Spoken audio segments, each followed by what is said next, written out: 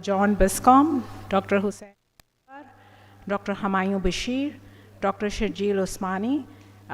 Dr. Munir Ghassani has been very kind enough. He's joined us online. And then Dr. Al-Jaziri has also joined us online.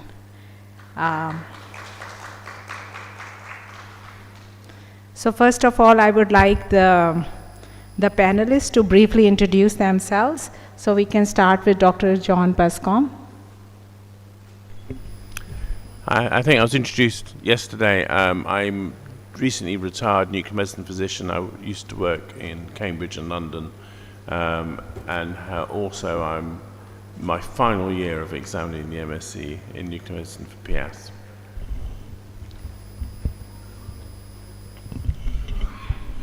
Assalamu alaikum. My name is Humayun Bashir. I'm a nuclear medicine physician from Pakistan, trained at Shaukat Khanum, then trained in UK, then I've worked in UK, in Saudi Arabia, in Pakistan, and currently I'm back in United Kingdom. Thank you. Good morning. My name is Hossein Jadwar. I'm a tenured professor of radiology with joint appointments in radiation oncology, urology, and biomedical engineering at the University of Southern California in Los Angeles. I do both radiology and nuclear medicine. Very much active in research in relation to prostate cancer theranostics.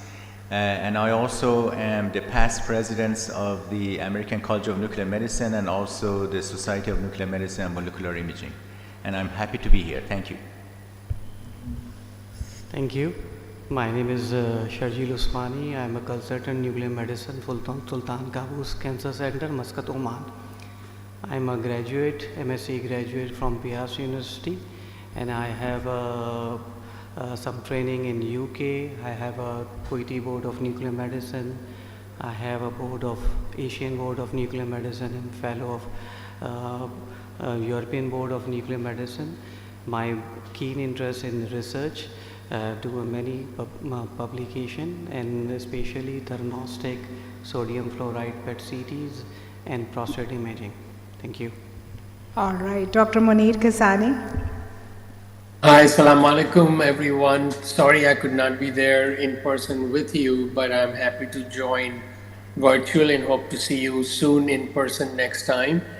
I am a nuclear medicine physician, an internist, and a radiologist.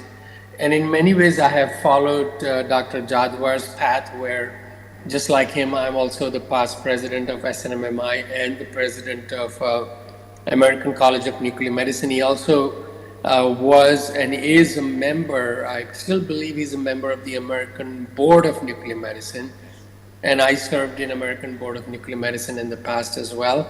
I have been in New York in many academic institutions, including Columbia, NYU, and Mount Sinai. And currently, I'm serving as the Chief Medical Officer of United Theranostics, which is a growing network of outpatient theranostic service. Thank you, Dr. Ghassani. Do we have Dr. Al-Jaziri online? I don't see him, so let's proceed with our discussion. So we know that nuclear medicine is expanding beyond imagination. We are moving towards precision medicine. Theranostics is expanding and evolving, and then we have AI-driven analytics. I'd like to start by asking, what emerging opportunities do you see for young nuclear medicine physicians today, both in clinical practice and research? Perhaps we can begin with Dr. Bascom.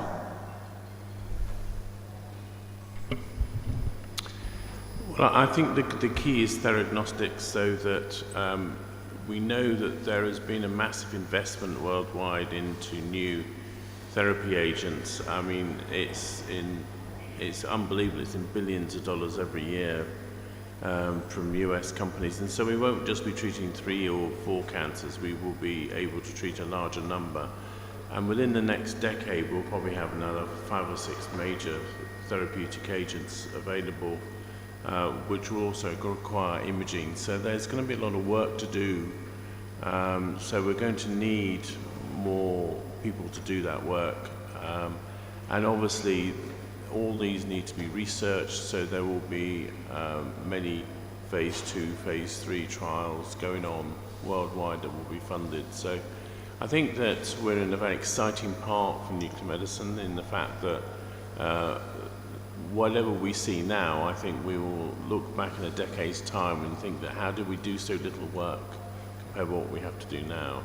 And I think that the way we work will have to change a lot, because we can't just, one nuclear medicine doctor can't do everything. So they're going to be more, you're going to learn how to sort of manage teams of people to deliver care.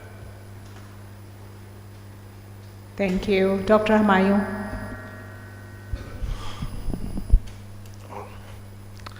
Well, as you said and as John has said, the opportunities are already actually visible, and they'll be getting huge. There's the pace with which radiopharmaceuticals are coming up for diagnostics as well as therapy is quite fast, and there's an established shortage of trained human resource, physicians and technical staff and scientists, and it's being discussed in every other meeting which I have attended across the globe, and nobody has got straightforward solutions for that, because especially for example for doctors, the pathways of training are different, pretty heterogeneous over the world. Pathways of getting into some other system, Britain, Europe, US, Australia, they are set on a different setting, but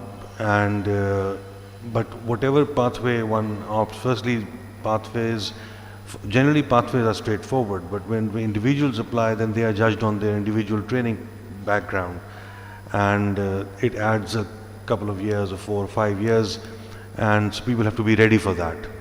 Research has been part and parcel of nuclear medicine, but now with theranostics, the shortage is not, there is a shortage on research side, but there's basically a shortage of clinicians who have to deliver this thing. And that's where, there's a lot of overlap between different disciplines, which effectively means that physicians will have to train more and more into multi-diverse skills to be able to contribute. So there's a shortage of supply, and there's a shortage of people, and there's a need for people. And so coordinating between these three factors is quite a challenge for the nuclear medicine community. Thank you, Dr. Bashir. So we have heard a perspective from 2 consultants from UK. Now let's hear from Dr. Jadwar and Dr. Ghasani. What's the US perspective? You want me to start? Yes, Okay. please. All right, so nuclear medicine is a small specialty, but it's a very exciting specialty. There is a combination of biology, chemistry, physics, mathematics, computers, and all of that in combination with art and science of medicine. So it's really exciting. As I echo what my colleagues just said in here, the future is quite bright. So I want to make sure that our young folks are optimistic about future and their careers. My advice is, first, learn nuclear medicine really well. Be a good clinician so that you're on top of the field. Number 2 is that I would really advise you to collaborate with your other clinicians and other colleagues, medical oncology, radiation oncology, urology, and others. Attend their tumor boards, talk to them, teach them, educate them about nuclear medicine. Just don't be, in a silo in a dark room and start just reading scans. You really need to get involved and make sure that nuclear medicine is exposed to all aspects of your locally in the hospital you are, and also nationally and internationally. The other advice I have is that find a good mentor. This can be a mentor in your hospital, it can be a national, some other place, or it can be even an international mentor. Find a good mentor to kind of show you the pathway, both to become a good clinician and also for finding opportunities that you can contribute to, whether it's research or some other path. And finally, I want to let you know that at the SNMMI we have a young professionals committee, and first of all, I advise all of you to become members of SNMMI.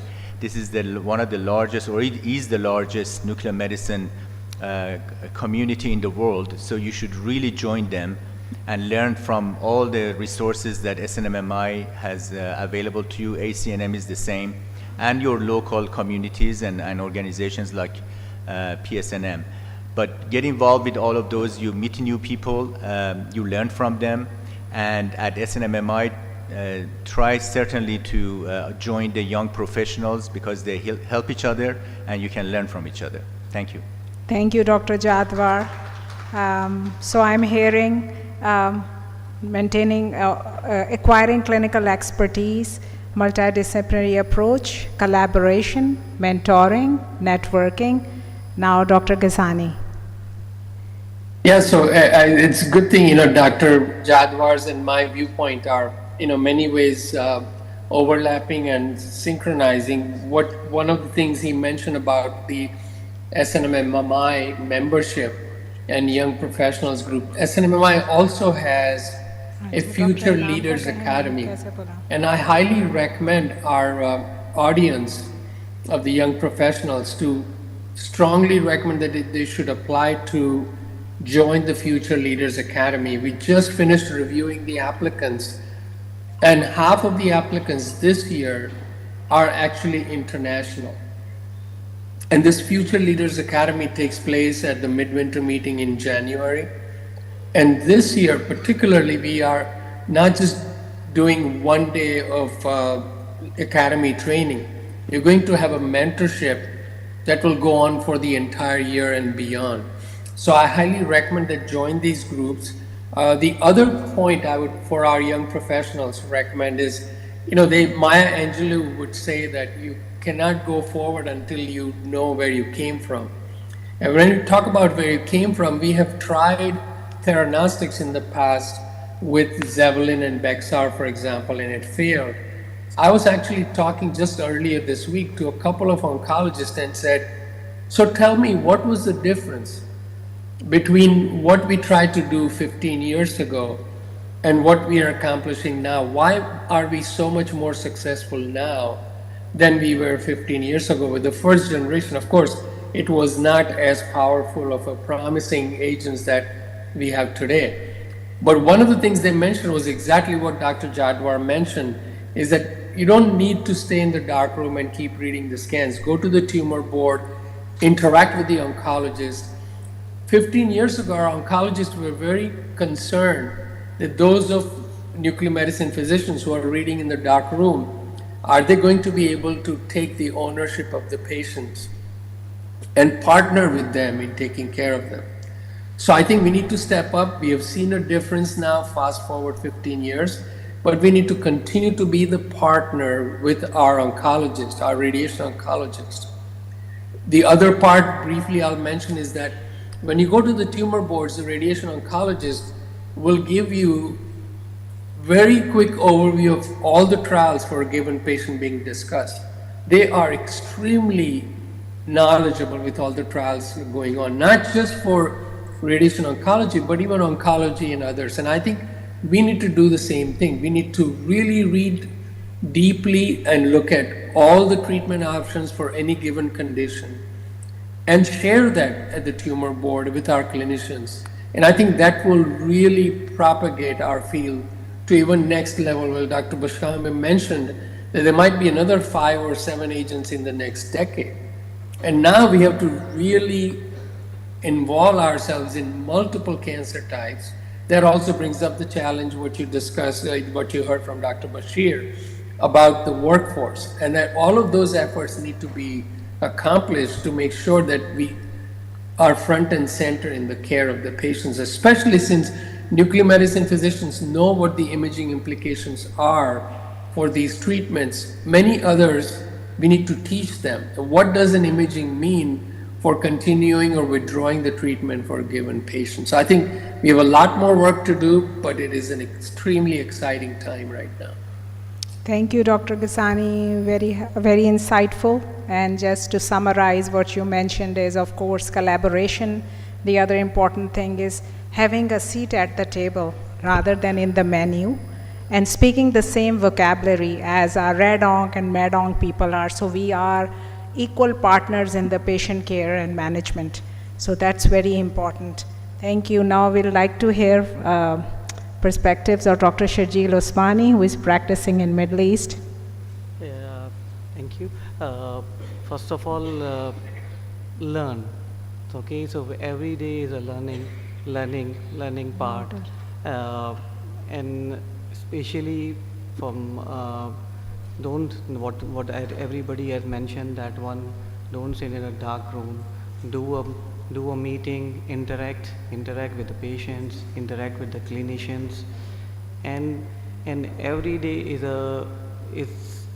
just a new day, and you people are in the best time of nuclear medicine nowadays. Every day a new tracer is coming, and you have to be cope up with the science and all the aspect of this one.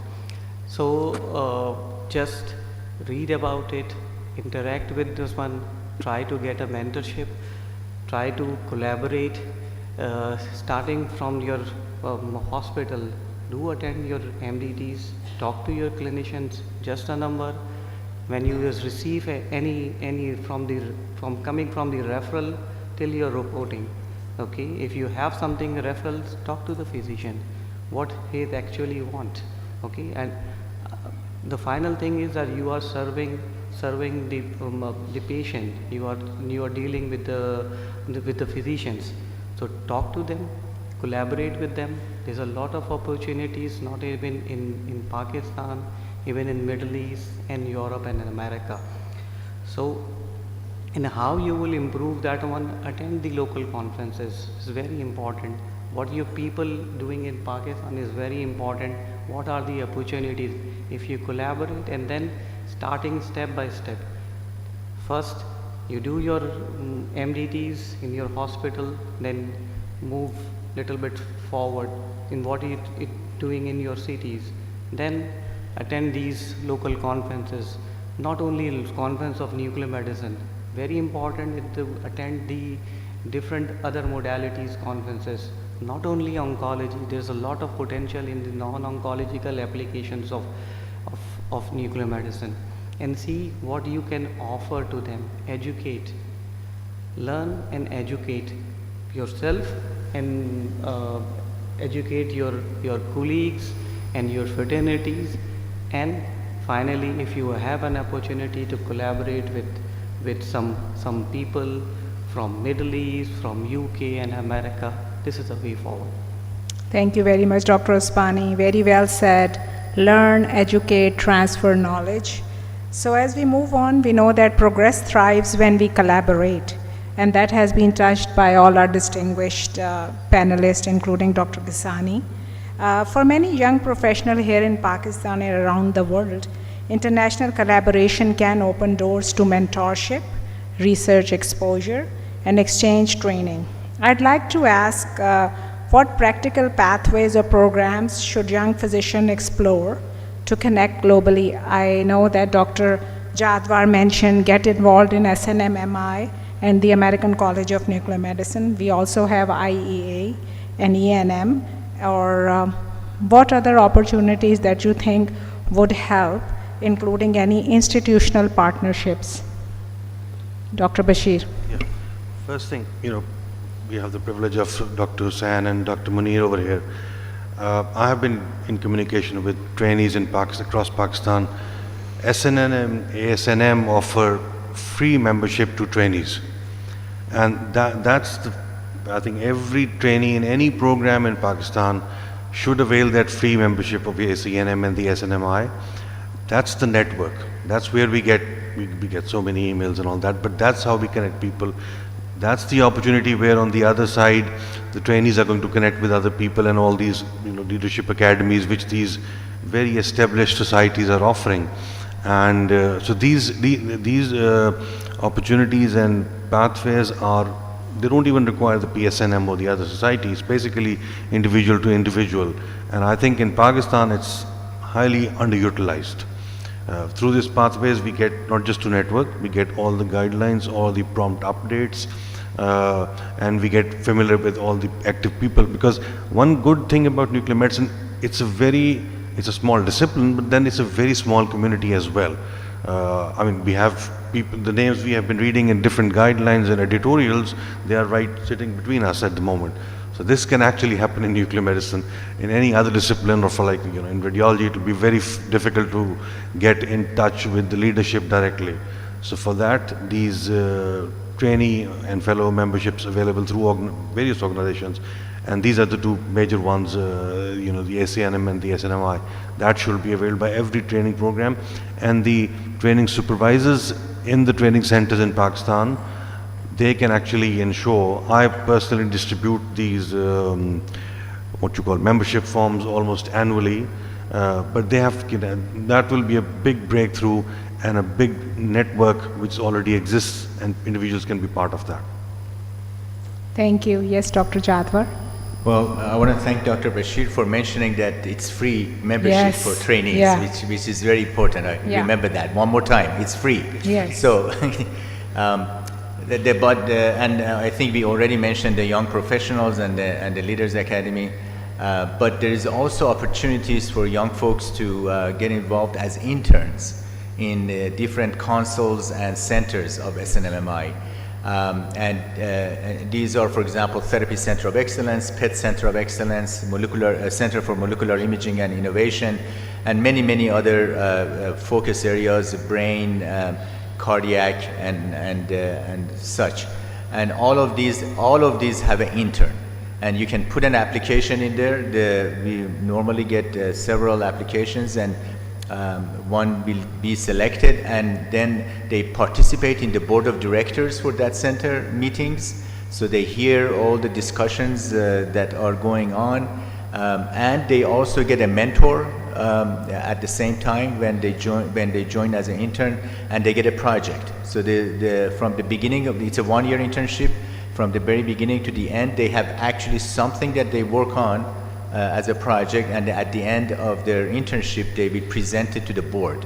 And this typically, sometimes it turns out to be a nice baseline for publication of some sort, maybe an abstract or presentation at a national meeting. So I just wanted to make sure that this internship piece also is mentioned, and again, free membership. If it's free, you take it. Excellent point. And as you know, Dr. Bashir and Dr. Jadwar mentioned, you have to, you know, we live in a world where world is a global village, right? You have internet access, make the best use of it. There are resources out there. You have to be proactive. And then Dr. Jadwar also touched upon mentorship, and I would like to know Dr. Ghazani's thoughts. What advice would you offer young professionals seeking meaningful mentorship, and what does it really mean, whether locally or internationally? Good, thank you. Yeah, so I'll repeat it third time that it's a free membership, so everybody should take advantage of it. In addition to that, SNMMI meetings, you know, the annual meeting is one of the most widely available virtual attendance.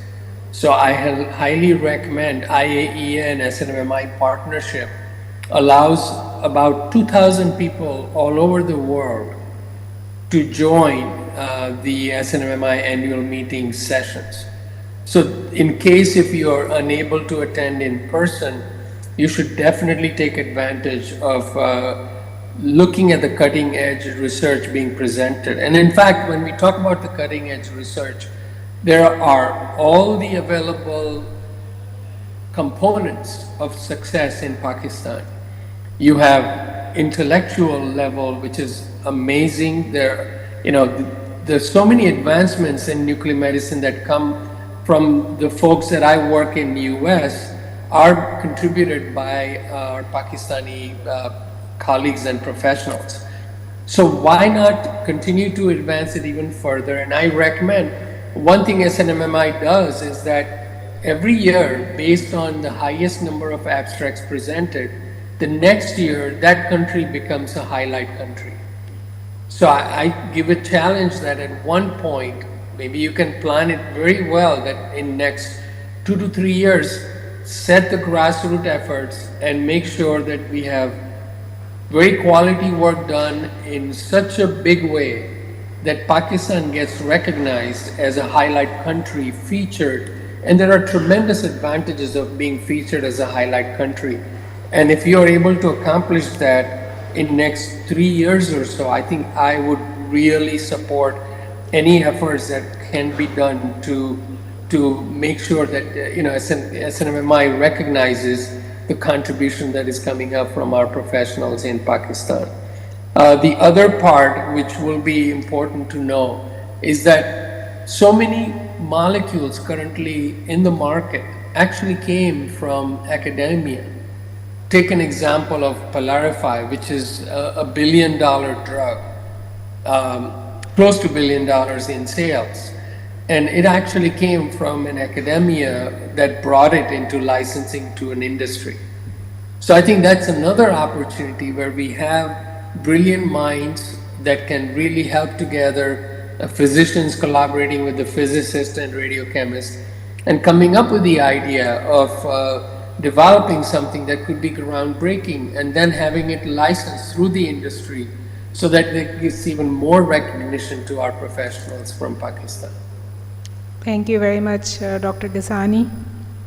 I cannot help reciting a sher, which I am very fond of, which actually sums up what you said regarding giving the Pakistanis a challenge to be the highlight country. The sher goes like this: तौफीक बा अंदाज़ा हिम्मत है अज़ल से, तौफीक बा अंदाज़ा हिम्मत है अज़ल से, आँखों में है वो कतरा जो गौहर ना हुआ था. Wow, good. Very appropriate. Yeah. All right, so we will now open the floor to our young colleagues and trainees. Please feel free to raise your hand or send your questions forward. You can come forward near the mic and please ask questions and make the best of our distinguished guests here. Yes, please. And please briefly introduce your name and your institution.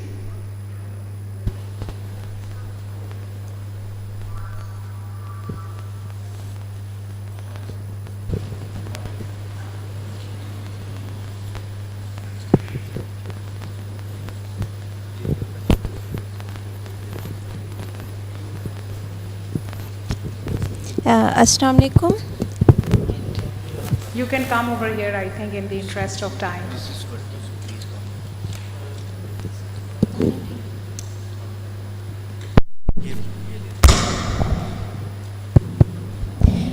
Assalamu alaikum. Louder. I'm Dr. Farzeen Zahra. I'm not a trainee, but I'm a trainer. And thank you so much for such an enlightened guidance that we can transfer to our trainees. It was a pleasure hearing all the opportunities that the young people have got, and we can just tell them. My question is to all the panelists, what do you think, which time point in career is the best for them to enter the international scenario? How far they should go, the domestic, national, local available education, and then they should embark upon the international platform. What do you think, which is the best time point? Yes, Dr. Bashir. Well, as you mentioned earlier, free membership starts from year one in residency or any training program. That's when you start connecting. Because since, once you you avail the free membership of the international societies, you are immediately all the trainees and the supervisors indirectly as well, they are part of the international network. And that's how, firstly, you'll start getting exposure, and you will get recognition from all the forums. You'll get to know people, the opportunities which come up. Because one thing we need to understand, from Pakistan's perspective, that people out there are also very eagerly looking for enthusiastic, energetic people who are ready to reach out. It's a two-way thing, and opportunities can be variable. I'll just give you briefly my own story. I was doing my fellowship training in Shaukat Khanum Hospital, and this was like 98, 99, around 2000. So Dr. Khalid Nawaz is not here, so we used to have one desktop computer on which we could connect and be on the web. And out of sheer search, just looking around everywhere, I was thinking when I finish my fellowship where I'm going to go. So I came across that Henry Beckel Fellowship, which Professor Isky Gordon had started in pediatric nuclear medicine, and it was at Great Ormond Street. And actually Dr. Khalid used to say to me that you spend so much time on the web, you're actually going to find something, and I did. So that was a 6-month fellowship which Professor Isky Gordon had started for physicians in the developing world to come to Great Ormond Street, which is the ultimate place for pediatric, and that's how I went there. So people have to connect, find out, and as compared to that opportunity 2 decades ago, these free memberships of professional societies are really amazing. And if anybody gets a chance to go attend the ENM, which is Europe and more accessible, visa and otherwise, the entire ENM meeting for the last, I think, since especially post-COVID, it's all set for junior people. That's what it is themed at. Because all the existing societies and professional bodies and institutions are looking for people. They have a much better idea that what is the shortage and how much good clinicians, researchers that are required. So as early as one gets, as I said, your answer to your question, first year you start residency, once you get the employee card, get the free membership of any professional society, and that will open doors and opportunities. Dr. Jadwar. So I echo what Dr. Bashir said. When you start is the first minute. You put your foot as a trainee in nuclear medicine department. That's the first, you join all the local and even international organizations. You learn from them, you hear the news, you make friends, you make connections. When I started my radiology and nuclear medicine training, first year I joined RSNA, SNMMI, and that was the right thing to do. And I learned about the organization itself, what the different parts are. So that it's really important to start early. There is no reason to wait for what? There is no reason to wait. You just start at the very beginning. The other thing that I should have mentioned was ACNM has NMRO, which is Nuclear Medicine Resident Organization. So this is an organization that is really geared toward trainees. And you really interact with other trainees, you find out what their issues are, you can collaborate with them, you can share knowledge, you can share challenges and opportunities. So NMRO, which is also free through ACNM, that's another route that should be. So every person that signs up to become a nuclear medicine resident, the very first day they put foot into the department, the next thing they do is that they sign up for all these things. Thank you. Dr. Sharjeel Usmani. Yeah. Second thing they are mentioning about the free membership of the American College of Nuclear Physicians. Do read about this one, Asian Board of Nuclear Medicine. It's also free.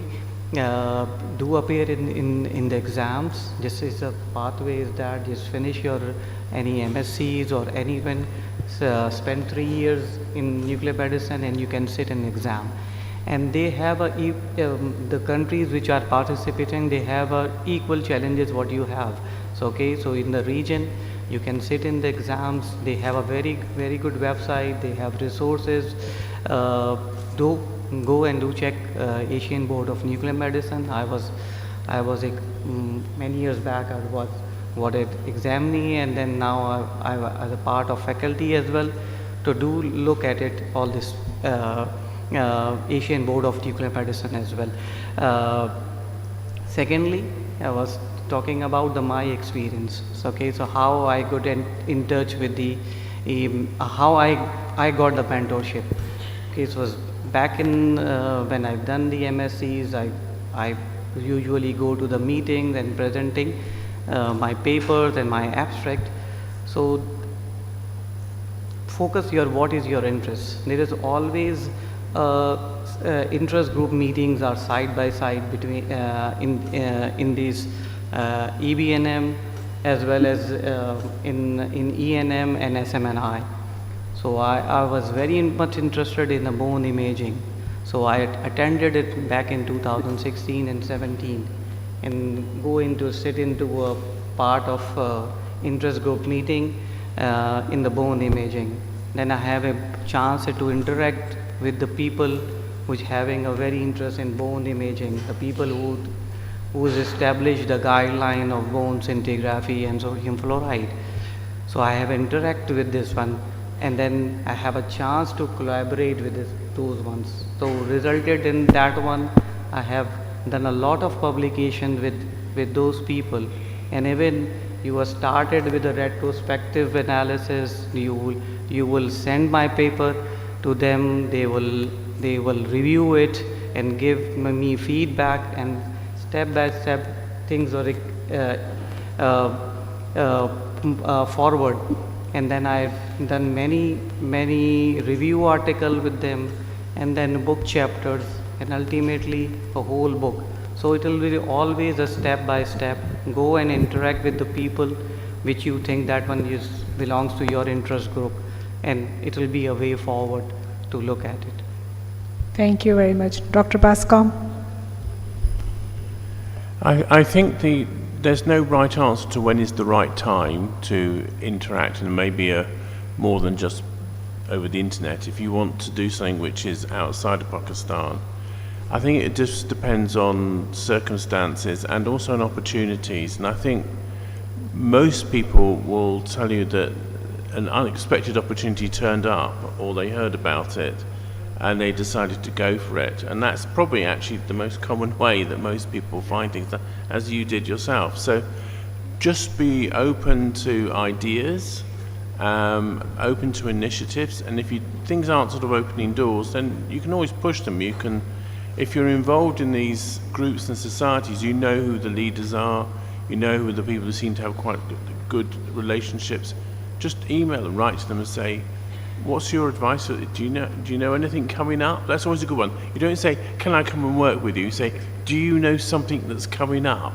Because that might be in their department, or they might know another department that needs somebody. So also look at opportunities, but also take initiative as well. And I'll say another thing is that everybody thinks, oh, I'll go to the UK, oh, I'll go to the US. But lots of other countries have lots of interesting opportunities. And here in Asia, for example, places like South Korea and Japan have a lot of opportunities in English-speaking degrees, and they offer amazing levels of education and mentoring. So don't just think the traditional way, think going a different way, and you may find that big new opportunities open up you never expected. I would like to know Dr. Ghasani's thoughts on it. When is the right time? Yeah, go ahead. Yeah, when is the right time, as was the question. Yeah, so actually I echo all the comments that you just heard, and sometimes, as you just heard from Dr. Buscambe, the right time is not something that comes by serendipity. So you need to be prepared, and I'll share my personal example. I think I look back and I always question myself, what if I had said no to that opportunity? And so we were building New York City's first outpatient PET CT scanner. And then at that time, I was extremely busy because my chairman had put me in charge of the site selection, engineering coordination, the installation, marketing, staffing, and billing. And I was so tied up with all of that. And one day I see an email from Simin Parwar. She says that I want you to review this section of endocrinology abstracts that are presented and score them and turn them around so that we can decide, which abstracts are going to be accepted. And for a moment I thought, oh, I have no time whatsoever. Should I just decline? And I said no. Simin came with good heart and offered me the opportunity. I can't say no. So I put aside a dedicated time, finished the abstract review, sent them on time. Next thing I know, she calls me and says, I would like you to moderate that section with Ed Silberstein. And Dr. Jadwar and many others know he was a guru of nuclear medicine endocrinology. And it was an absolute honor to be co-chairing the session with him. One thing leads to another, and that started my involvement on the national and international level on the academia, advocacy, education, and so on and so forth. I always look back and say, that was not the best time for me to say yes, but I did. And I'm so grateful and honored that I said yes. And that started the momentum for me. So keep your eyes open. If you don't find a mentor, seek them out. There are many people out there who are willing to help you, especially since we have seen the fruits of labor of so many of our colleagues bringing us to this level. We want to make sure that this field continues to grow and the practice of nuclear medicine thrives, and we play a front and center role in developing the future and also practicing in it. So I highly recommend, timing may be sometimes the most awkward time. Get the opportunity, don't say no to it, and then find a mentor who will guide you through multiple steps. Thank you. Now we'll move on to our next question. Please briefly introduce yourself. I'm Dr. Asad Malik. I'm a physician in Nuclear Medical Center, AFIP. Basically, I have two questions. Number one is from our faculty, which is most they are sitting here. Since I joined FCPS, the curriculum has been changing day by day. Like there are rotations which were extended and then they were shrinked again. But unfortunately, it doesn't meet the international criteria mostly. Like they do first radiology and then come to nuclear medicine. But in our setup, in our curriculum, it's straight, and you have a little bit of radiology, which is not assessed in the exams as it should be. So, can we devise a very criteria that it is aligned with the international community, and also there is an issue that a person who has done FCPS or something from radiology, he can go to nuclear medicine. But a nuclear medicine person is always staying there, and they didn't allow them to come to radiology or something like that. So my first question is regarding the curriculum of FCPS and from the faculty. That's a very loaded question, multi-pronged. Dr. Bashir. This is a very touchy topic.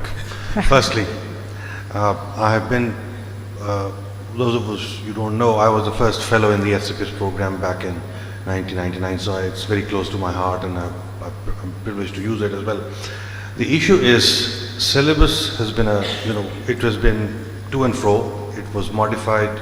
Dr. Akhtar is here. A lot of effort was put into it to incorporate radiology. Then somehow there were some other pressures and they started reducing it. At the moment, the generation that you represent, that generation has been trained on hybrid scanners. That's the, not for presumption, that's the global standard. Now to push this case that how these nuclear physicians who have been trained on hybrid scanners should be, considered or assessed or treated for their established hybrid skills is something which I am pushing, not just in Pakistan, even in Britain. John knows about it. As far as the pathway from radiology to nuclear medicine and nuclear medicine is concerned, that's a very, dicey thing, because what happens is, historically, the first nuclear medicine board in the world was, I think, the American board, which was established somewhere in 1970. Even from that time, radiology always had a component of nuclear medicine in their syllabus. So their mindset is that nuclear medicine, a radiologist can do it. That they never, sort of had it absent from their syllabus. While in nuclear medicine, the anatomical imaging bit only started coming in when the hybrid camera came in. So we have that handicap, we are trying to fix that.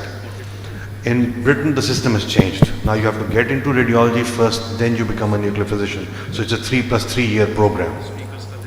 So all newcomers, I will advise, if anybody wants to do training in UK, they should, whatever FCPS they have from here or MSc, they should take PLAB and try to get into the British system if they want to go to Britain.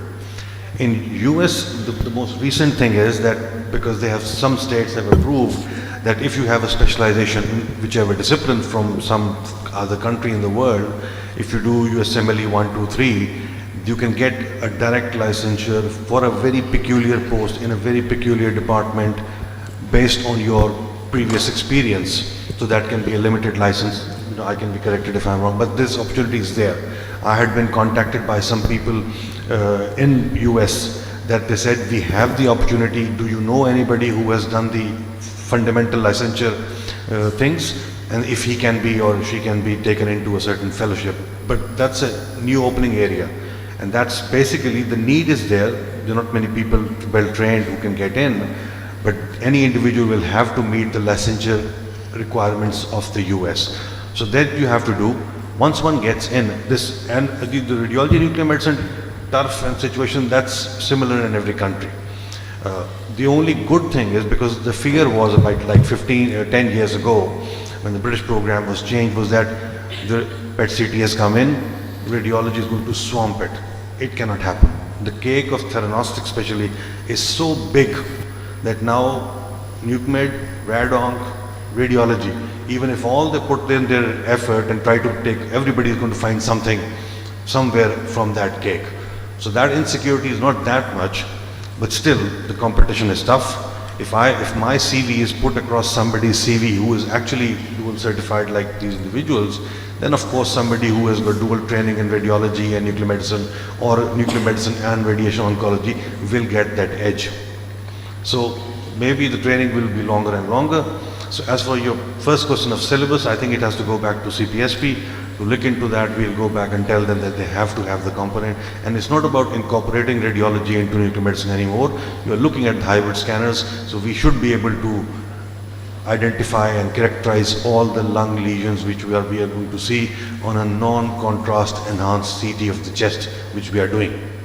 So we can't say that we are not trained in that. We'll have to, otherwise we'll be held liable for it. So I think we are running short on time, and as we come to the close to the end of this session, and most of our distinguished panelists are very much here. So you will have the opportunity to talk to them after this session as well. I would like to extend our deepest gratitude to our distinguished panel, Dr. Jatwar, Dr. Ghesani, Dr. Bascom, Dr. Bashir, Dr. Sharjeel Usmani, for sharing their wisdom, encouragement, and time with us. To our young participants, you are the future of nuclear medicine. The pathways discussed today, collaboration, mentorship, and global engagement, are within your reach. Let's carry forward this spirit of learning and partnership beyond this hall. Together we can shape the next chapter of nuclear medicine. Thank you all for being part of this inspiring hour, and please join me in giving a warm round of applause to our speakers.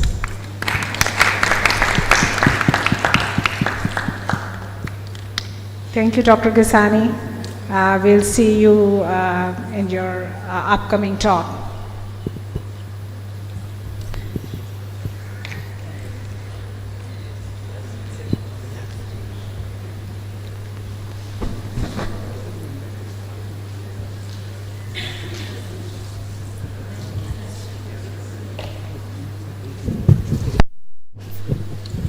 बस करो।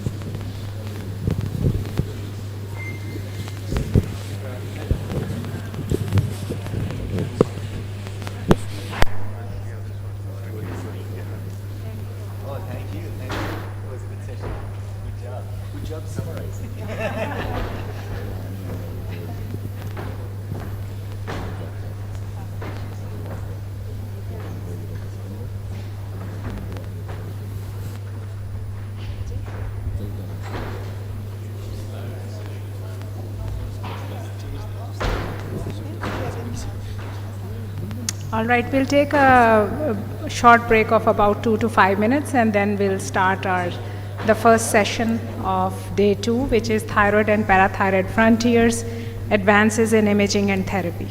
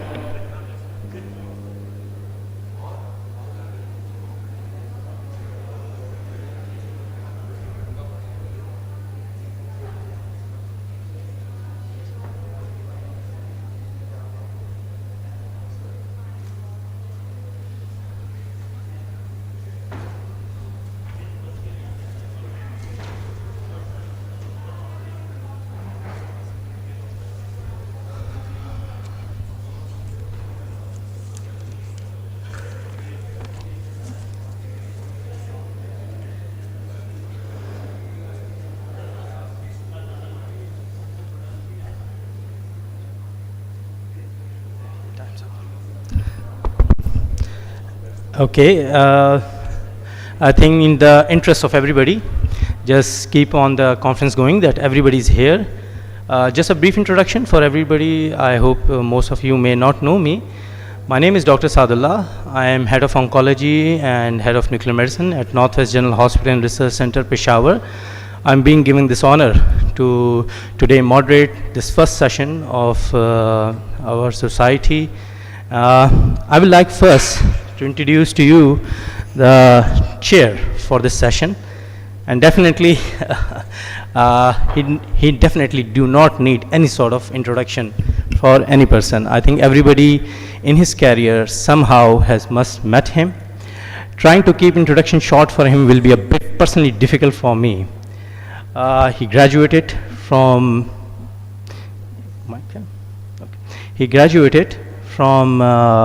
King Edward Medical College in 1973. So you can think the history that he had for all of us to learn and to be part with him. He was at St. Bartholomew Hospital in London, from where he did his master's in nuclear medicine. Then he was a specialist in Kuwait, and eventually the consultant, and then even the chair of department over there. Then he moved to Pakistan, and that was the blessing for us, that he was here with us. And at Shaukat Khanum was the first interaction at that time for me as well. Now he is the chair of nuclear medicine department at PKLI, dean of our faculty at nuclear medicine in CPSP from 2011 till now, and his contributions are beyond for us. Especially I know that how interested he was to restart the society, Pakistan Society of Nuclear Medicine. He's our ex-president. Nevertheless, he is too dear to me, too dear to us, all of us. He's teacher to most of you in the Pyas, supervisor to many of us, and examiner to most of us, I will say. And to me, he's just like a father. I will like the chair, Dr. Khalid Nawaz, to please come onto the stage and have a seat.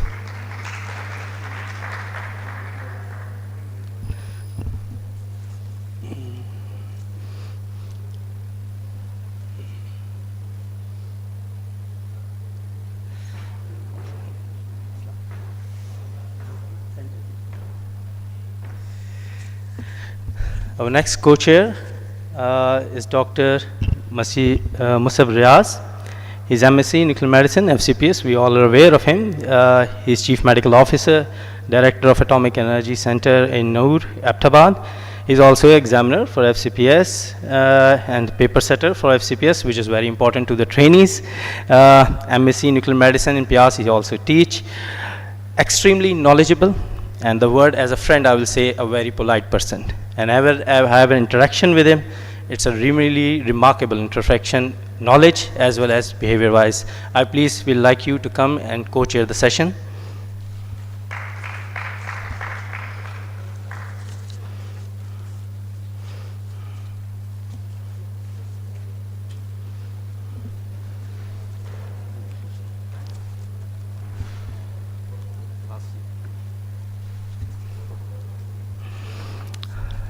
Okay. The session, we all know, it's about thyroid and parathyroid frontiers, advance in imaging and therapies. The first talk is someone I'm deeply, whenever I met him, that was an excellent experience. I will share a few things about him as it's on the record, and everybody should know that. He's a top endocrinologist from my point of view. I've learned a lot from him, Dr. Syed Abbas Raza.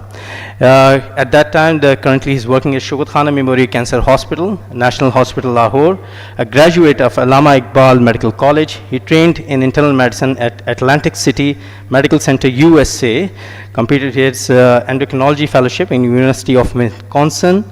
He's diplomat of American Board of International Internal Medicine and Endocrinology.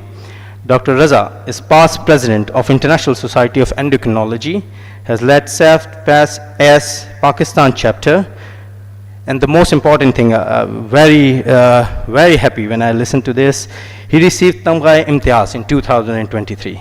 ICA Global L'Oreal Award in 2025. He's currently as Chief Executive of MedConsult. He lead capacity building project like Dream Diabetes, direct the Friends of Mu and the Dilawar Hassan Foundation to explain the healthcare aspects in Pakistan. What was my first dearest interaction to? I just want to say, because Dr. Saima is also here, what happened was that one day we just started our day and we get one patient for radioactive iodine therapy at SCAM, and suddenly another one come, and suddenly another one, and I started to have 6-7 patients, and we all were only at that time we were 2 residents. One was on the leave for E&M. Dr. Umar was not there, and Dr. Sama and I was working hard to cope up with all these patients. And suddenly, Dr. Sama, because all of these scans were done by us, thyroid scans, and then they all came from therapy, and we noticed they all were from Dr. Syed Abbas Raza. And Dr. Sama spontaneously say, it's look like that nuclear medicine do the same thing as the monkeys do. We scratch the back of one and the other scratch the back of us. And that was very spontaneous. And I will like our best endocrinologist to come onto stage to give his presentation. Dr. Syed Abbas Raza. Evaluation of thyroid nodules, risk stratification, and when to refer for FNAC or surgery.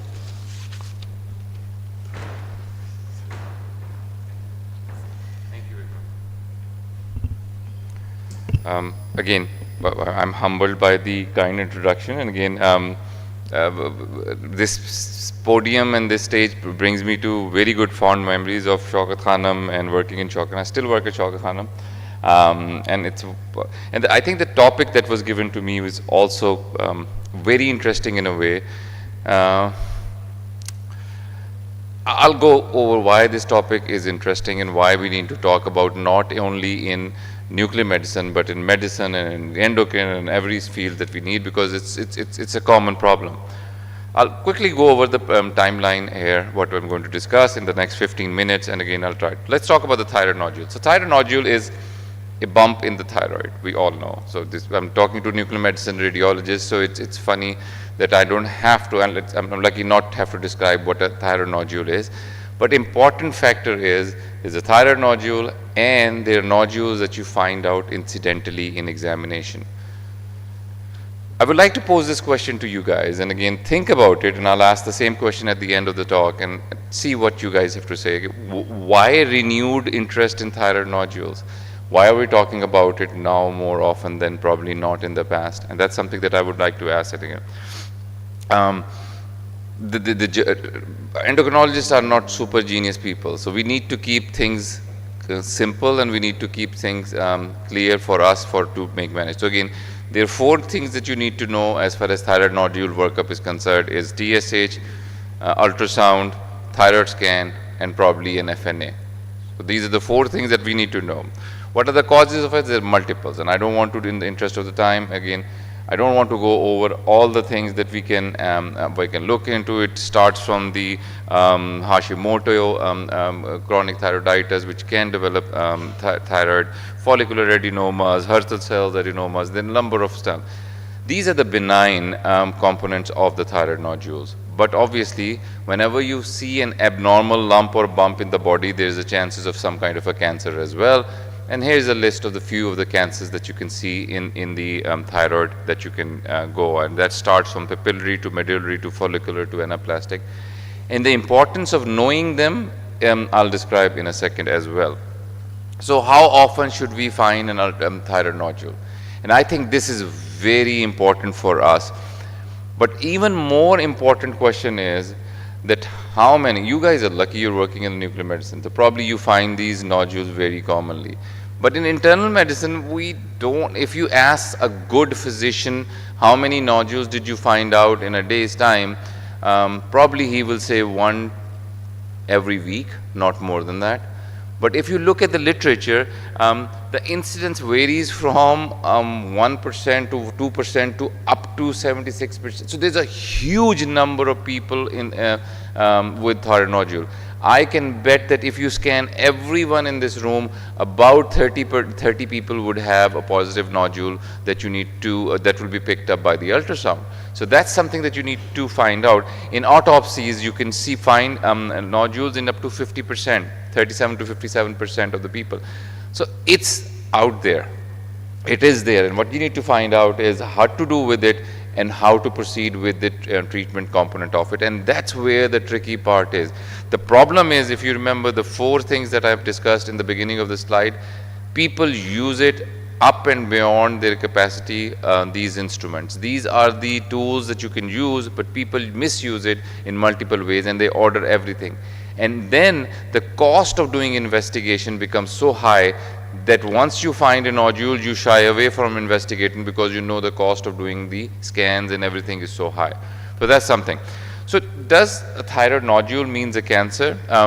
Actually, if you look at the data, 95% of all the nodules are benign nodules. So the list of the benign nodules that I told you, they are benign. And about 5% of those cancers or nodules are cancer. And vast majority of them are treatable, curable, papillary thyroid cancer or a follicular thyroid cancer. So that's something that we should be aware of, that the cancer risk is much smaller, and whatever risk, that whatever cancer you have, it's much more treatable like a papillary or a follicular cancer. So risk factors for thyroid, if you have if a nodule, what are the risk factors that you probably end up with a cancer? If you have a nodule at a younger age, probably you're more likely to have cancer. If you are diagnosed with a nodule less than 30 or above 60, probably that's the time that you will have more chances of it. If you're a man having a nodule, that's high likelihood of developing cancer. And obviously if you have a radiation history. The importance is, especially in the children, it's very important to pick up these, because people at children age, you get a pubertal goiter, which is different than a nodule.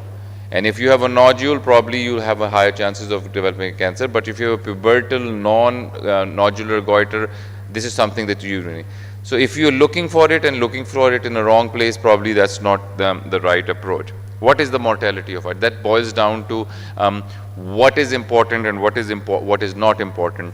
The chances of having a death from a cancer, so if I see someone with a nodule with a suspicion of cancer, I usually tell them, if you have a choice by God that which cancer would you have, probably this is the cancer that you would want to have, because probably you can have this taken out and you're cured from it. About 25-year mortality if someone is diagnosed with thyroid cancer is very high, is very low, it's less than 2%. So probably most of the people who end up having a cancer get cured and they are all fine in years to come. And this is the experience from Shaukat Khanum as well. These people are perfectly fine, they do. If you look at the autopsy, you will find about 6 to 13% of the people who are dead for some other reason. On autopsy, they found the papillary micronodular or microcarcinoma in their thyroid gland. So just like prostate, where the incidence of prostate cancer goes up significantly higher if they get older, this thyroid cancer also, you can say, a microcancers in these individuals. And I think that's very important for us to know. So the problem is, if we talk about the benign nature of the nodules, if we talk about the curable nature of the thyroid nodules, then why do we need to even do a thyroid scan and thyroid ultrasound, and why do we need to look at the micro? If you have a small nodule, why do we need to worry about it at all? And I think that's important point that we should be able to communicate to our colleagues, because that is something, because about 15% of these differentiated cancers may act aggressively. Some of them may have metastasized to other places. With that, the mortality goes up. And there are obviously incidents of anaplastic cancers and the medullary cancer which have a higher mortality as well. So not all microcancers can be ruled out, so hence the investigation is important, hence we need to find out what's there, hence we need to treat them accordingly what needs to be. What are the tools that we need to evaluate, and again what are the diagnostic use of the FNAs? Fine needle aspiration is probably the most significant. We used to use thyroid scans a lot in the past, but honestly in current time and age, and I'll go briefly where the scan can be used, when I see a referral for a thyroid nodule, it's always done with a thyroid scan and an ultrasound and the thyroid function test, and sometime even a CT scan or something of that sort before I see them for further evaluation, which is probably not the right approach, and I'll try to give the right approach as we go along. And obviously high resolution ultrasounds do a wonderful, thyroid score does a wonderful job. What do you look for it in a thyroid nodule? You need to look at the nodule size, where is located, what is the size of it, how are the margins looking like, if there are some regional lymph nodes, if there is calcification, if there is vascularity. And I'll try to give you the thyroid score by the American College of Radiology, in which you look at different components of a thyroid nodule and you call them different thyroid level. And obviously all of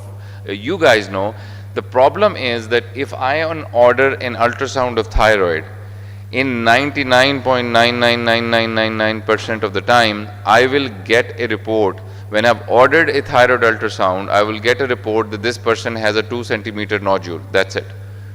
We don't even talk about the thyroid score, and there are only hand-picked places that you can write, please give me the thyroid score, and then you get the thyroid score. And it's important to know the thyroid because your diagnostic approaches change based on those thyroid scores. So that's something that we need to know.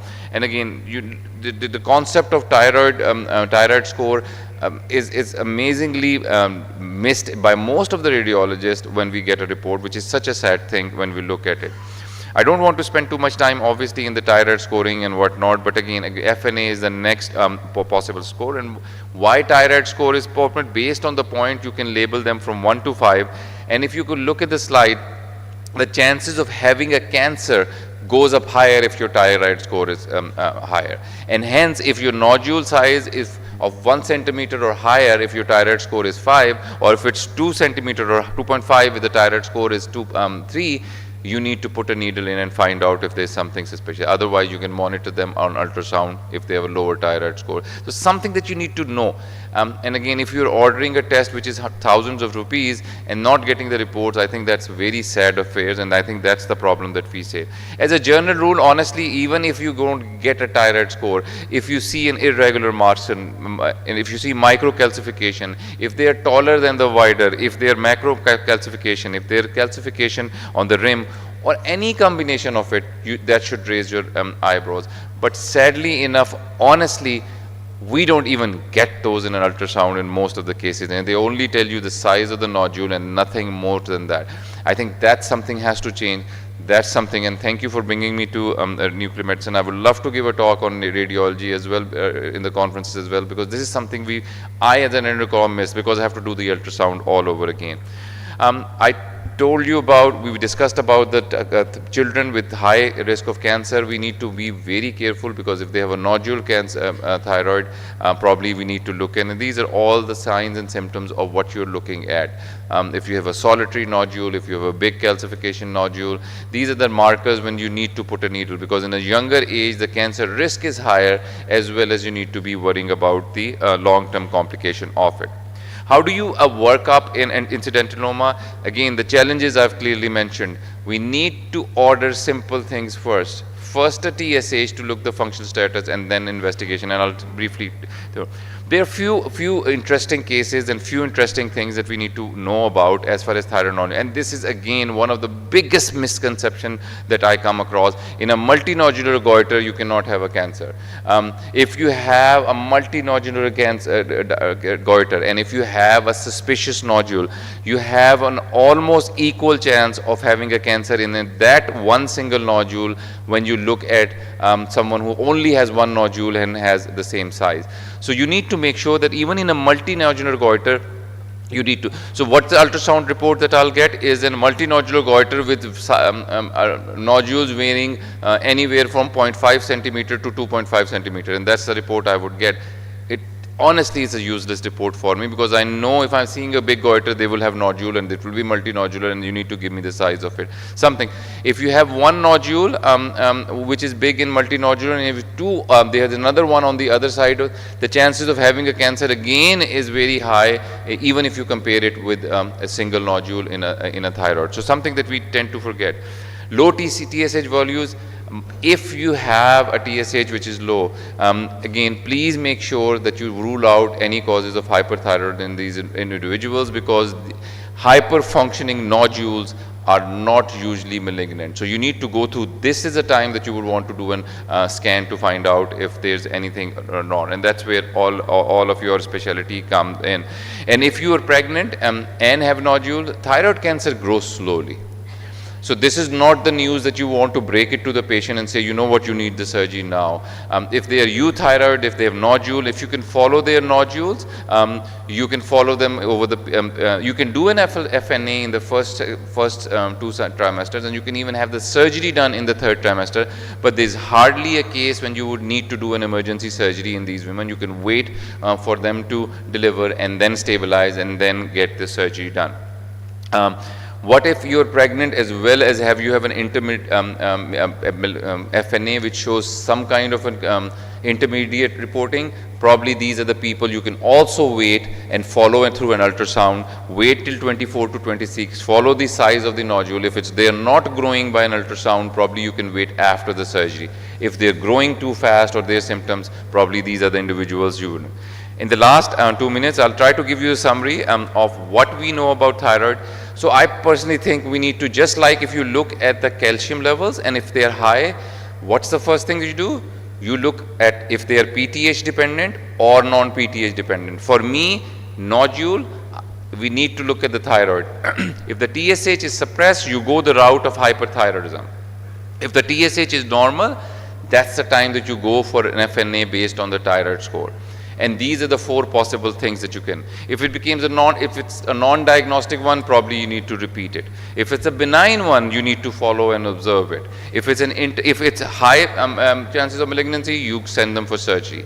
And if it's intermediate, again, that's the time that you would want to again utilize. This is the only time that I would want to utilize a thyroid scan, because if the thyroid scan, if you have a lesion which is follicular, and it lights up on the scan, probably it's not a malignant one and you want to go in the line of observation. But if it's a cold nodule, probably you need to send them to surgery, and if it's a hot nodule, you need to observe and follow these people. I mean, I've seen people even use radioactive iodine. So that's a summary of how I would approach a thyroid nodule, starting from the TSH to the chances of malignancy to the survival, as well as using, I cannot stress more that we need to make sure that we use the right tools. Unfortunately, if we overspend on the investigation, people get frustrated as well. So this is a picture from Texela, and I think I went there about a few years ago, and I thought there were a lot of hypothyroid and thyroid goiters in Texela time as well. And if you can look at the pictures, this is the picture you'll see in most of the cases. So my last question that the question that I asked, and I want to finish off with, why a renewed interest in thyroid? Or why did Humayun and Saima decided to call me up for talk about thyroid nodule at this time and age? Any idea? Can you know why is there all of a sudden more interest in thyroid nodule? GLP-1s. So somehow there is a theoretical risk of medullary cancer if you're using Ozempic or semaglutide or tirzepatide, and the whole world is on it right now. Although the risk is only theoretical, there's not enough data to say that this is very common, but everyone who gets the thyroid, who gets started on GLP-1 have the ultrasound of the thyroid done in a civilized world, and guess what happens? They have an ultrasound. As we talked about, there's 70% have nodules, 50% have nodules. They pick up a nodule, and hence the investigation for nodules starts all over again. So I see a lot of people with going through under workup of thyroid nodules in this world, not because of the higher incidence now, but because of the use of GLPs in the world right now. With that, I thank you all for your attention, and I'll leave the podium. Thank you. Thank you, Dr. Abbas Raza. I must confess that we have learned many things from Abbas when I was working at Shaukat Khanum. But one thing which I just want to mention, that thyroid cancer actually is two faces of the coin, but there are lot difference between them. When I started nuclear medicine and saw the first patient of CA thyroid, the consultant said, if you are lucky, you have to have a cancer, then prefer to have a thyroid cancer. But mind it, that is only two. The third one, even medullary and anaplastic, it is so devastating that anaplastic, the total, prognosis is so poor. And medullary, I wish that there should be some medicine for it or some method of management, because still in 21st century, we don't have much to tell anyone. And there was a myth that multinodular does not have cancer. That myth has been broken long time ago. Now we found that sometime in multinodular goiters, you get cancer as well. Thank you. Thank you very much. Thank you very much, Dr. Abbas Raza. Every time, whenever there's a Dr. Abbas talk, we always learn something very practical out of it. And getting a thyroid scan in follicular neoplasm, definitely that is something our ENT surgeons and referring endocrinologists want to learn from this talk. Very nice. Thank you very much. I would like my next presenter, Dr. Muhammad Adnan Saeed, to be coming for the stage to present. He is MBBS graduate from RMU, MSc Nuclear Medicine, PIAS, FCPS Nuclear Medicine with gold medal, and PhD from Quaid-e-Azam University, certified in health profession education, and is working at Noori Islamabad as consultant nuclear physician, head of Department of Nuclear Medicine and Allied Division, and is also faculty of Shifa Tamirul Millat University, Islamabad. He is examiner, supervisor of FCPS, MPhil, MD, PhD students at multiple universities. He has authored 24 national and international articles as a first author. He served as General Secretary of Pakistan Society of Nuclear Medicine in 2019 and 2021. He is a technical expert and auditor of ISO certified in health sector. He is recipient of Journal Berkey FCPS Gold Medal 2009. Performance gold medal by PIAS in 2016, member of editorial board of many journals like PGNM, JRMC, JCPSP, PGMR, and Journal of Cancer Biotherapy and Radiopharmacy. I met him first time when he came to the Shaukat Khanum, and that was my first interaction with a lot of nuclear physicians when the College of Physicians surgeons were conducting exam. And everyone, whoever we've met at that time, was get one very delightful feeling that everybody is very polite, very kind, and talk very well. This was we always keep on getting in compared to another imaging department that we have, and all the physicians come to us and tell us that you people talk very quiet and very politely. I found Dr. Adnan Saeed from that day till yet in the same manner. He is like this till now, and I hope keep on being like this. Thank you very much. Dr. Adnan, will you please come? He will be presenting I-131 therapy in differentiated thyroid cancer, optimized imaging and therapy.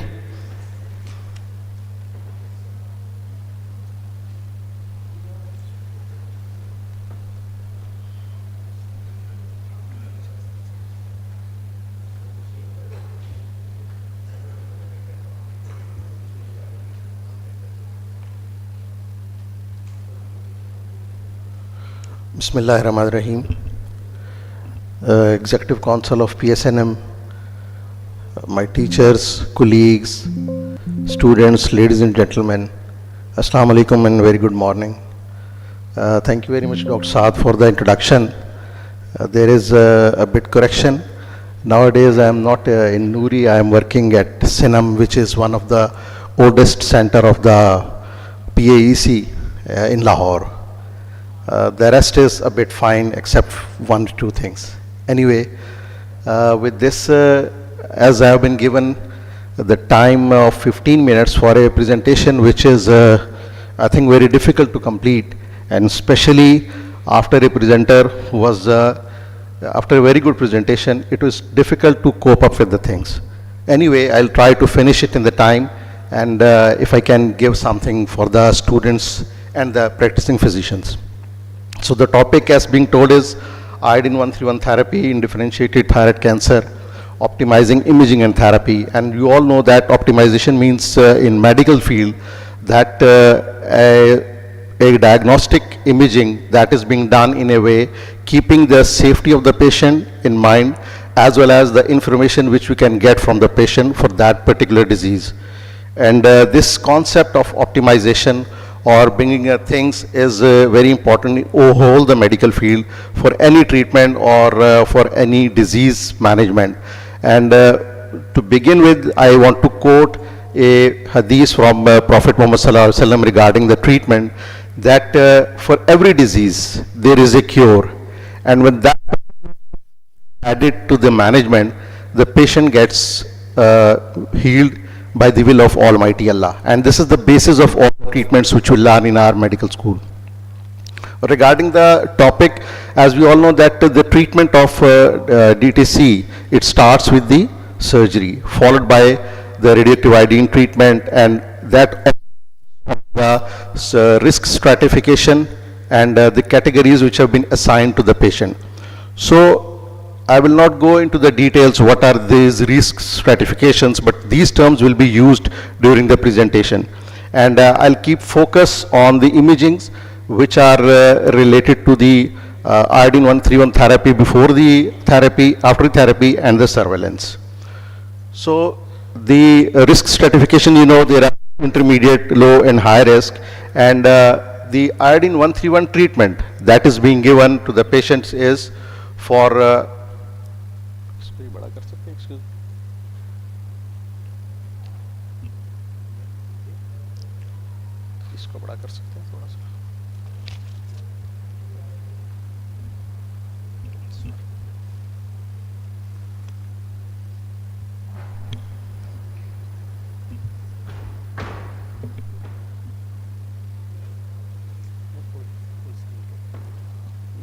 presenter.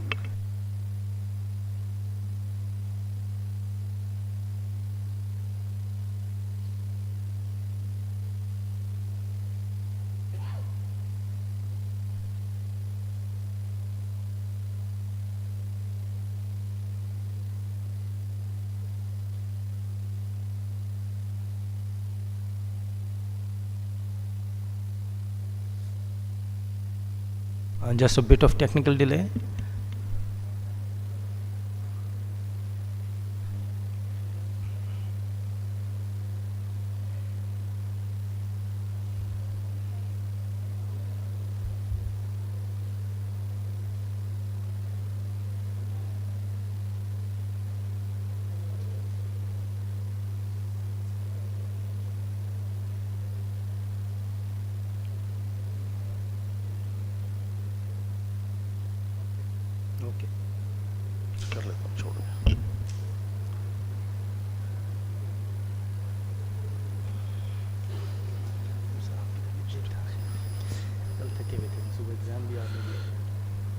Okay, the radioactive iodine is given with the intent of ablation to destroy the benign remnant thyroid tissue, that is followed total or near total thyroidectomy.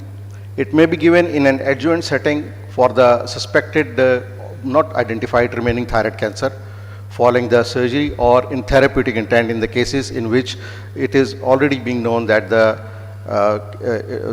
patient is high risk or having that metastatic disease. The ATA guidelines which are being followed in most our centers also tells us about the stratification and the things for which this treatment is given. That in low risk groups, there is typically radioactive iodine is not recommended. However, if it is being given in certain conditional circumstances, it is given in the low dose, and the intent is to either none or for the remnant ablation. There are many definitions behind this, and we will give just a summary of these treatments. In cases of the intermediate to low or low to intermediate to high group, we can consider in some cases the radioactive iodine treatment, but in the medium range dose, and that is for the remnant ablation or sometime for the adjuvant therapy. Whereas in high risk group, of course, this radioactive iodine treatment is recommended in a high dose with the remnant ablation and adjuvant therapy, whereas in the metastasis, this is being given with treatment of known disease as well as for the remnant ablation. Before the radioactive iodine treatment, we need to know the size of the remnant thyroid tissue if it is present, or if there is any other disease in addition to the remnant thyroid tissue like lymph nodes in the neck and other things. In our practice, in our setup, most of the centers, as you all know, that initially this thyroid cancer, differentiated serial thyroid, is being treated by our radiation oncologist colleagues, and that's why the usual practice was that surgery was being done followed by the radioactive iodine therapy, and as I remember, there was no assessment of the residual thyroid tissue or whatever it is. And in most of the patients, we get that we have to give 2 or 3 times the ablation dose to ablate the remnant thyroid tissue. Because of the surgery in the notes, it was being written that it is total or near total thyroidectomy, whereas the patient has got a significant amount of the residual thyroid tissue. So at that time, as the supply of the radioactive iodine as well as the concept of stunning, we used to do the plain technetium thyroid scan to assess the residual thyroid tissue. And many of the times we have to refer back the patient for the redo surgery. And with the passage of time, when we have developed this liaison with the surgeon and all the things, now the number of the patients who are to be sent to the surgeons, especially who have diagnosed before the surgery for the redo surgery, are very less. So however, the ATA guidelines, they recommend the pre-therapy scan in some conditional cases.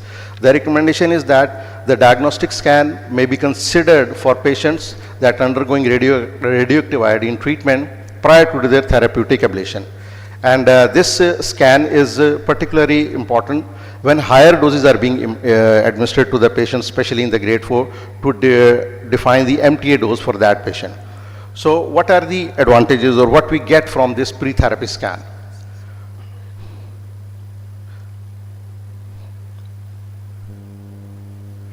The changes which we can get from this scan are, we can detect the large thyroid remnants if they are present, as I was talking about that. Then detection of an insignificant remnant, which when combined with the TG level of less than 1 nanogram ml may obviate the need of the radioactive iodine therapy. And same, we can detect the clinically unsuspected nodal or distant metastatic disease, which findings may alter the decision of radioactive iodine therapy. This concept of the pre-therapy scan, this has been supported by many studies in the literature, in which it has been concluded in different studies that this scan may downstage or upstage the patients of the DTC before the radioactive iodine therapy. And in a meta-analysis, the percentage which in which the stage have been changed with the pre-therapy scan was between 29 to 57%. Therefore, this scan is recommended in conditions where it is required. The scan alone cannot determine the stage of the disease, but as this talk is limited to the imaging, I will focus on that. Then we come after the treatment, the post-therapy scan. Of course, we are doing post-therapy scan, and that is very important. And the advantage, the one main advantage is that when we give the larger doses, we can assess the disease if it is present there or not.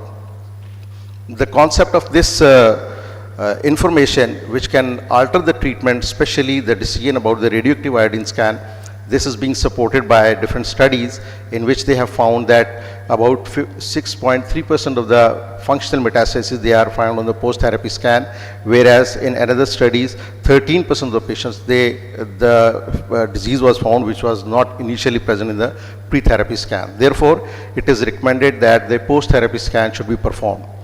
But in addition to the planar imaging, which is being routinely done, the SPECT-CT has an importance for this post-therapy scan, and for that the ATA also has a recommendation for which that this SPECT-CT should be performed. This will, the patients will get benefit in a way that some lesions which are being difficult to be labeled as benign or being the malignant, that can be identified on these scans, as well as the number of the lesions can be increased, and it has an incremental value in the diagnosis and the further planning of these patients. However, its availability and time and cost, in some cases we cannot do it in the routine. However, when it is available, it should be performed, and it will add to the further decision planning, the further management of the patient. Once this treatment has been given to the patients, then subsequent follow-up. For who are the patients on which this subsequent whole body scan should be carried out or not. So the optimization means that if a diagnostic test is not required, that should not be done, especially if it is related to the radiation. So subsequent whole body scan is indicated primarily in 3 clinical settings. Number 1, for the patients with abnormal uptake outside the thyroid bed on post-therapy whole body scan. And number 2, for the patients whose post-ablation whole body scan is of limited use because large thyroid remnants were present, and the lower uptake in the neck lymph nodes may be present over there. And also for the patients in which there is a rising TG or elevated TG antibody levels, and when neck ultrasound does not show any suspicious finding, so in subsequent whole body scan is carried out like after 6 months to 1 year.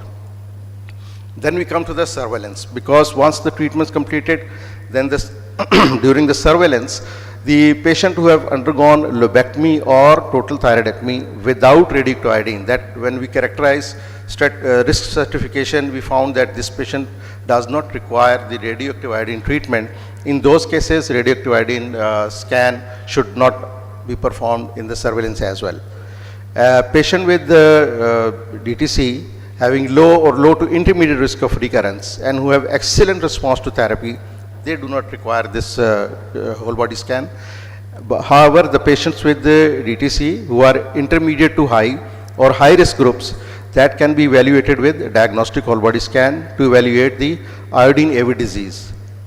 And SPECT-CT is preferred in cases as we have talked earlier.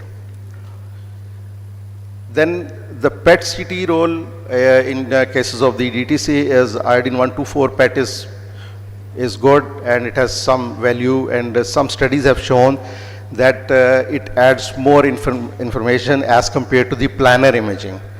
But there is I could not find any study who has compared the SPECT-CT with the iodine 124 PET. However, there are papers available which can, it's found that more than about 49% cases we can improve the accuracy with the help of the PET.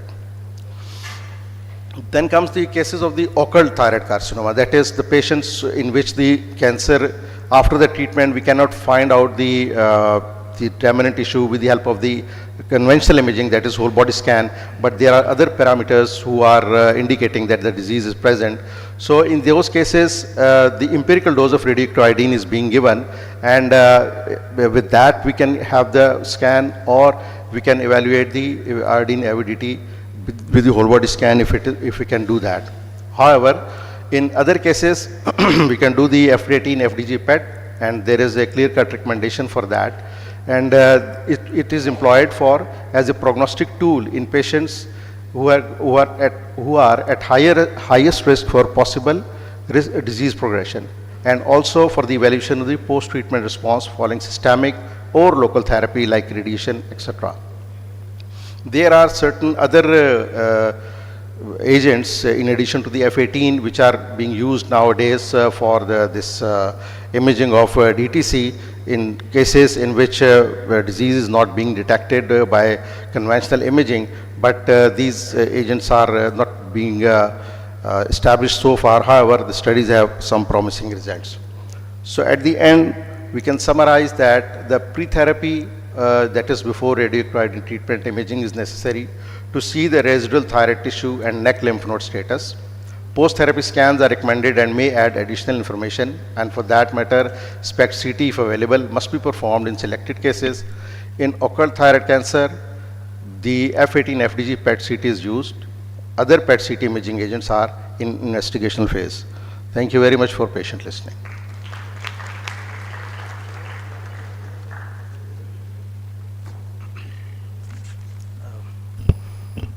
Thank you very much. My formal apologies for whatever the irregularities were in the introduction.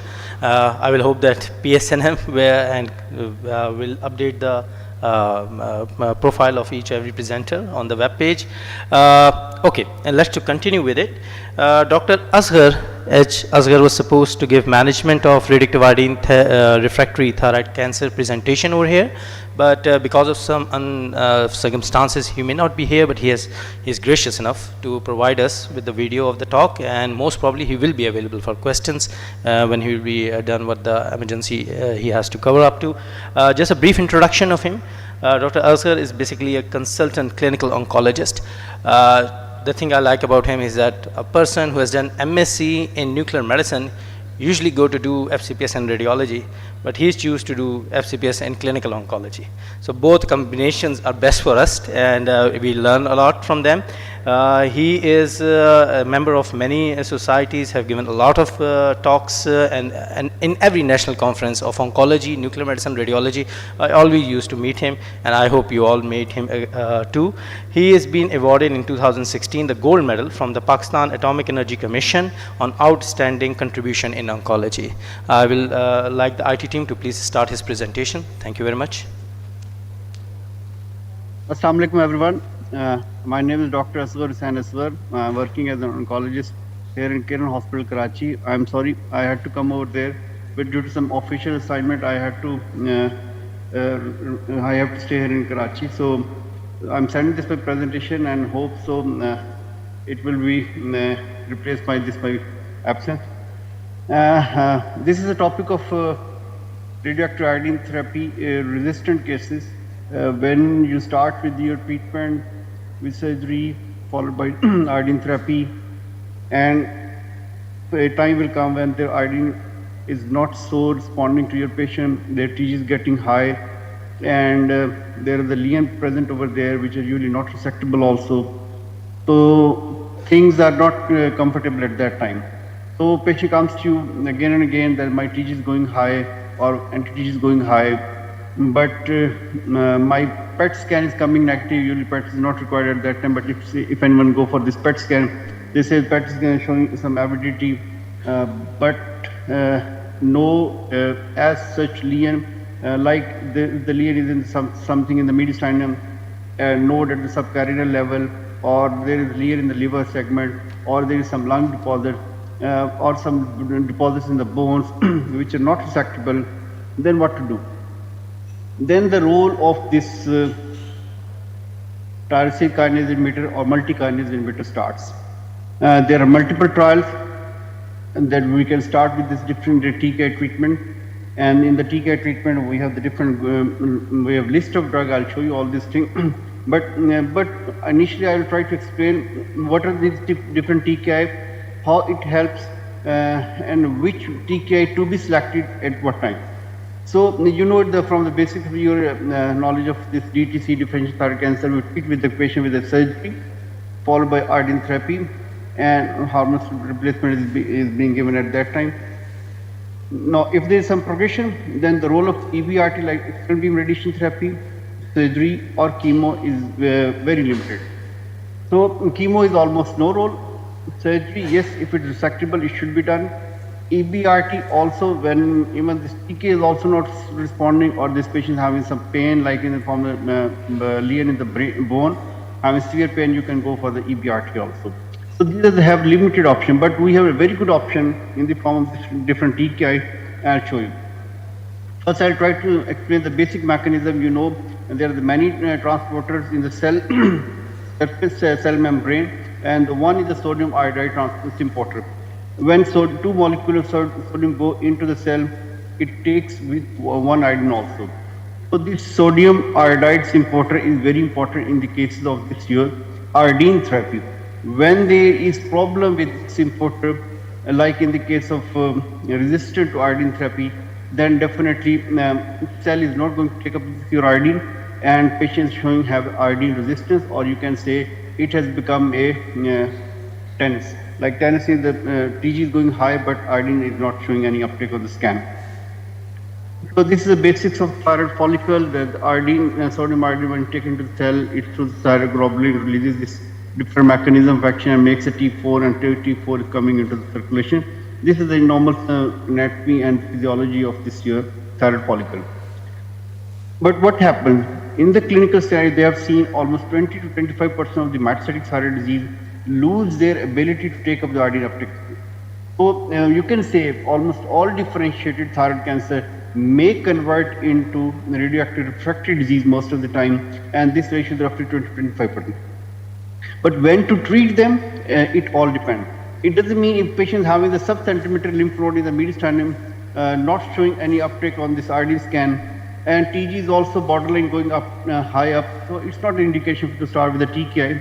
But yes, if the tumor is also progressing in size, if that node or any metastatic lesion is also progressing in size, roughly around 20% per year, then definitely it's a something refractory disease, we have to take some action. So almost 20 to 25% of the patients of the metastatic thyroid disease convert into radioactive iodine uptake resistant disease. So then we have to take some treatment like in the form of TKI. If you just see the survival benefit, if patients are iodine avid, you have a survival of 10 years survival of roughly 60% plus. But if these patients are not showing iodine avidity, 10 years survival goes down to roughly 10 to 20%. So it's a big difference of iodine uptake and no uptake. Until unless patient showing iodine avidity, this is the candidate to start with the continue with the iodine therapy. Whatsoever the total average or final dose of iodine you can give. Some say 1000 millicurie is sufficient. Some say may go up. So it's you are the best expert of all these things. You know it better than me. But when it's iodine avid, we will recommend this patient should be given iodine therapy. When not iodine avid, then definitely we can switch to different other regimes. I've just shown you these slides. In our oncology, we are now working on, we're playing on the basis of the genetic mutation. Whenever there's some genetic mutation, we try to treat the patient according to that mutation. If you just see the highest mutation which has ever been seen is in the just is a gastrointestinal stomach tumor you will see in the stomach. Highest mutation, and we have level 1 evidence, and we have the drug against this level, this mutation. Second most common tumor which showing some mutation is the thyroid cancer. Like in the medullary thyroid, we have 80 to 90% cases of the RAT mutation. So in this same way, we have the mainly BRAF mutation in the case of differential thyroid cancer. So these are the mutations which can guide us to how to treat them further when the patient is not showing your iodine therapy, showing up response to the iodine therapy. Then we have the multiple options in the case of breast carcinoma. We have the multiple options in the case of melanoma. If you see, this green is the level 1 evidence. Level 1 means we have some FDA approved drugs against these medicines. Like this, we have many drugs, but in thyroid cancer, we have the level 2B evidence against the mutation, because these are the patients having the some drug may not be having so much good response as you see in the case of GIST, as you see in the case of the different regime, other gene. And if you go for your basic physiology of this your immunity, we have the innate immunity, which is our itself by default. We have the innate immunity, and we have the adaptive immunity. Adaptive immunity is that which you get due to some infection or due to some different antigen. And the main role of in this adaptive immunity is this your B cell and the T cell. T cell releases CD4 and CD8, and here these are the antibodies. So we are playing on the basis of these immunities also. We have the many monoclonal antibodies which can help us in treating the patient when there is some resistance to your antibodies in this iodine therapy. So in the innate immunity is the immediate response. Adaptive, it takes time. It's basically through the memories. It goes into the memory itself, but it's not taken to the memory. It's antigen non-specific and it's antigen specific. Same way, this is a different way when there is some antigen attack on this your T cell. PD8 has its own capability to take the action and kill the tumor cell. But in CD4, it takes the help of T helper cell. Helper cell activates the B cell, and then B cell releases the different antibodies, and which can help us in the treating the cancer patient. This is the mechanism of cell taken up there, like if there is some antigen releasing, antigen is taken by the APC, APC is antigen presenting cell. These APC that releases different cytokines like T cells, and these are called the circulating T cell. When the tumor is showing more circulating T cell in their inside, they are more responsive to this your treatment. So CTL is another good marker to check whether this patient will respond to your immunotherapy or not. This is the same way, if you just say, this is a TKI basically stops phosphorylation inside the cell. But if there is some receptor like different PDL1 receptor on this, if you're going to block them from outside cell membrane, or then it can also inhibit the cell proliferation. When the activation of any pathway, like there's a different pathway like MAP pathway, RAS pathway, BRAF pathway, when the activation of any pathway, their tumor will show progression. And we have many drugs against that, like lenvatinib, we have cabozantinib, we have vandatinib. We have a list of drugs which can block these different pathways. And if you see on efficacy wise, we have the different drugs, and if show highest efficacy, then towards this is less efficacy. And we have the drug which have good response to the iodine refractory patient like lenvatinib, sorafenib, vandatinib, cabozantinib. These are all the different drugs which are fortunately available also in Pakistan, and we are using it, and they are showing very good response in this case. So what is the different indication when there is iodine refractory disease? One, we have to check what is the size of this metastatic lesion, or lesion which is not responding to iodine therapy. It should be around 1 to 2 centimeter plaque size. Tumor should be progressing with 20% increase in the tumor size per year. If not progressing so rapidly, we can just wait. This should also be a lesion which is not surgically resectable, or is not a good candidate to be treated like EBR. Like if the lesion is in the lung and you are planning for the radiation therapy, so lung toxicity will be there, so preferable not to go. Surgically resectable if the lesion is, let's see, in the segment 4A in the liver, or some lesion is in the hilar region of the lung, so it's also not surgically resectable disease. Or any node in the mediastinum roughly at the N2 level, then definitely these are the lesions which are not surgically resectable. So we have to treat them with some different TKIs. If you just see the TKI response, the highest response against the different your receptors we have seen with the sorafenib, we have seen with the lenvatinib. This lenvatinib blocks the VEGF receptor also. Lenvatinib blocks the PDFR receptor also, KIT receptor, RAT mutation, and all these different. Another good drug, if in choice, if you just ask me, this drug is showing very good response, I'll show the trial. Then the sorafenib, then we have option of this cabozantinib, then we have options vandatinib. Vandatinib come with the name of Caprelsa, cabozantinib come with the name of Comitrax. So these are all these drugs fortunately available in Pakistan, and we are using them.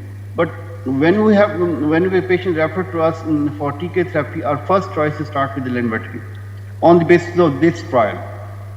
So the SELECT trial, these were the patients who were iodine refractory, 392 patients who were iodine refractory, and they have the measurable disease, and they have taken one prior VEGF receptor therapy like in the form of sorafenib, and they were given the lenvatinib. Lenvatinib dose is highest in the case of CA thyroid, like 24 milligram per day.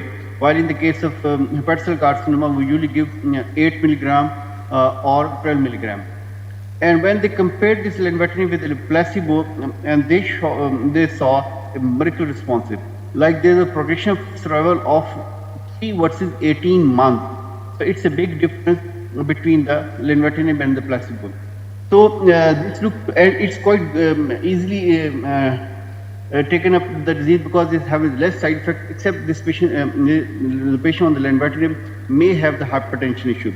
But patient with known hypertension is not a contraindication to start with the lenvatinib. We can start with the lenvatinib, but we have to take care of their hypertension.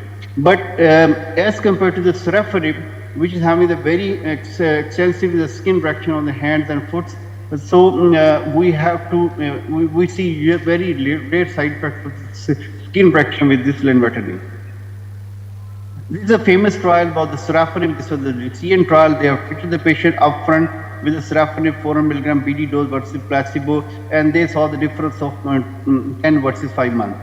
So initially we used to start this Nexavar and this sorafenib, but now after the availability of this lenvatinib, so we have switched towards that. But if this patient, definitely this your lenvatinib is somewhat expensive. If this patient is not affording, then we can start with this your sorafenib, and it's easily available. This is also cheaper now.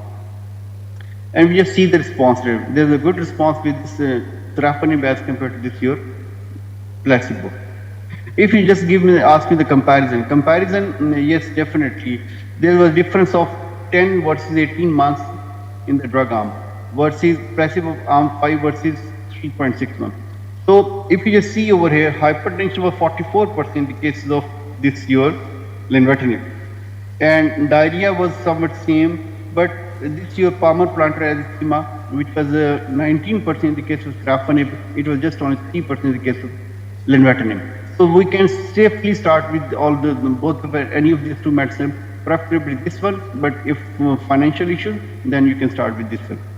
But what to do when there is a progression on any of these two drugs or both of these drugs? Then what to do? Then we have option of this here, cabozantinib. Before cabozantinib, there was another drug which is vandatanib with the name of Caprelsa. This was a phase 2 trial, and they also saw some difference over here. But the ideal drug, which is a phase 3 trial, this was a cosmic trial. The cosmic trial showed the different use this cabozantinib 60 milligram daily. And all these patients have either taken this sorafenib or have taken this lenvatinib, and now they were started with this cabozantinib. And if you see, there was a response rate of 11 months versus 1.9 months in the placebo group. All these patients have taken this either sorafenib, lenvatinib, or both. So we have an option to start with the cabozantinib, and we have treated the patient with the cabozantinib, and we have seen a very good response. My apologies to everybody. We are behind the time, and the presentation's more than 25 minutes, so we may have to stop it. I will formally apologize to Dr. Saab on phone for that. We will continue with the next presentation. Our next invitee, I think we all know about it, Dr. Humayun Bashir. It will be very difficult to summarize. We have seen him coming to the stage multiple times and everybody giving introduction, including Dr. Saima Muzahir. He's a nuclear physician, 25 years of clinical experience, Pakistan, UK, Saudi Arabia, a fellow of College of Physicians, Royal College of Edinburgh, EBNM, and past diplomat of American Board of Nuclear Cardiology. Currently, he's in UK, working in East Kent University Hospital of NHS. He's also on the panel for Shaukat Khanum, and from 2015 and 2016, he was our president of Pakistan Society of Nuclear Medicine. Many papers, many publications, many citations. What I would just like to say, when I went to the Shaukat Khanum, I heard that there is a consultant coming who is also an FCPS. And I was very happy and say he must be a very academic person and very literate. But when I met him, and it was just a tip of an iceberg, I was informed, and I know by my meetings with him, a kind guy who is always encouraging everybody, motivating most of the people who ever met him, and appreciate them. I'm really, really thankful to him in many regards, and I hope many of our colleagues will be. His Bashir Alvi and Yunus Bashir Awards for promotion of research is the last step that he's done, and he will go do more, and I know that. Dr. Humayun Bashir, please take the stage.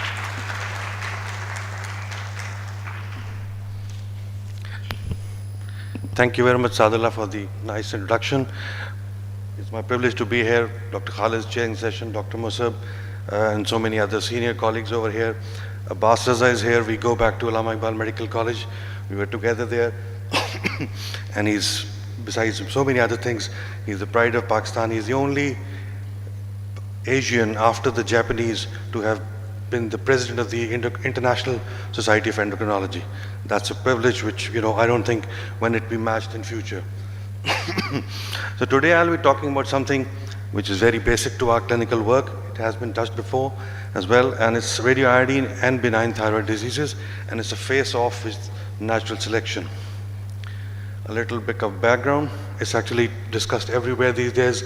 Dr. Saul Hertz, who started the theranostics, it was a eureka moment in 1936 when a meeting between physicists and physicians took place, and the physicians actually said what physics can do for biology and medicine, and the question put by Dr. Hertz was, can you label the radioactive iodine artificially, which was, the physics department was pretty active on that. They delivered it, and that's how the first series of hyperthyroid patients treated with radioactive iodine was documented. This is the historic document you see, the one in yellow, that's the initial paper, and now it's acknowledged. It has become very fashionable for this to be quoted everywhere, and this day celebrated as the Theranostics Day, since we are in this age of theranostics as of last 15 years.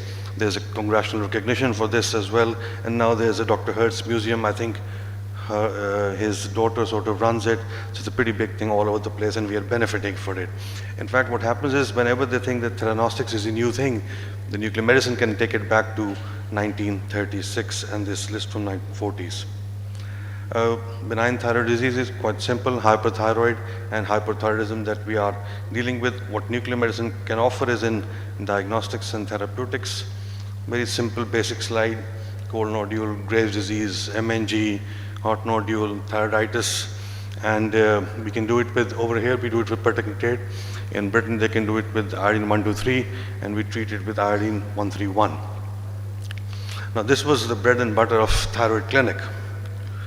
Apart from that, in pediatrics, the imaging is still there. The background is that most of the primary imaging of all thyroid stuff at the moment is ultrasound, as Abbas mentioned, but in pediatrics we still have the key for localization when patients have got hypothyroidism at birth and they want to see if the gland is absent or ectopically present, and again a simple thyroid scan can actually answer that question. Iodine therapy planning, we have this what you call fixed doses and dosimetric doses. Generally all over the world there's a preference to use fixed doses. It's simple and the outcomes have been same, apart from doing dosimetry. Our practice of not doing dosimetry has come under a question because with new therapies, with these lutetium therapies, there was a debate going on that nuclear medicine doesn't do dosimetry. The question mainly comes from radiation oncology, and then of course our stance was that there was data to prove that even without specific dosimetry, with fixed doses, radioactive iodine was good enough to treat hyperthyroidism, so there's a tendency not to do it. But now, since we have tools to do dosimetry for other things, there's a trend where dosimetry can also be done for hyperthyroid and other applications of I-131. In the E&M guidelines from 2021, you can see at the top, this is a very busy slide. It's about the general status and commentary on all the therapeutic options which are available in nuclear medicine, and at the top you can see that in benign thyroid disease and even in differentiated, dosimetry has still been listed as optional. But just a while ago I was discussing with Dr. Saima, and she was saying that now increasingly they are doing dosimetry because the tools are available, tools which are easy to use to do dosimetry, and especially for thyroid cancer patients with I-131. This is a paper from, I can't see the year now, anyway. So they just compared the dosimetry based RAI therapy with the fixed doses. They were having equal outcomes. The advantage was that if you do use dosimetry, then the likelihood of having a successful treatment, not just slipping down to hypothyroidism straight away, is better. So you can make them, there's greater likelihood of getting your patients treated and putting them in the category of euthyroid. So of course the success is equal, but there are advantages to doing dosimetry. Now this is a very interesting thing. This is actually the reason that I'm presenting this paper. This is 2023 International Survey of Clinical Practice Patterns in the Management of Graves' Disease.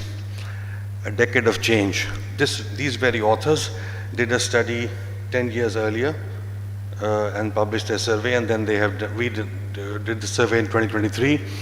They had a large 85 countries, 1252 responders, and which included endocrinologists, thyroid surgeons, nuclear physicians, head and neck surgery departments, internal medicine, and multiple societies. You can see at the bottom of that chart. So of course, getting 1252 people from 85 countries was quite a survey, which they did. And a result of this survey was that it discovered, firstly they looked at a few things. This is the laboratory testing trend and what sort of laboratory tests are done for the treatment of Graves' disease across the globe. And you can see that, we got free T4, TSH, and they've given the frequency. Antibodies are done as the most frequent, almost 77% of the clinicians use that, CBC, and so this is the trend. This was category A of the lab tests. In category B, you can see the functional and anatomic imaging. At the top, 61% rely on ultrasound, which is the best thing to do. And in the red box, you can see where the nuclear medicine testing is done. Thyroid scan with technetium or I123, which is available. Uptake studies are done. And of course, it depends which tracer. In the world where I123 is not available, I13V is of course available for uptake as well as therapeutic.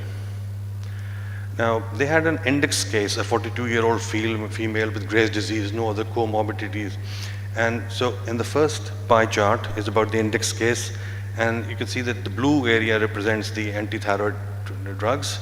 Then red is the RAI surgery or RAIN. What was CS? Anyway, in the index case, 91% of the patients will get anti-thyroid drugs.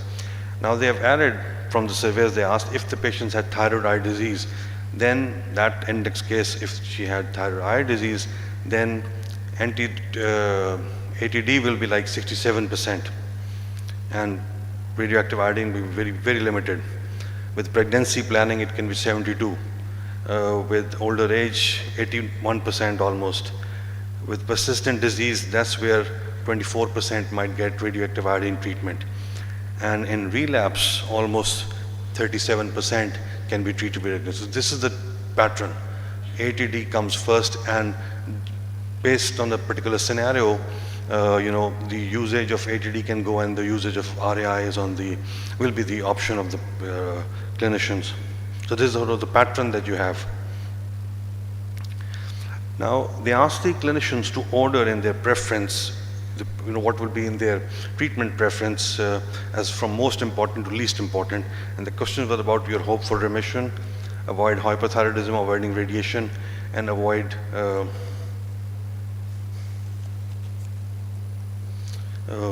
worsening of the eye diseases.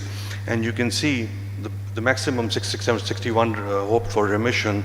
Avoiding hypothyroidism was preference of 436 of the those who voted. So the pattern has sort of changed. Initially they thought everybody is happy to become hypothyroid and they'll be treated, so it has changed. And radiation again is a concern. You see almost 433%, 433 were concerned about radiation. So these are the changing trends which actually dictate where RAI stands at the moment.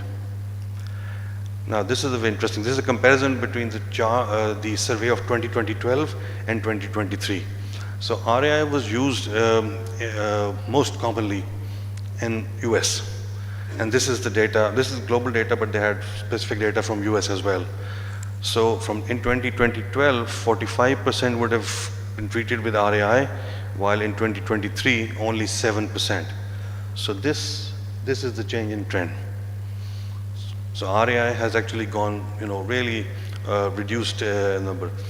In the middle, you have got thyroid eye disease. There's slight lessening over there, and in the pre-pregnancy planning as well, the usage of RAI has reduced. But you can see, as far as uncomplicated Graves' disease, you can see the preferences for ATD. So this survey summarized it as a typical patient with uncomplicated Graves' disease will undergo laboratory testing without NM. It was all about lab testing, ultrasound. A small number will get thyroid scans. And that's mainly to differentiate between Graves and a toxic MNG. Most common treatment is anti-thyroid drugs. You know, when we were trained, the idea was give them ATD for 2 years, then take them off. If they relapse, you go for RAI. It's no more the case. Now individuals are being kept at 80. Firstly, they hope for a remission. If it is not the case, they can continue on ATD as long as they can tolerate it and they're not getting any complications from that medication. And for the thyroid labs, 4 weeks after starting ATD, you do serial monitoring of the hormone levels, and they're 3 monthly. And if the patient experiences a relapse of Graves' disease following a treatment of a remission, she'll be likely 6 times more likely to be treated with RI than an initial presentation. 15 minutes? Okay, I'll be quick now. So just 2 more slides. This is a Center for Clinical Best Practices based at AKU. They have a clinical translation research incubator which does this great development thing to actually adapt different guidelines, evidence-based, done somewhere else in West to a local setting. So this team, which is a very good team, they have looked at this and they've adapted the ATA guidelines for Pakistani setting. And it's good because you see they adapt, out of 124 recommendations, they adapted 71, excluded 49, and 4 they adjusted. One was when to do TSH in Graves' disease patient, and one was about LFTs because there's more frequency of liver disease in this country. So this is a very good reference paper how Western or other country guidelines can be adapted to local. They put a set of experts together and they look at it, mostly adapt it, slight changes, and then make it rather than reinventing the wheel everywhere. So this was about the recommendation, and they basically recommended that national data should be here. So we should, because thyroid disease are treated everywhere, but we need to publish our data from every nook and corner, every department across the country to have a large database for our country. Yes, just concluding remarks. So when we see that the use of radioactive iodine is going down, do we just get worried somebody else is taking it? No. This is the natural selection. Now there's more reliance on ATD, which is good. We have got more space because we have got newer therapies on our hand with theranostics and all that. We can be doing that. So this is sort of whatever treatment you think is optimal, it will change over decades and centuries, and then new things will be on our table for us to deliver. Thank you.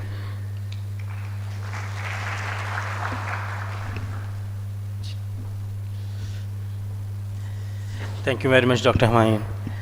I would like to call our last presenter, Dr. Farzina Zahra. She is a consultant nuclear medicine physician, graduated from Rawalpindi Medical College in 2001, PIAS position holder in MSc Nuclear Medicine in 2004, joined Pakistan Atomic Energy as a medical officer in 2004, posted at NURI. Then served in MOL from 2008 to 2017 as an SMO and later as a PMO. She's been supervising FCPS trainee for different rotations, and then maximum number of, she has done a lot of them, including endocrinology and radiology. She currently is a principal medical officer and a consultant nuclear medicine physician at Atomic Energy Center of NURI, Islamabad. 17 publication to her credit, national and international, delivered a lot of lectures to the faculty members at IAEA training courses, particularly interested in hybrid and molecular imaging. For more than 22 years, she is affiliated with nuclear medicine. She is also a reviewer for various prestigious and well-ranking academic journals. I welcome her to be on the stage to present on parathyroid imaging, enhancing surgical success with SPECT CT and radio-guided gamma probe.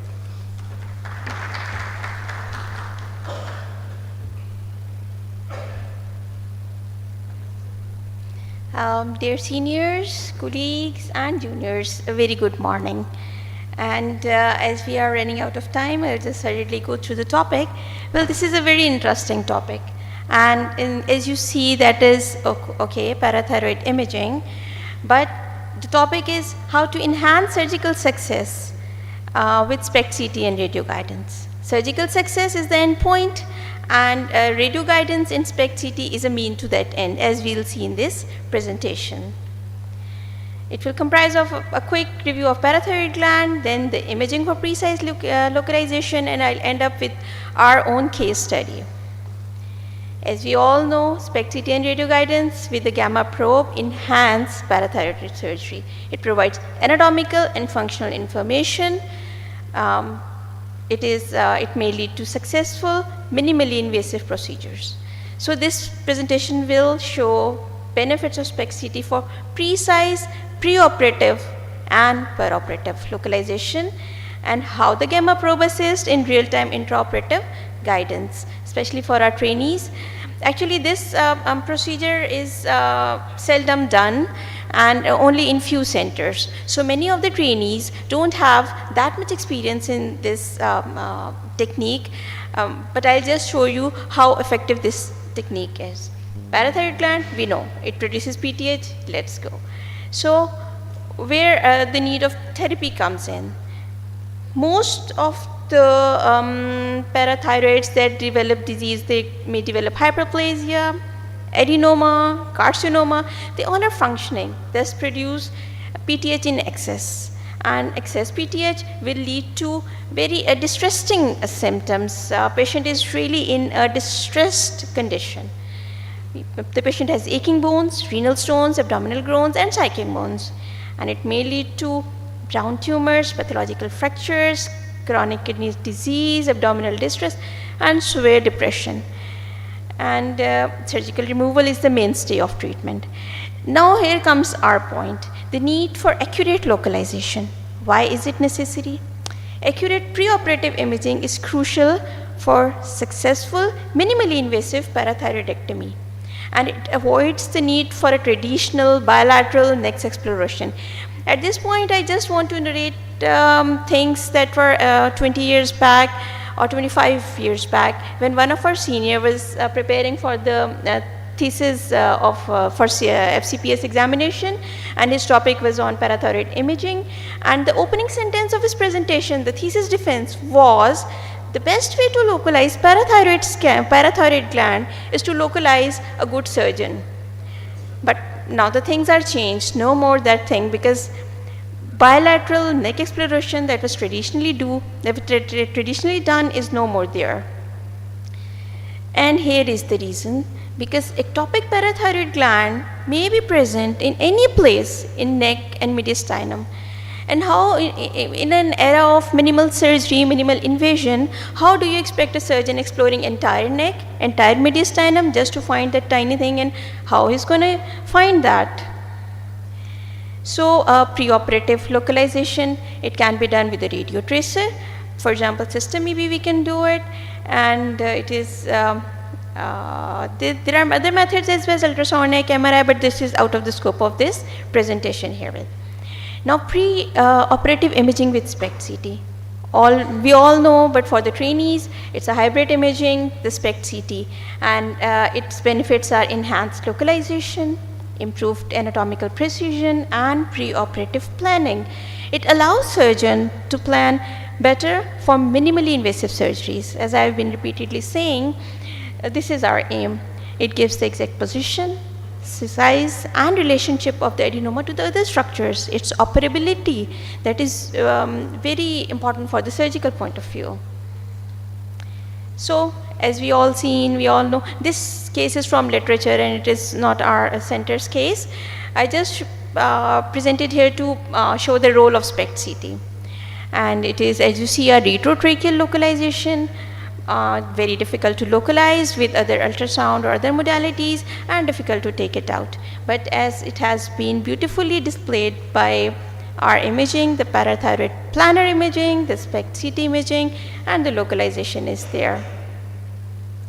So that was the first part, that before surgery we can just localize the parathyroid gland with our technique. Now comes the part where we use the gamma probe, and intraoperatively radio guidance is done. Few trainees get the chance to do it, but I suggest that everybody of you please do it. And in the procedure, first we do the imaging, we do the SPECT CT.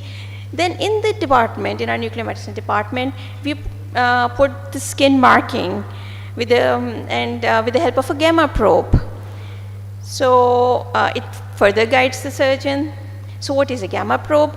Seniors have seen it, but many of the juniors have not seen it because it's not displayed freely in the nuclear medicine department. It's a handheld radiation detecting device used in operating room and also in our nuclear medicine department.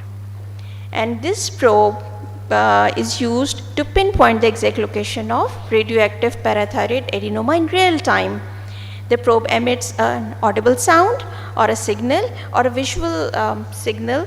It gets louder or brighter as it goes closer to the source of radioactivity. So this is how the things go. Radio-guided parathyroidectomy, perioperatively, you just pinpoint the place to the surgeon, and the surgeon very beautifully, minimally just cuts it open and just explores that area instead of exploring the entire neck or mediastinum. It is it is necessary if you want to go for minimally invasive parathyroidectomy. Surgery perception, surgical paradigm has recently shifted, not recently, but now it has almost shifted to minimally invasive procedures. And in case of parathyroid gland, it can only be done with gamma probe guided surgeries. Now I present you our success story. There was a case, and look at the case. From the bone scan, you may be able to, you'll just at once understand how the patient's condition is, how stressful, patient is in distress. She was a 40-year-old woman having little children, and she complained of severe bone pains. First she came to us with for bone scan, and there was multifocal active bone pathology, and during the workup PTH was raised. So she was operated for parathyroidectomy, and she had 3 surgeries, and they were very debilitating. Patient's condition with this bone scans, this condition of bones, and add on she had 3 more surgeries for parathyroid detection, for parathyroid excision, but they were all unsuccessful. After each surgery, the PTH again went up, and the patient and her husband, they were really in distress. They just wanted to do something about it. So they came to us, and then we had the patient scanned with MEB scan. We had the planar images, and at once we found out the parathyroid gland that was placed in anterior mediastinum and ectopically placed. Then comes the role of SPECT CT. We went to the SPECT CT, and the SPECT CT, it beautifully localized, pinpoint the area. And then we had the gamma probe thing. Intraoperatively, we guided the surgeon, and this time the surgery was successful. So patient was cured, and that was a very nice scene to see. In conclusion, parathyroid imaging enhances surgical success with SPECT CT and radio guidance. Thank you very much. As the tea time is approaching, so we will skip over the question answer session, and Humayun is very happy like me because I like tea more than anything else. So go ahead. So if you are not doing any question answer sessions, anybody, we can do the certifications, give the award and certify. If Dr. Mehdi, the President of Pakistan Society of Nuclear Medicine, can come onto the stage, please. Dr. Saima Muzahir, we would like you to give the certificates to the chairs and the presenters, speakers.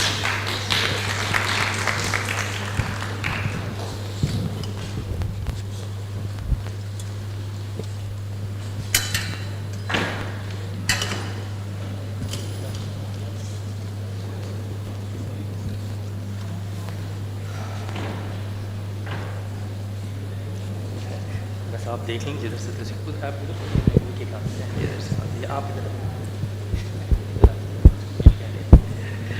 I would like Muzahir to give the certificate, the shield to the Dr. Khalid Nawaz, chair of the session.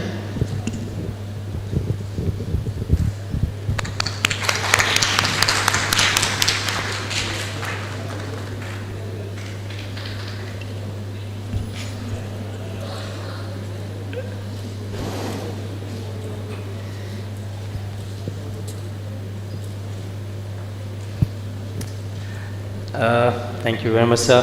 I would like Dr. Simon to please give to the co-chair, Dr. Masab Riaz, the certificate as well as the shield.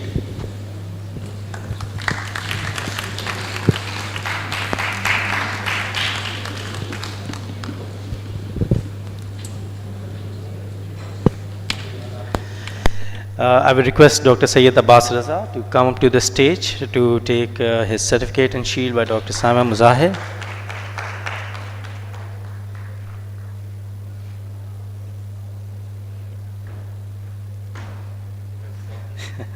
I will request Dr. Adnan Saeed to be on the stage. Okay. He is not available at the moment. I will request Dr. Humayun Bashir to be on the stage for the certificate.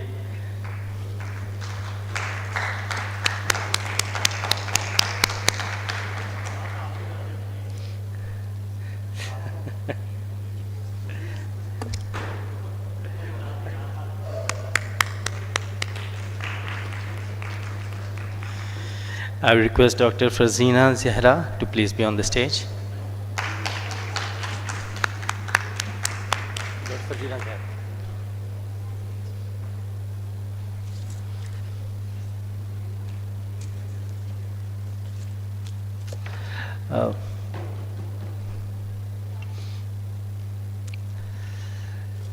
In the best interest of time, thank you. Tea is being served in the exhibition hall hall D. Everybody can go over there.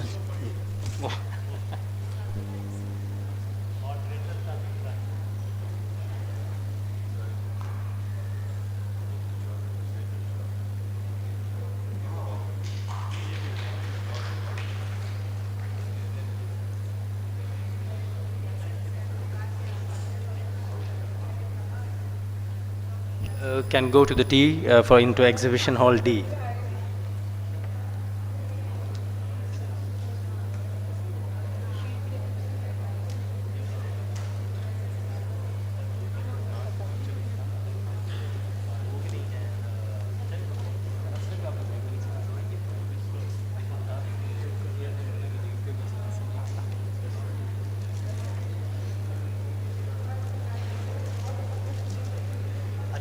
Sorry इनाम T time T कहाँ है और किससे मैं बता देता हूँ sir T is in the adjacent exhibition hall D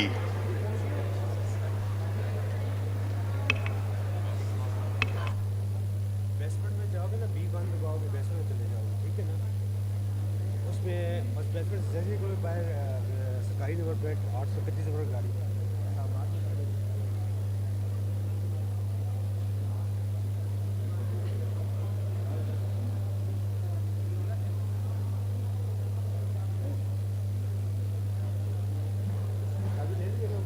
बता देना कि कहाँ है ठीक है और मेरी बात सुनो हेलो वो उसमें वो बाहर निकलोगे तो वो कार्ड मांगेंगे इसका नहीं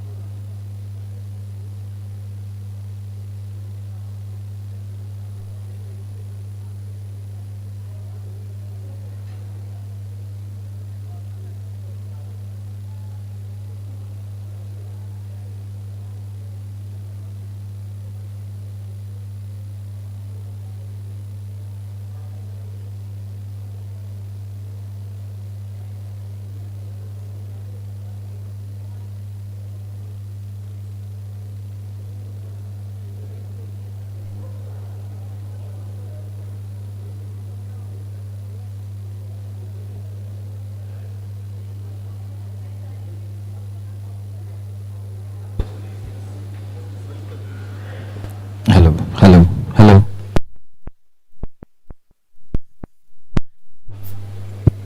Hello, mic check. 1, 2, hello. Hi there. Assalamu alaikum. Wa alaikum assalam, sir. Good. So the mic works fine. Great.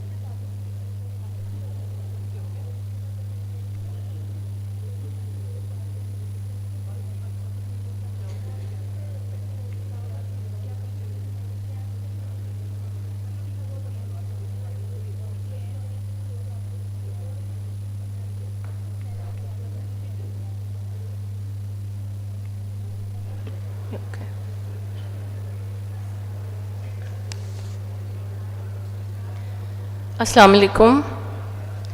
Distinguished chairs, esteemed speakers, colleagues, ladies and gentlemen. Assalamu alaikum and good morning. It's my honor to welcome you to the PET-CT session of the 10th Annual Conference of Pakistan Society of Nuclear Medicine. We are deeply honored to have Major General Dr. Ameen Waqar as our chair. Dr. Ameen Waqar is an outstanding researcher and teacher. He worked hard for the establishment of recognition of specialty of nuclear medicine by CPSP. He has been awarded with Lifetime Achievement Award by Pakistan Society of Nuclear Medicine and Hilal Imtiaz by President of Pakistan. Please, sir, come on stage and have your seat.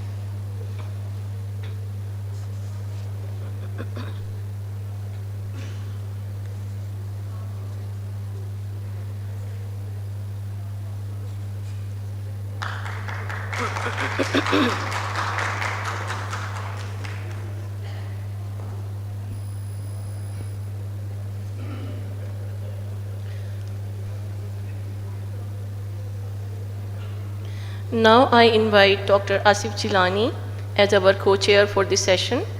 He has more than 25 years of experience in nuclear medicine.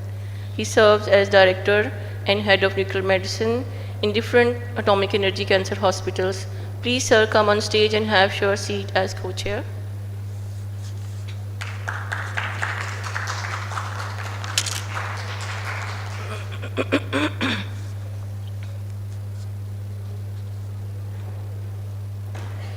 This session brings together leading experts in nuclear medicine and molecular imaging to explore the evolving role of PET-CT in oncology, cardiology, and beyond.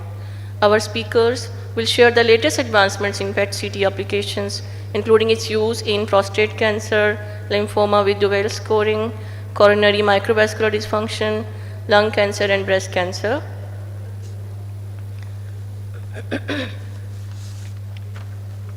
Let me introduce our first speaker, Dr. Amna Hassan.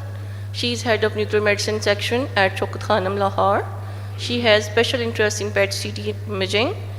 Dr. Amna, please come and share your experience on PET-CT and prostate cancer.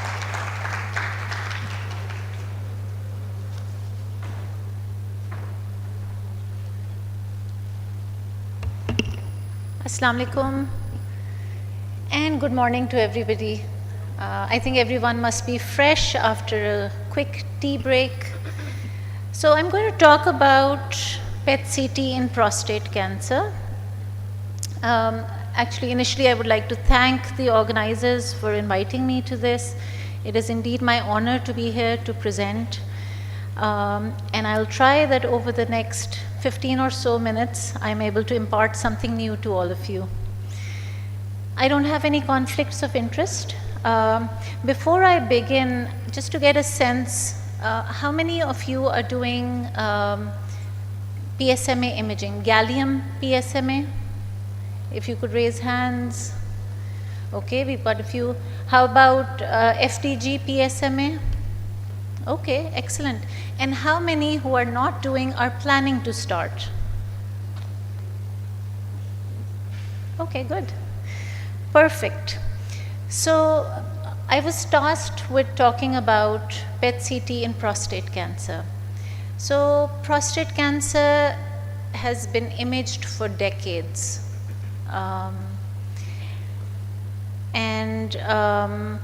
It's only recently that gallium and F18 PSMA imaging has become almost, synonymous with prostate cancer.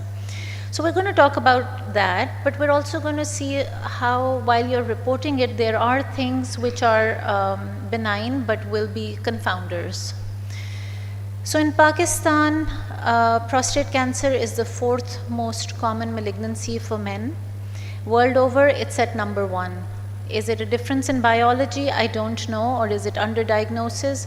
So one of the things, statistics that I keep in mind is something I learned in med school. An 80-year-old male has an 80% chance of having prostate malignancy. It may be microscopic, it may be large. A 90-year-old has a 90% chance. So it's a pretty high, and this data was an autopsy series most of it may not be significant.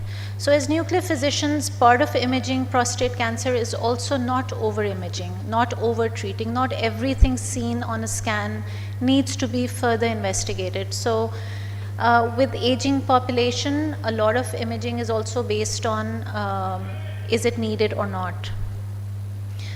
So the role of PSMA, PET-CT in prostate cancer, it's actually in every step. And as time is going on and data is mounting, it's coming earlier and earlier. So it helps us stage it accurately. It helps us detect early recurrence if there is biochemical evidence, if PSA levels are high. Guides us in treatment decisions, local therapy, systemic therapy. Radiation oncologists use it for radiation planning as well. Monitoring treatment response, seeing if there are any new lesions along the way, and then radioligand therapy, lutetium PSMA therapy, anything that shows uptake on gallium PSMA will get treated. The question is just deciding what to treat and what not, which patient to treat or not. So this is the appropriateness of use criteria. So the higher the number, the better, the stronger the evidence that there is for a given thing. So this is, so an 8 is pretty high. So what this says is newly diagnosed, unfavorable, intermediate, high risk or very high risk prostate cancer, or those with negative or equivocal or oligometastatic disease on conventional imaging. So this is standard indication. PSA that's persistent, or there's a rise in PSA level from a previously undetected level, or if it has risen above the nadir after definitive radiotherapy, that's a 9, and then evaluation for lutetium PSMA therapy. So as I wanted to add something to this meeting, and so I actually went through the literature in detail. We are well aware that PSMA imaging in prostate cancer is the most sensitive, but I didn't just want to say it. So I went through literature and I found this really good article. So initially I'm going to show you, so this is high risk prostate cancer. So in high risk, when you compare it to conventional imaging, which would include CT, which would include bone scan, PET-CT outperformed in all measures: accuracy, sensitivity, specificity, nodal metastasis, distant metastasis, changed management in 1 in 4 patients, which is pretty high. Equivocal findings were less with PET-CT, and radiation exposure overall was less also. So it's almost like a no-brainer. If you are imaging prostate cancer, please use PSMA imaging. That was high risk. Coming to intermediate to high risk, again, this is a meta-analysis which looked at a whole subset of studies.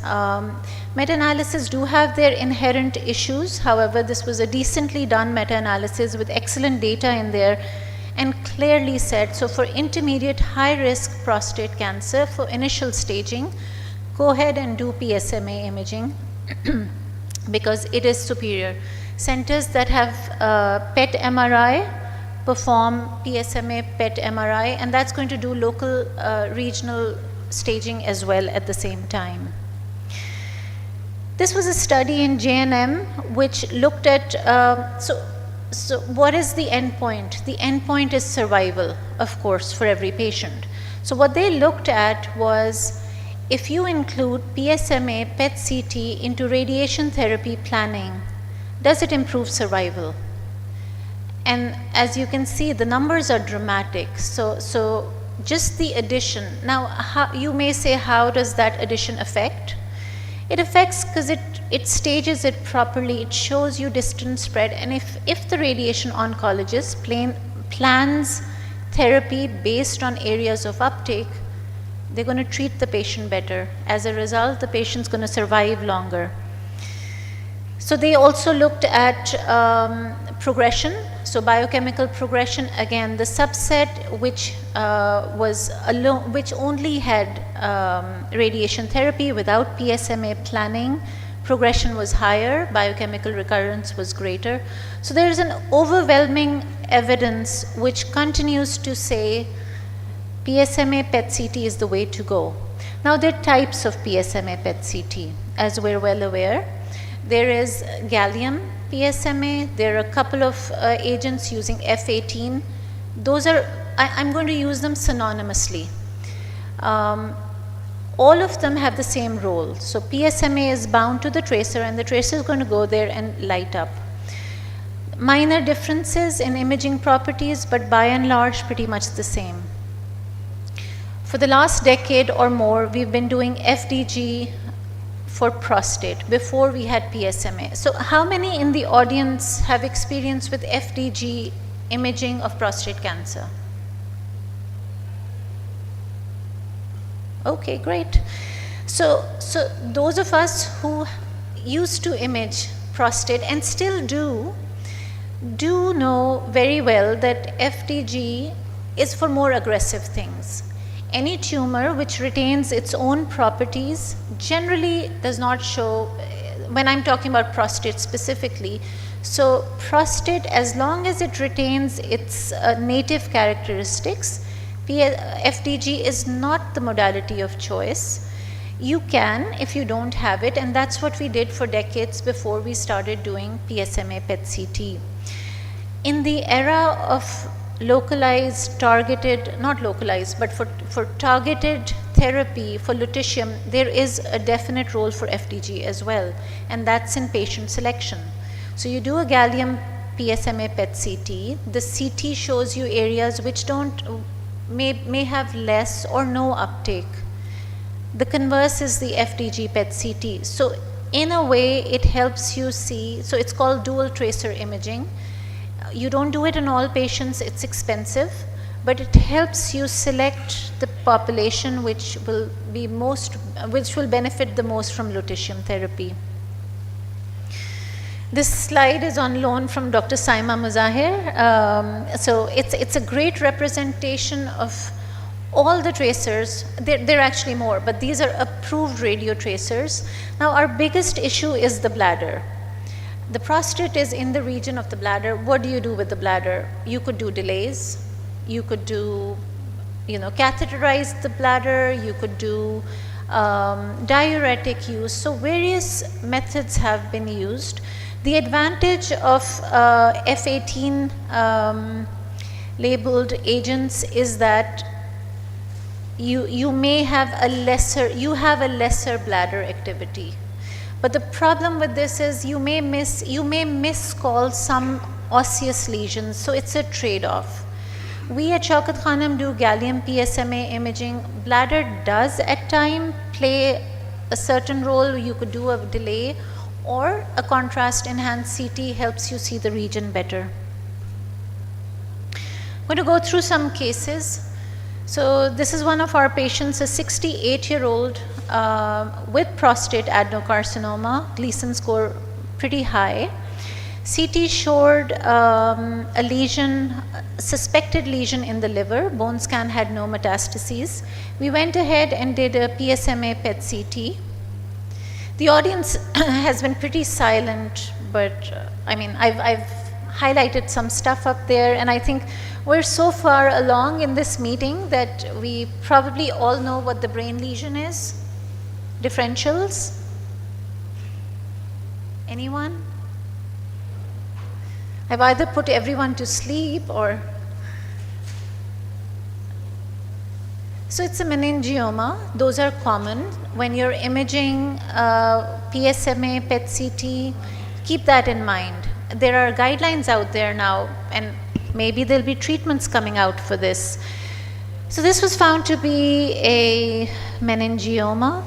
The coarse lesion in the liver also had uptake, turned out to be HCC, also had prostate cancer. So in one patient, you're able to see a variety of diagnoses, which tells you gallium PSMA goes to HCC. HCC is a prevalent disease in Pakistan, and yes, this is a modality which is gaining a lot of traction for HCC imaging also. Another one of our cases, So what I'm highlighting here is this area of uptake, which is basically penile metastasis. And we were pretty careful. You don't want to have urethral dilatation, and you don't want that to be a urine focus. So this was a tiny penile metastatic deposit which the PSMA PET-CT picked up. Another patient with prostate cancer has a pretty high PSA level. I'm highlighting this tiny nodule right here. So for those of us who have looked at CTs for years, there are criterias, there are sizes. Anything bigger than this could be, could not be, suspicious, not sure, let's follow up. There's no size for PSMA. The tiniest of nodule, if it has expression of receptors, it's going to take it up. Another case, if you can appreciate with the arrow, this really tiny, no one would have called this a prostate CA MET, shines. So one of my favorite statements is, as we report PET-CT, we have an advantage. It's almost like cheating. It's lighting up there, you can see it from the door. Lucky us, huh? So oftentimes these things may not be picked up on CT, but we will see them on PET-CT. So this tiny node, again a tiny supraclavicular node up here, where the arrow is pointing. You've got a nice focal area of uptake, SUV of 6. Here's another one. So this has made us cautious, very cautious, because you could overcall stuff. This one we're not overcalling, this is disease. But there are times when we're reporting and the uptake is so mild. We scratch our heads and we think about it, we look at MRIs, so everything is an adjunct. I don't want to give the message that everything is PSMA PET-CT. It's not. It's a patient, it's a collaboration of all the imaging modalities. However, we have a little advantage. We pick up activity in tiny nodes. The PSA is only 3.7. Another case, incidentally, also had a PSA of 3.7. Not sure how we picked 2 cases, but again, tiny pelvic nodes with, as you can see, nice uptake. It also has a sacral area. So this case was interesting. Interestingly, on that particular day, we had several PSMA PET-CT, and a couple of them had these 2 areas, 2 symmetric foci in the posterior portion of the prostate. Any thoughts? I haven't written the answer. Good. Any thoughts? So you can have uptake in ganglia. This is not a typical site. We actually went through anatomy. We looked, you can have ganglions there. And actually PSMA can go to a ton of ganglions which are around the body. And so you have to keep a lookout for those also. So this is a 69-year-old gentleman with high-grade prostate cancer, slowly rising PSA levels. My marker here points out this renal lesion. So while we're reporting PSMA PET-CT, we can't be blind to everything else. Anything on the image is fair game. It's for the nuclear physician to talk about. It's for you to see and report. So patients can have second primaries. And that's what it turned out to be in this particular case. My disclaimer, these images are not from our hospital. I put the reference down there. But what I want to highlight going forward in this presentation is there are benign things that can show uptake. So when you are routinely reporting PSMA PET-CT, everything that lights up is not disease. So this particular one, as the arrows nicely point out, you've got this coarse bone all the way here, and then in the vertebral body, you've got a mild degree of uptake. Prostate mets are also sclerotic. As we have experience in bone scan, Paget's is not that common in the Pakistani population, but Paget's disease can give us PSMA uptake also. So you have to be cautious before calling it as disease. A very typical thing that we see on CTs, MRIs, and on molecular imaging as well, vertebral hemangiomas.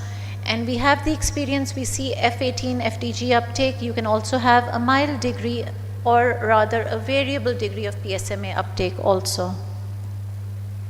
Fibrous dysplasia. So as you can see, this area in the rib. One of the things that I personally am very careful with, because I was burnt once, never call a solitary lesion metastatic. Just don't do that unless you are 100% sure you've got a soft tissue thing that's, right there.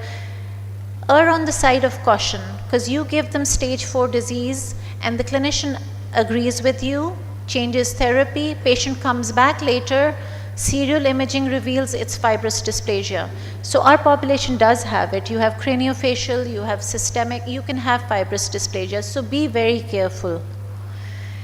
Aneurysmal bone cyst, nice case of that right here with PSMA uptake. Multiple myeloma. You may say, what's the point? There's no specificity, everything lights up. Obviously, these are carefully picked up cases. You don't see these all the time. We have vast experience. I haven't seen multiple myeloma lighting up, but yeah, next time someone with prostate cancer has multiple myeloma, I will be cautious to look at the bones in that perspective. The morphology would help you here, because this is not the typical morphology, but you can have atypicals also, because the tumors don't read the books. Focal uptake in the lung. Now, the interesting thing is a prostate met would look identical. There's no difference. So it's just luck or treatment. If something doesn't respond, you go ahead and do histopathology and you find out there's a primary lung, so 2 primaries in the patient. Transitional cell bladder cancer. That's where anatomy helps you. That's where contrast enhanced imaging or MRI helps you. MRI is excellent for the bladder to look at the walls, etc. So here's a case where that's the prostate cancer down there, but has a second primary transitional cell bladder, CM. Sorry. So that's a GIST, lighting up beautifully. I saw some cases, we have seen gastric uptake. Again, you look at the morphology to make sure it's not just gastritis and it is disease. Pancreatic adenocarcinoma, low degree of PSMA uptake, evaluated on additional imaging and found to be, so they did do a cytology and it was confirmed to be a pancreatic adenocarcinoma. Vagal paragangliomas. This is a nice big one. They do take up PSMA. Normal ganglions take it up also. Paragangliomas take up PSMA also. PTC. Lots of thyroid treating people here. So here's a case of PTC lighting up on PSMA PET-CT. So my take-home messages. I wanted to keep it short and sweet and make sure my audience doesn't go to sleep. Nothing's too small for PET-CT, PSMA PET-CT. The tiniest 2 millimeter things will light up.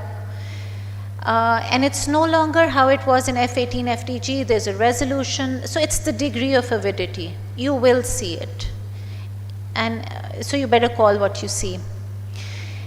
One of my mentors used to say, and I'm going to date myself, way back when brain imaging was the rage. It's the rage again, but long time ago, it was all about Alzheimer's imaging, the early 2000s. And the first decade of the year of this century was spent on research for imaging Alzheimer's.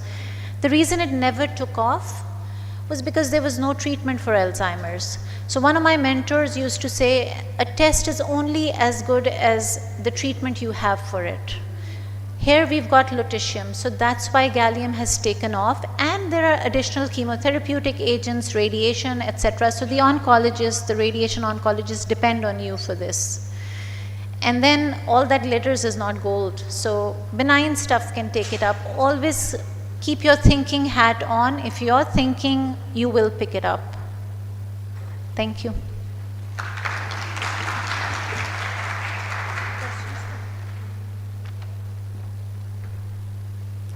Thank you, Dr. Amna, for a comprehensive overview of PET-CT in prostate cancer. So PET-CT changed the perspectives of clinicians from unclear to clear nuclear medicine. Now I am pleased to introduce our mentor, teacher, and second speaker of today's session, Dr. Ahmed Qureshi. He's a leading figure in nuclear medicine. He played a pivotal role in introducing PET-CT in Pakistan Atomic Energy Commission. He worked as head nuclear medicine, DG/NMO, and currently working in Shaukat Khanum, Lahore. Please, sir, come and share your wisdom on PET-CT in lymphoma and dual scoring.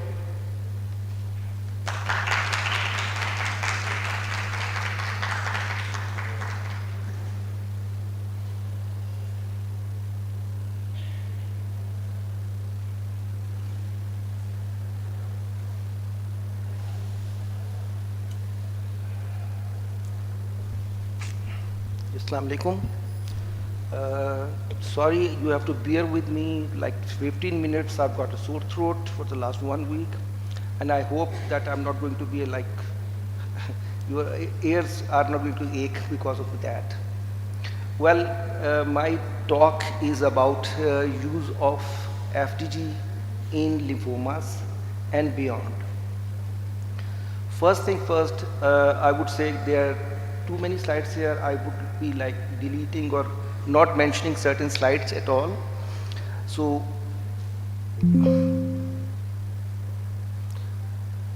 briefly what I'm going to talk about is the little bit of history, then dual scoring, which I believe everybody knows. Then there are changes occurring in the criteria to evaluate FDG PET-CT in lymphomas. And then there are new trends within FDG as well as their future radiopharmaceuticals. So if you look at this slide, gamma camera was somewhere here in,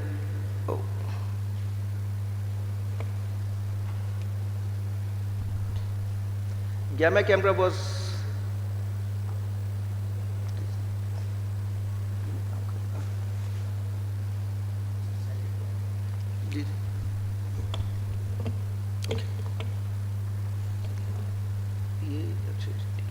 okay, gamma camera was here somewhere around 1950s, but I think that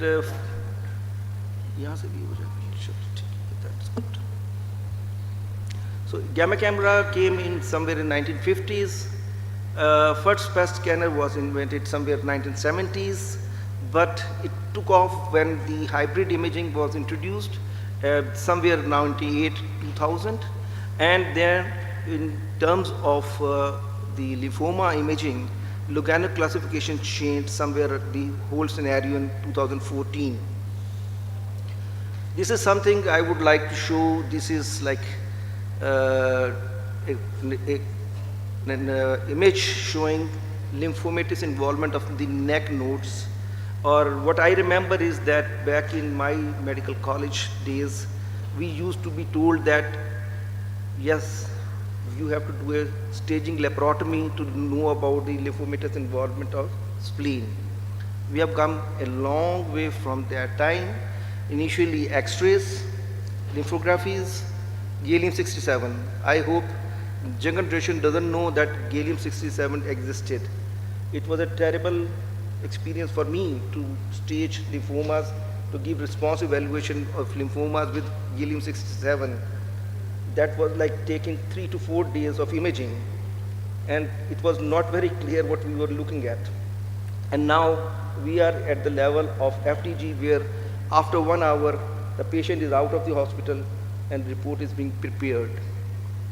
CT, yes, it has got still role here, but wherever there is PET available, CT is not recommended at all. And these are the latest FDG PET images. FDG has been introduced, and all the major guidelines have adopted these. We know about staging, response assessment, and then 5-point dual scoring, reference to the mediastinum and liver. be less than that, these are negative for evaluation of response, and if more than that, then maybe we have got a remnant disease there. PET has found its way into the algorithm of the oncologists. Here they can, whatever favorable risk or unfavorable risk, they need PET evaluation in between and whether to escalate, intensify or de-escalate. So that's how PET has found its way into the algorithms, and now it's going to stay there. Same thing in HL and DLBCL, inadequate outcomes despite treatment intensification and radiotherapy is seen in the high-risk patients, and in these maybe we have to go for something else, whatever is going on in the routine things. This is the one of the latest articles in which the Lugano classification was revisited. A group of experts sat down and saw what was the Lugano classification introduced in 2014, and now after 11 years, what new things can be introduced. So stage 1, above diaphragm or below diaphragm, stage 2, both sides of the, here on one side of the diaphragm, multiple areas, stage 3, above diaphragm with spleen or both sides of the diaphragm, stage 4, you already know all these things where nodes, bone or organ involvement is there. So here in this scenario, they discuss the things and revisions were like considered. First of all, they came to one proposition was to have a 2-stage system rather than 4. Limited stage and stage 3, 4 advanced. In limited stage 1 and 2 without poor risk involvement features, and advanced 1 and 2 with poor risk features. And then stage 3, 4 were can be considered together. Another 3-stage system was also suggested, but no conclusions have been drawn till now, and it's going on whether to change this thing or not. So consensus was unanimous recommending use of PET-CT, continued use of PET-CT for stage and response assessment of Hodgkin, aggressive B cells and T cell lymphomas, follicular and mantle cell lymphomas. And I think this is the domain of radiology. Wherever the FDG is positive, then we don't need CT contrast enhanced at all. Exceptions are there. If you are going for radiation planning for a tumor, then you need contrast enhanced CT. Similarly, you have got, it will have to be detect nodal and visceral disease. PET has got a better performance and to direct the biopsy sites in cutaneous lymphomas. So here for whatever FDG PET is being reported in response assessment, complete, partial, stable or progressive metabolic disease. If current definition of CMR is like Duvel score 1 to 3, it should be retained as such, and definition of fifth DS5 should be at least 2 times the SUV max of liver. And this is something which is like I could find another article that there are 3 times the SUV of liver may be considered as DS5. So in DS5 we have got 2 categories which according to the revision. First DS5A, where there is progressive metabolic disease or persistent metabolic disease due to an increase in intensity and extent of existing lesions only. And 5B, where there is progressive metabolic disease due to the presence of new lesions to allow comparison with their clinical significance. So simple, going back, instead of just simply in DS5, you have got A and B as well. So this is something which should be like part of our reports.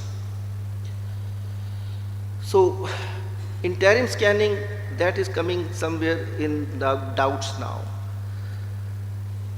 Earlier studies in Hodgkin lymphoma demonstrated usefulness of interim scanning, but recent studies interim imaging was not performed and without with outstanding outcomes still achieved. In non-Hodgkin lymphoma, reacting to interim scanning has not improved outcomes. That means that if, depending upon the results of interim scanning, the decision of treatment change was made, so it has not improved any outcomes.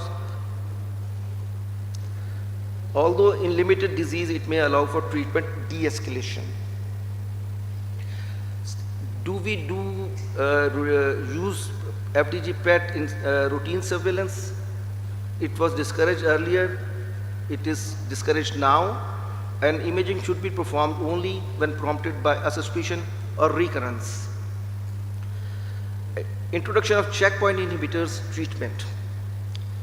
Lyric approach has been suggested. I will come to that later part of that day, later part of my presentation, and then potential use of tumor DNA in the blood. This is something which is surprising for me, and I believe that it has got a great potential to be compared with our FDG PET results. Radiomics is something again where metabolic tumor volume, like total lesion glycolysis levels, and the total tumor volume, metabolic volume, are like something which are things of the near future now. Current data suggests that ctDNA, circulating tumor DNA in the blood, is complementary to imaging. So whatever we are telling about whether there is remnant disease present in interim or in the end of treatment, ctDNA may be like helping us. Still we need to do prospective studies with these before we say that ctDNA is going to replace PET. So just a brief introduction what circulating tumor DNA is. They take a blood sample and calculate the level of DNA circulating in the blood, and it's a highly promising versatile biomarker in lymphoma, and multiple landmark studies in aggressive B-cell lymphoma has established key principles, but prospective validation of clinical trials for DLBCL and HL is still needed. So this is something which is we will be facing in near future. Again, this is the same slide. Again, it's going to tell what's metabolic criteria. What are the metabolic criteria? Complete, partial, stable, or progressive disease. This is an image at before treatment and after treatment, and you can very easily tell that this mass is, though it is there on CT, but it is showing less activity there as compared to liver, so it is not metabolically significant anymore.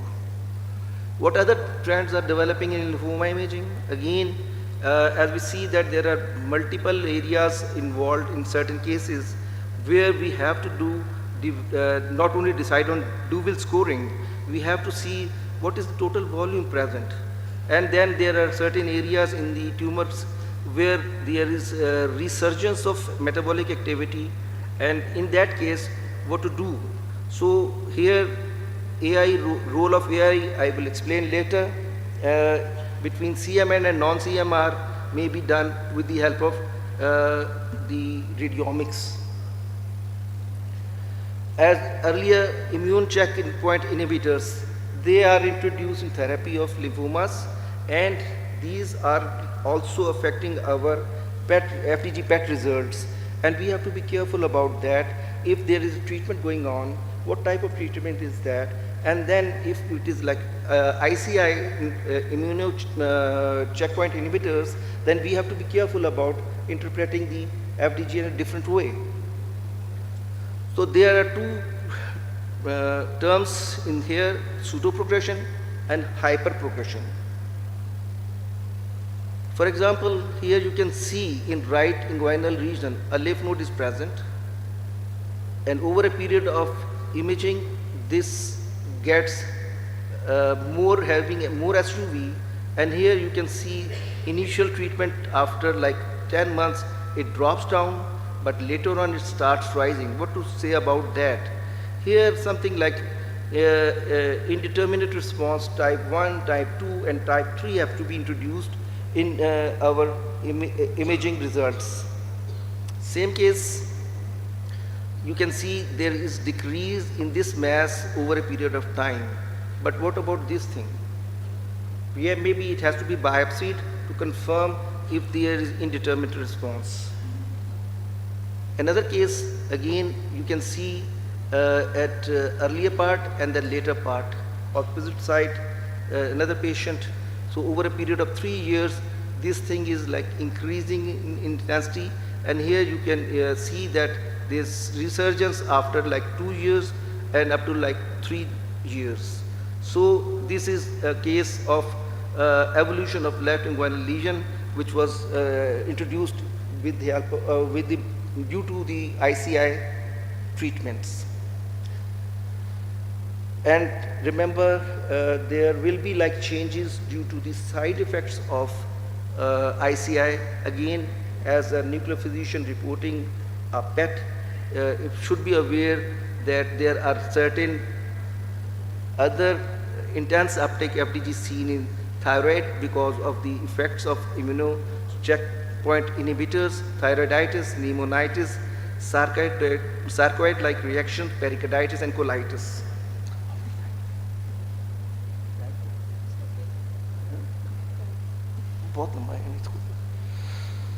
So these lyric criteria, lymphoma response to immunotherapy, modulatory therapy criteria, we have to understand that before we report our FDG PET. Increase in size and number of lesions prior to actual treatment response initially occurs pseudo progression, and metabolic flare phenomena. We have seen this thing back in bone scan days in prostate cancer patients, where the number of lesions, the intensity of uptake of MDP was much more higher than the baseline, and we used to call it like flare phenomena, and we knew that at what time we have to do MDP bone scan before saying that it is progression of disease. At like 6 weeks, 4 to 6 weeks, that was like not recommended at all. Here again, we have to take there over a course of like 3 months, imaging may be performed again, not earlier. So in lyric, complete response same as Lugano, partial response same as Lugano, stable disease, but here IR1, 2 and 3 are introduced. So you have to take that thing into account before reporting. CMR baseline prior to nivolumab, you can see disease present in the above the diaphragm, and after 8 weeks of initiation there are CT based lesions present, but they are no more active and they are less than the liver. So this is called CMR in true sense. On the other hand, number of lesions all over the body, above, below diaphragm, and bony involvement as well.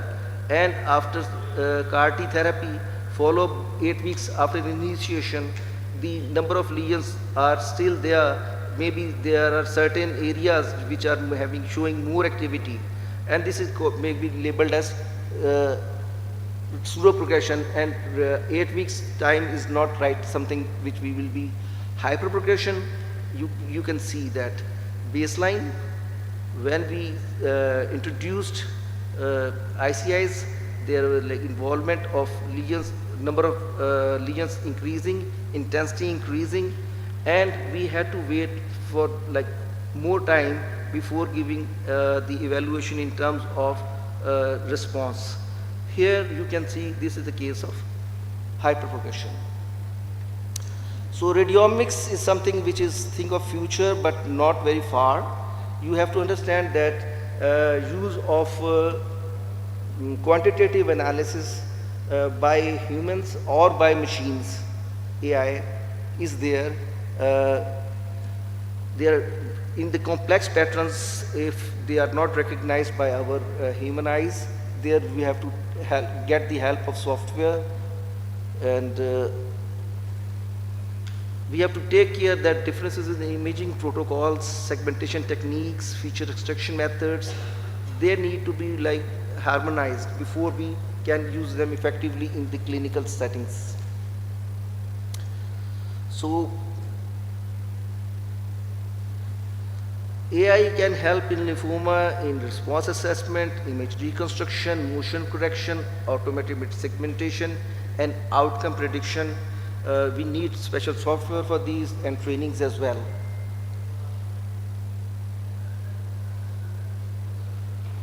So in these settings, what do we have? We have got dose reduction, improving image quality, more efficient scanning, and especially in children where you have to do a number of FDG PET scanning in their lymphoma treatment. So here AI can be like helpful in taking care of these patients in an effective way.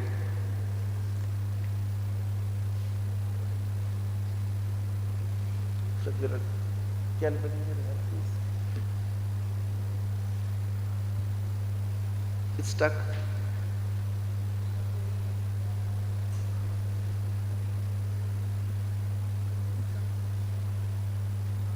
Okay.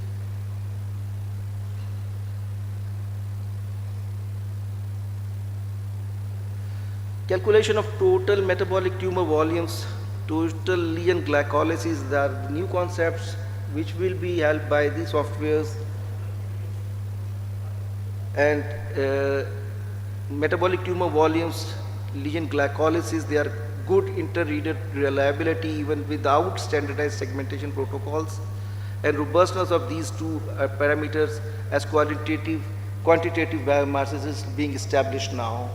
So according to the literature now, benchmark will to provide a standardized practical measurement method for TMT to facilitate to use as a reliable biomarker in patient care. I think I can skip these slides because it's the same thing. There are a couple of software available which I could find on the net. Don't have any disclosure to make, but Accurate is one, Petra, they have providing to collaborate with you people, and you can assess the your patient's progression, regression, etc. with the help of it. Another one is LifeX. I believe that you people can download these after their permission and registrations, and you can utilize them for research purposes. Last, FAPI is something which you have already known, Gallium-68.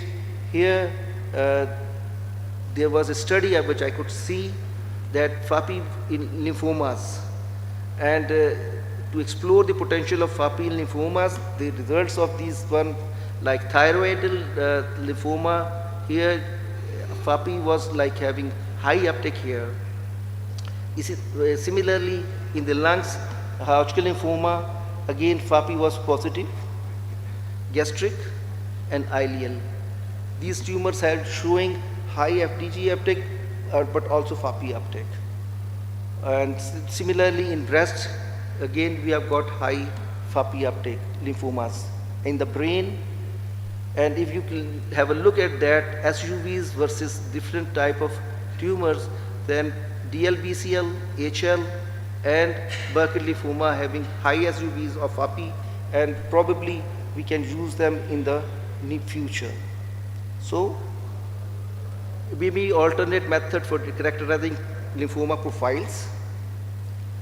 So we have come to the top of the mountain, and we think that we have like covered a lot.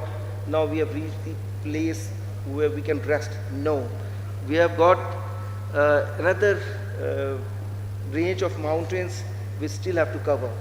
So we have to keep updating ourselves, and FDG is there, but I believe that over a period of time, new pharmaceuticals will be available in Pakistan, and we have to keep on going from here. Thank you.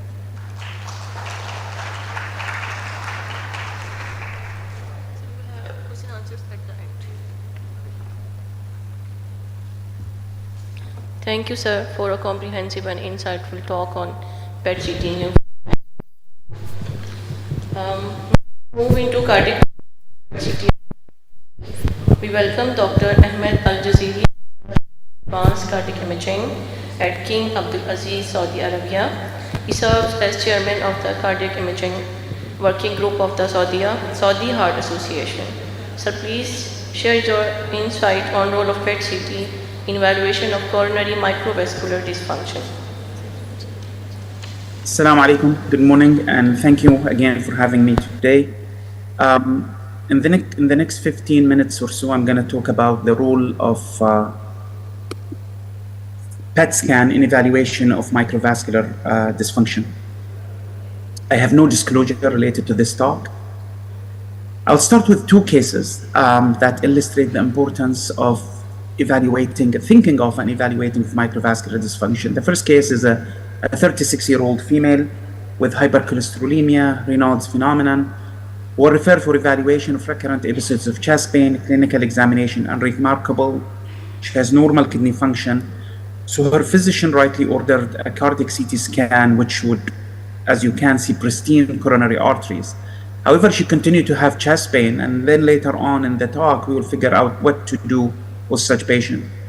Another patient is a 66-year-old female who is diabetic and insulin, have hypertension. She reported episodes of exertional chest pain with normal clinical exam despite having a normal SPECT MPI. Now, as we all know, the leading cause of death in our areas, probably similar to Saudi and Pakistan, is cardiovascular diseases. We share the same color, as you can see, and we are among the highest countries of cardiovascular mortality. Interesting enough, although the number of cases referred for myocardial perfusion imaging are the same, the number of cases that are showing ischemia or abnormal SPECT are coming less and less, despite the fact that we have higher incidence of diabetes, higher incidence of dyslipidemia, higher incidence of metabolic syndrome, and higher incidence of obesity. Likewise, if we look at the rate of obstructive coronary artery disease detected on patients with chest pain, it's interesting that 33% of patients who are men have obstructive disease, and 65% of patients, one-third of patients of men patients referred for coronary evaluation have non-obstructive disease, and 65% of female have non-obstructive disease. So the majority of patients are referred for evaluation of coronary artery disease do not have obstructive coronary artery disease. Even in those with proven ischemia, the rate of having obstructive disease is 97%. So for those patients who are all comers, at least 1 to 2/3 of patients do not have obstructive disease. And in those patients with significant ischemia, 1/4 of them do not have obstructive coronary artery disease. Furthermore, we know from CT studies that if the patient have normal coronary arteries, the minute they present with chest pain, their survival decreases. As you can see in this dark blue line in men on the left side of the screen, women on the left side of the screen, these are asymptomatic men, and these are men who have chest pain and normal coronary artery disease by CT. As you can see, there is a significant reduction in survival in both men and women. So we have patients who have chest pain, do not have coronary artery disease by anatomical evaluation, and yet they are still symptomatic and they are still having low outcome or poor outcome. Furthermore, we know from all the studies that looked at revascularization that patients after having PCI or opening of the artery that thought to cause them chest pain still having significant angina. If we look at these studies as the COURAGE trial, 34%, 1/3. If you look at ischemia trial, 40%, more than 1/3 of patients who have significant ischemia, end up with revascularization of ischemia-related artery, continue to have chest pain from areas that are not thought to be causing their pain, and they are found or confirmed to have non-significant coronary artery disease. So maybe we should be looking at the Phantom of the Opera. And this goes to the fact that whenever we think of coronary arteries, we think of this. We think of the major coronary arteries that are the left main, LAD, circumflex, and PDA, while in fact, this only accounts for 5% of coronary vasculature. The other 95% of coronary vasculature is related to microvascular arteries and arterioles that we cannot see by anatomical evaluation. On top of that, we know from our physiology that the majority of regulation of blood flow happens at the pre-arterial and arteriolar level, probably in capillaries.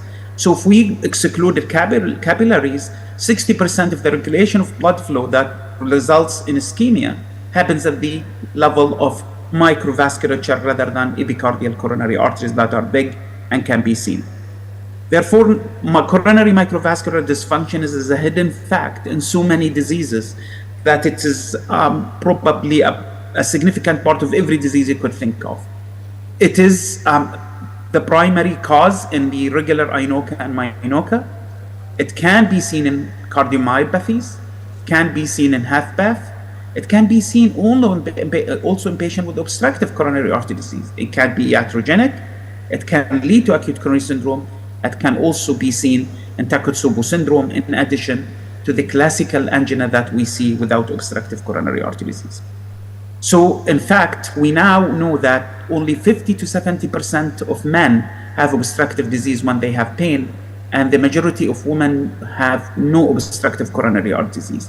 And this usually range from INOCA, which being detected on myocardial perfusion imaging, to those that have abnormal vasodilation that should be done on PET scan, to those that have vasospasm in patients who should go to invasive coronary angiography, and then of overall endothelial dysfunction that encompasses all of these. So basically, when we look at obstructive disease, we are only looking at the tip of the iceberg, and the majority of the iceberg that is not seen is related to microvascular dysfunction.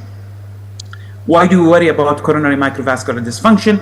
We worry about coronary microvascular dysfunction because there is 4-fold increase in mortality and 5-fold increase in major adverse clinical events. So basically, we are looking at disease that is prevalent in every disease entity that we have, that act primarily to control the blood flow to the myocardium and is associated with major adverse clinical events. So how do we diagnose coronary microvascular dysfunction? We can diagnose it either by non-invasive technique, which can be done by PET, in which we look at myocardial flow reserve less than 2.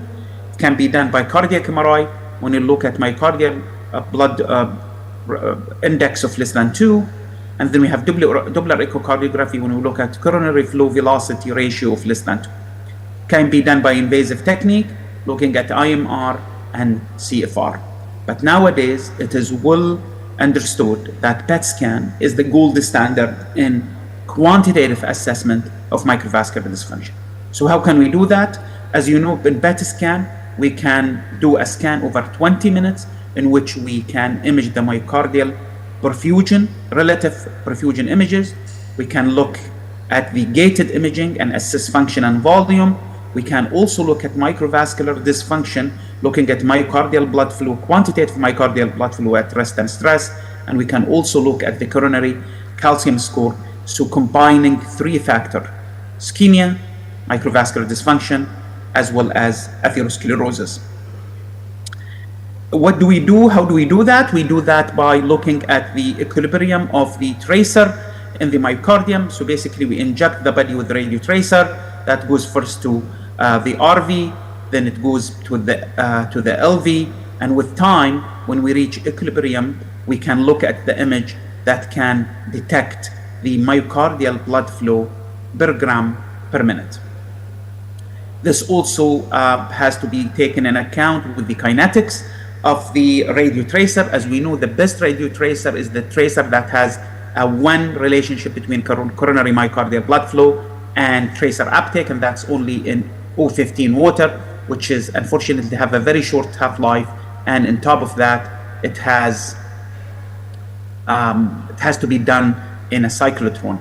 Now, the other tracer that we use in PET is N13 ammonia and rubidium are so far of being perfect and with the advent of fluoroperidase, probably we'll go in a better way of identifying a good relationship with myocardial blood flow and kinetics. Nonetheless, comparing the ammonia and rubidium to the microsphere, which is done in animal model, you could see that the relationship is excellent with an R of almost 98%. So what do we do with myocardial blood flow quantification? We know that myocardial blood flow is measured at rest and peak vasodilation, sometimes called hyperemic response. Then MFR, which is myocardial flow reserve, is the ratio between stress and rest MFR. Generally, MFR of less than 2 is considered abnormal. However, if we look at the biggest data with 12,500 patients that come from St. Luke Heart Institute of Mid-America, the cutoff probably is less than that, is 1.82. Now, depending on how specific or sensitive you want to be, you could consider 2 or less than 1.82. Now, severely reduced MFR of less than 1.5 may indicate multivessel disease, and balanced ischemia should be taken in account. And MFR of 1 to 1.2 may indicate inadequate response to vasodilator and non-diagnostic study.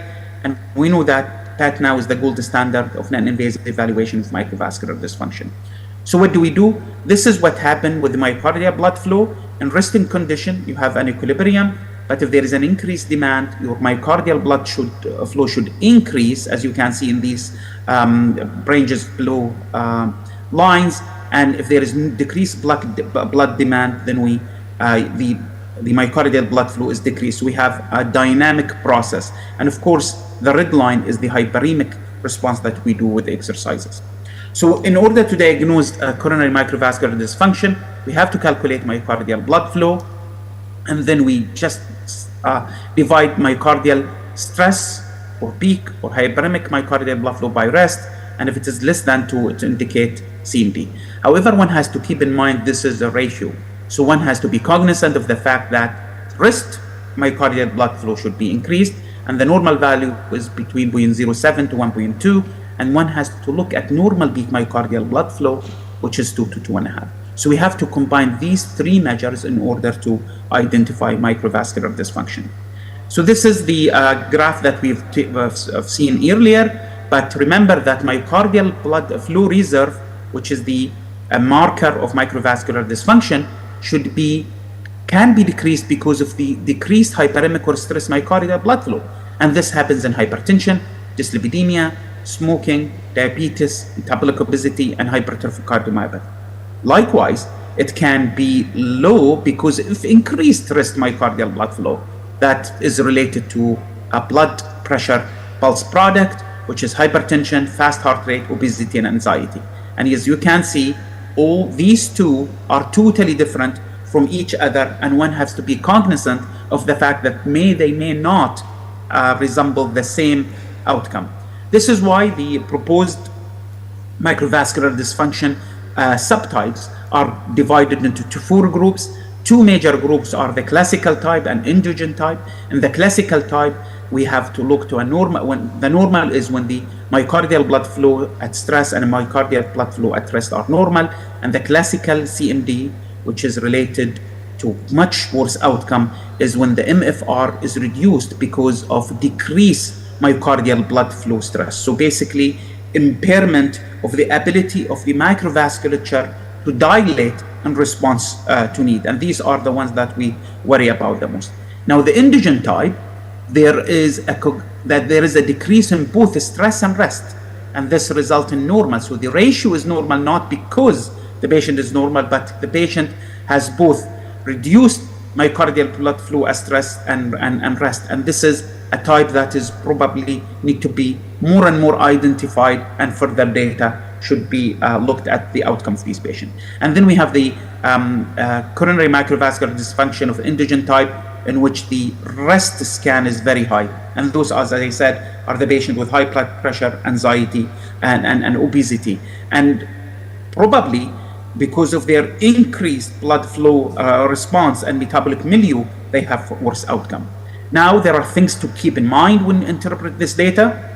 First, if there is minimally increase in peak flow, one should be consider inadequate response to vasodilator, rendering the test non-diagnostic, and probably should not comment on ischemia, microvascular dysfunction, or the presence of coronary microvascular dysfunction.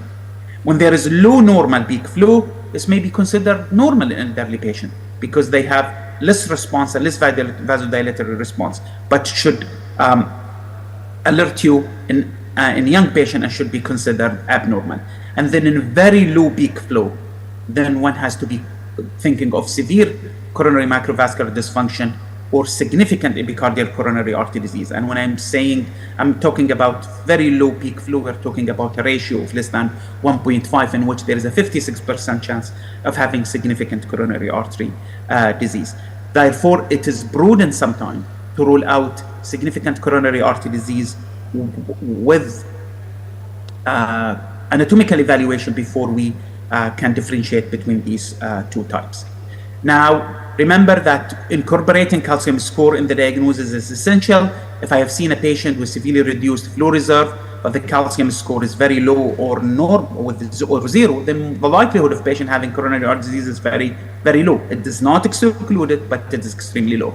If we consider, we have to consider anatomical evaluation on those patients to rule out significant coronary artery disease, particularly if the likelihood of the disease is very high.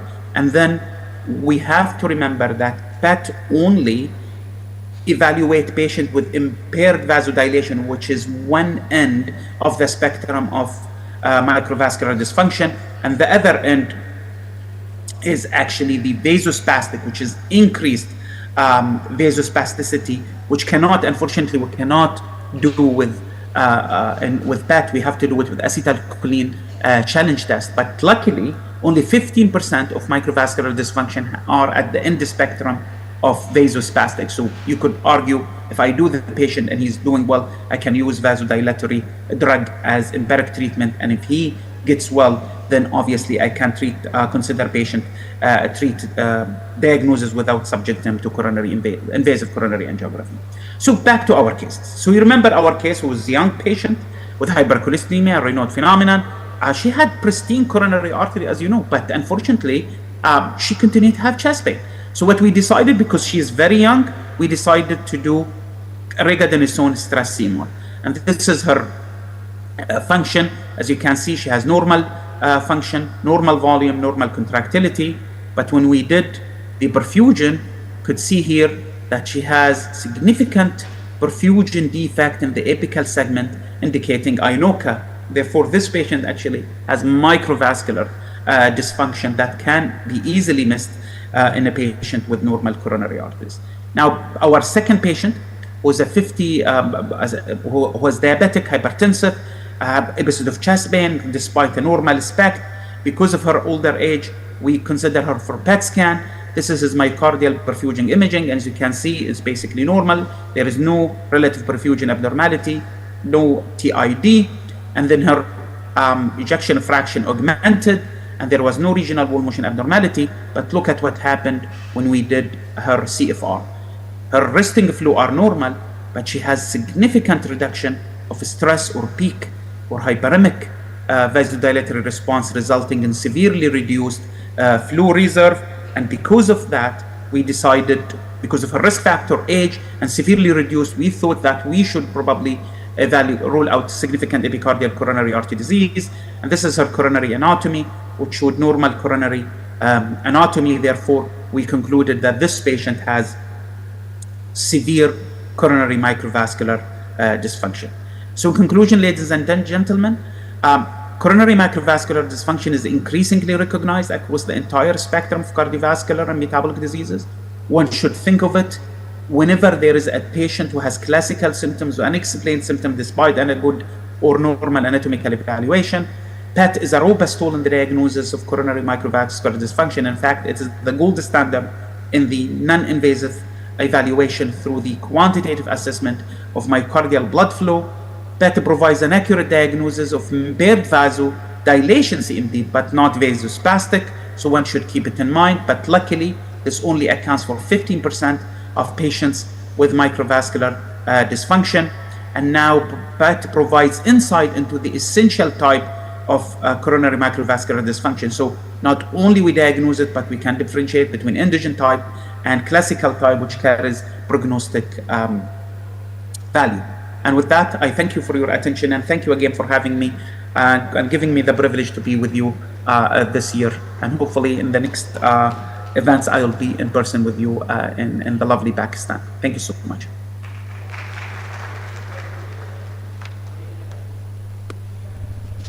Thank you, Dr. Al-Jazeeri. Our question and answer session will be at the end of all presentations. Your presentation enhances our understanding of cardiac PET-CT. Thank you again. So much.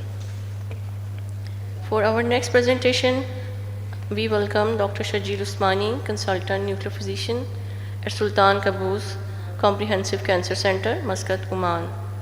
He holds Fellowship of European Board of Nuclear Medicine and Asian Nuclear Medicine Board, and author of more than 150 publications. Dr. Usmani will give talk on expanding the role of PET-CT in breast cancer from metabolic to receptor-specific and fibroblast activation imaging.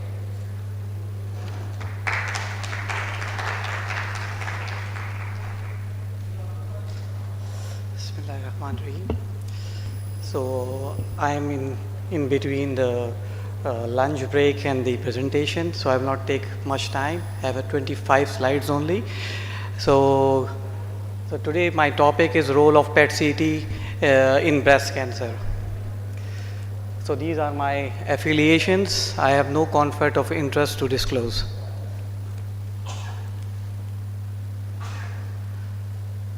So I will start. Can I have, you have a pointer, please? Yeah, it's working. Thank you. So I start with a case. This is a case of 39-year-old young lady with left breast cancer, ER/PR positive, and this is a whole body bone scan. You didn't find anything. The size of the tumor is 1.5 centimeter. So what do you think? What will be the mode of further treatment this patient? Young patient, 1.5 centimeter breast mass with a dense breast. Likely this patient will go for a surgery. But having a young patient with dense breast, PET scan was done. Can anybody guess what type of PET scan it is?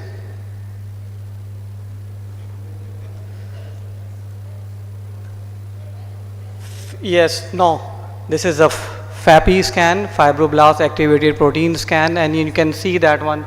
This patient has a very extensive mass with level 1 and level 1 to level 2 lymph node with internal memory involvement, plus patient has a liver involvement and multiple bony lesion, and additionally there is a adrenal lesion as well. So totally changed. This patient becomes stage 4 and go for a palliative chemotherapy. Another case. This is a 64-year-old female recently diagnosed with a breast cancer, locally advanced breast cancer, so underwent a FDG PET-CT. So if you can see that one, this patient has some very heterogeneous uptake in the breast, and there is a small prominent left axillary lymph node, equivocal, and you can see the difference between this FAPI. FAPI has a very extensive tumor, and plus patient has a axillary lymph node metastasis plus the supraclavicular. So it changed the management by seeing the different one. So this is my outline. I've talked about the breast cancer introduction. I will talk about the different tracers, and then finally. So breast cancer is the most common malignancy in women and a leading cause of death. It is approximately 2.3 million cases each year diagnosed with the breast cancer. And Pakistan has one of the highest incidence of breast cancer in Asia. Around 90,000 women are diagnosed with the breast cancer each year, and half will be died with it. So what is the role of nuclear medicine? The breast scan imaging has transformed the way we detect, characterize and monitor breast cancer, enabling more precise and personalized care. So breast cancer is a very heterogeneous tumor. So we have a different histological type like ductal, lobular, and there are multiple subtypes like luminal A, luminal B, triple negative, and they have a different prognosis. Patient with a triple negative, they have a more worse prognosis, and as compared to the one with a lumen lay, which having a good prognosis. Like talk about the conventional, they are equally good, and they make a foundation of breast cancer imaging like mammography, ultrasonography and MRI. They are meant for diagnosis, detection and staging, and each modality offer a unique and complementary diagnostic strength. So molecular based imaging provide you the functional assessment of the breast cancer by visualizing the metabolic, molecular characteristics of tumor beyond the conventional anatomy. So there are different radiosensors available for doing a breast cancer imaging. There are some conventional tracer like FDG. Then we do a bone imaging with technetium, and there is a PET tracer called sodium fluoride for bone imaging. And there are the upcoming tracer. These are the investigational tracer. The top three are FAPI, FES and trevehexane. So number one is an FDG, the another one is the fluoroestradiol receptors. So you will image the receptors, estradiol receptors, and then we have a tracer which target the fibroblastic FAP, okay, the fibroblast activating proteins. And then you have some miscellaneous tracer like trevehexane or targeted some certain receptors like trastuzumab. So they have a spectrum of tracer available for breast cancer imaging. So I will start one by one and look at it, what have their advantages and some limitations. So as you know that FDG is a glucose analog, and its uptake is facilitated by the GLUT receptors, and it is trapped inside the cells. As Dr. Amna told you before that one, the FDG uptake is related to the proliferative activity and the aggressiveness of the tumor. But the sensitivity of FDG is depend on the various types of the breast cancer, receptor status, grade, and some tumors, some types of breast cancer having a high avidity and some having a low avidity. So sensitivity varies with the different type of breast cancer. So still FDG make a vital role in the staging of breast cancer, from staging and restaging. So what are the common indications for FDG PET-CT in breast cancer? Is for initial staging. It is very good in the lymph node assessment rather than the primary staging. Primary staging is mainly done by ultrasonography, mammography and MRI. But in the young patient and a locally advanced disease that we have more chances to develop a distant metastasis, they have a very good role. And for evaluation of distant metastasis, so main indication is evaluation of distant metastasis and prognostic prediction, and FDG is a prognostic marker. If it is highly avid, having a poor prognosis. And last but not least, the very important is the evaluation of treatment response, either in a new adjuvant setting or from start. So FDG uptake is vary with the tumor type. So we have a certain tumor of lobular breast cancer having a low uptake, and as compared to the triple negative with having a higher uptake. And you see a little bit moderate uptake seen in the patient with ER/PR positive as compared to the ER/PR negative. So lobular having a low uptake and triple negative having a higher uptake. So sensitivity of FDG PET-CT is lower in the lobular breast cancer. Why it is? Because it has a lower XUV max, because it is having a lower tumor cell density, decreased proliferation rate, and you have a diffuse infiltration of the tumor of the lobular breast cancer and a low level of GLUT expressions. The second tracer is the FES. This is the second tracer which is approved by FDA for breast cancer imaging. What is the fluoroestradiol? It targets the ER receptors. So it gives you an in vivo imaging of the ER receptors. So it is very good good for the with the patient with ER. So it was the FDA approved for the metastatic breast cancer. You cannot biopsy in each and every lesion whether this a patient came with the recurrence of breast cancer. Doesn't mean that one it was ER PR positive before, and even in the recurrence it is having a same biology characteristics. So having a very good impact to assessing the ER PR expression in the breast cancer. It's very helpful in the invasive lobular cancer. Why? Because 95% of lobular breast cancer having a ER expression, and they are very less avid on FDG. And having a high specificity, as you know that the FDG is not a specific marker. It go to the infection, inflammatory condition and other benign condition having an uptake. But as compared to FES having a higher specificity because they are not positive on mainly on infection and inflammatory conditions. And it will be very helpful, this tracer, for the majority of patients.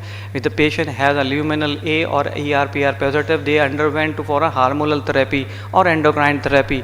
So FES having a very good role in assessment of the patient on the endocrine therapies. And sometimes these hormonal therapies was given in combination with other targeted therapies like ribociclib and cyclin dependent dekinase. So you want to know that one, this one will help by adding this CDK with either hormonal therapy addition will be benefit or not. So I will give you an example. This is a case of 54-year-old female with newly diagnosed breast cancer. The upper part imaging of the FDG PET-CT. And FDG PET-CT is positive, having an uptake in the breast mass. There is a prominent lymph node which is non-FDG avid. As compared, you can see that one, the FES having not only positive in the breast tumor, but it is also positive in the axillary lymph node, and the biopsy came out with this patient was positive with the lymph node metastasis. The third very promising tracer is the fibroblastic activated protein, FAPI. It is a type 2 transmembrane glycoprotein. It is expressed in the fibroblasts such as the cancer associated fibroblasts, which is form the main component of tumor stroma. And this FAP expression is seen in the 90% of epithelial tumors.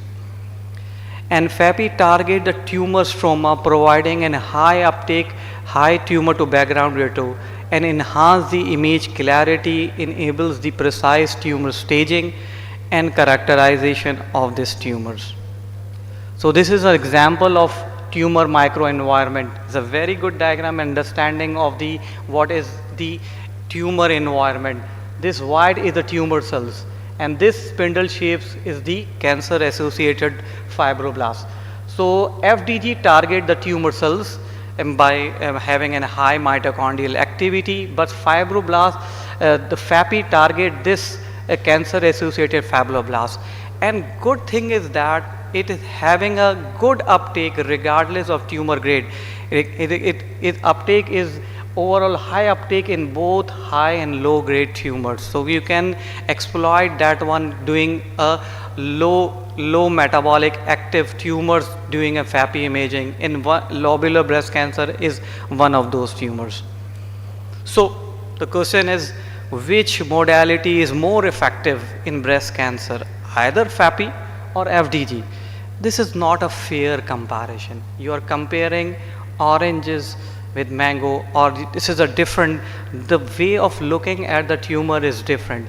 One is looking at the tumor stroma, and one is looking at the glucose uptake in the tumor.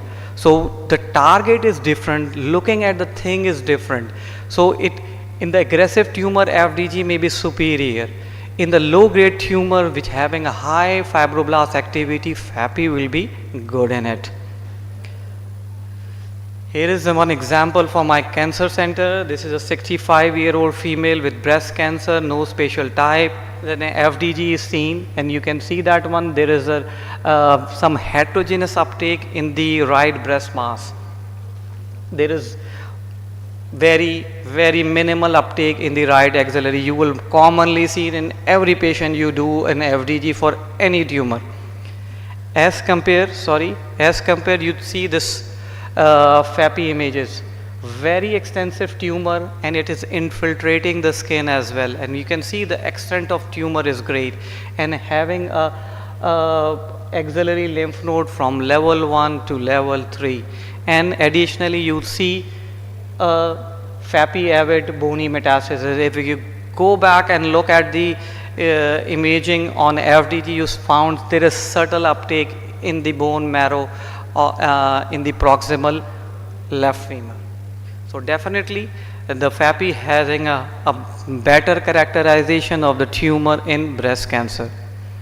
So what is the role of FAPI in a breast cancer? Is a high diagnostic accuracy, a high tumoral uptake, high tumor to background, and it will be alternative to the tumor like lobular breast cancer, which having a very low avidity in lobular breast cancer.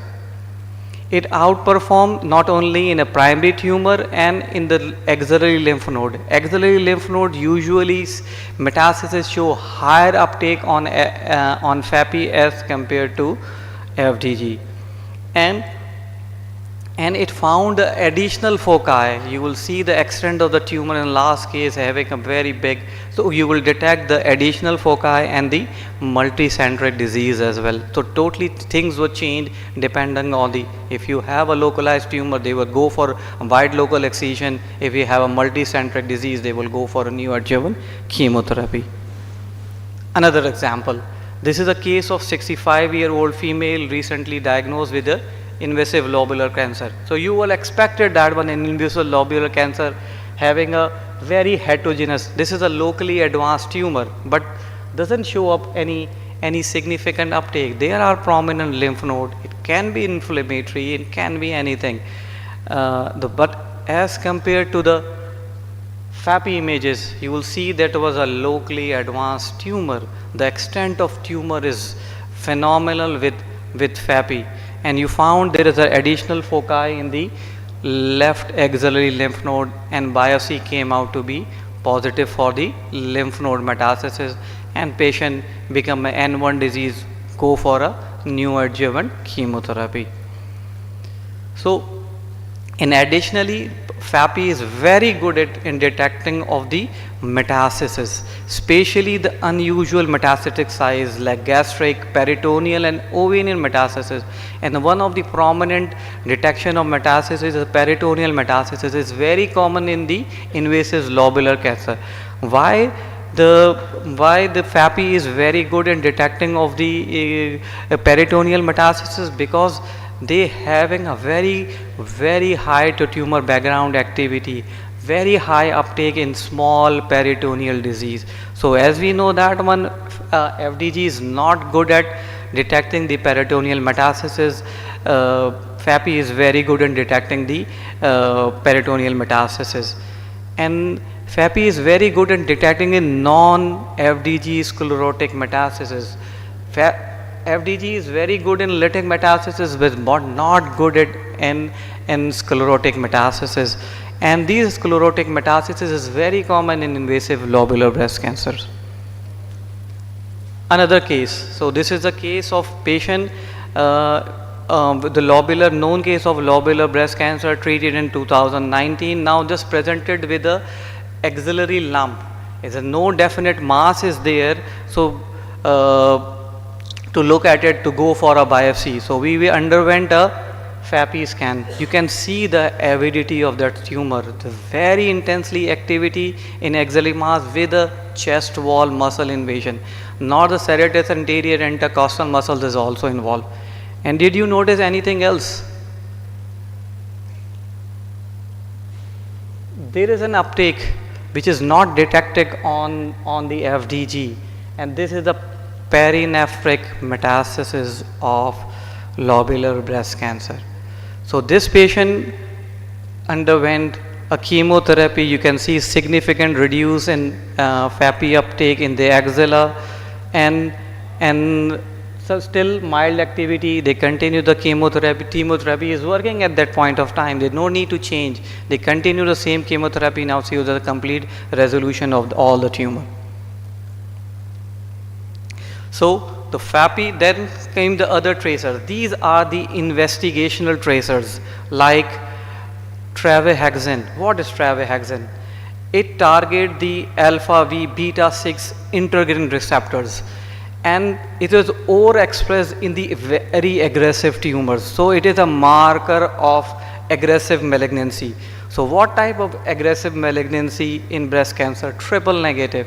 So it will be a good prognostic marker, integrin. Second investigational tractor in you can see a lot of publication is coming is trastuzumab. What is trastuzumab? Herceptin. It is used for the breast cancer treatment. So did we image those Herceptins? Yes, we can target the human epidermal growth factor HER2 receptor to image these tumors. But still, these are the investigational tracers. Very small institutional based experience is there. There is no precise larger population randomized controlled trial is present. Okay, so we have an FDG, we have an FES, both are FDG approved, FAPI very promising, and then we have some investigational tracers. So just my light slides just summarize the things. So FDG, it targets the GLUT receptors. What are the pros and of FDG? Widely available, very good in initial staging and restaging of breast cancer, and it provides that prognostic. What is the cons of FDG? Have a low sensitivity, especially in the lobular breast cancer and certain low-grade tumors of breast. There's a mucinous type of breast cancer having a low activity. And it is not good in the certain type of metastasis, non-FDG avid sclerotic metastasis. You will see around 15% of cases. Second in FES is target the FES receptor, estradiol receptors. What is the advantage? It is in vivo imaging. You cannot biopsy the each site of whether having the heterogeneity is very common in breast cancer. So it gives you an in vivo imaging of the ER expression, and it is very good in response assessment. You give this hormonal therapy for 5 years, and they have a lot of side effects. So whether you propose that on whether these tumor having a ER/PR expression or not. So you want to know those ones. So it's very good. But there is some limitations, physiological uptake seen, and there's a lot of background activity seen. And there is some competitive, you are giving an hormonal therapy, you have to stop certain hormonal therapy for certain period of time, and especially sometimes 6 weeks as well. So other very promising traitor is the FAPI, which target the cancer associated fibroblast.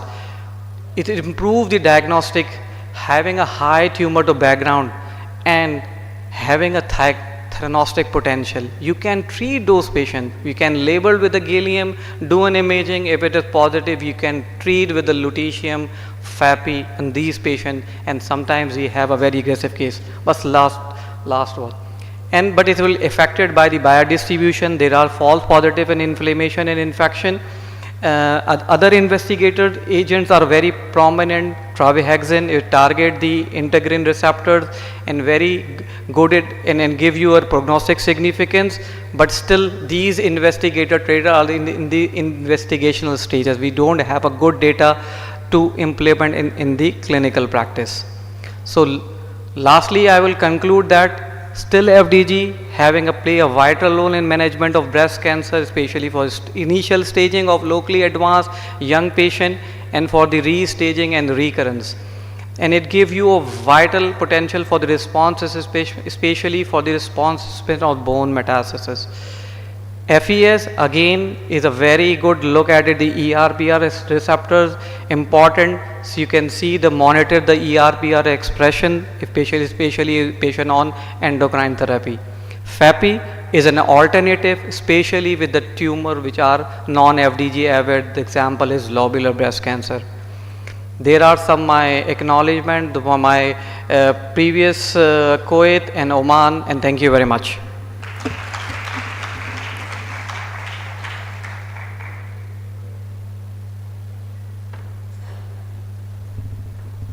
Thank you very much, Dr. Sharjeel, for a comprehensive insight on role of PET-CT in breast cancer. We have concluded the formal presentations for this PET-CT session.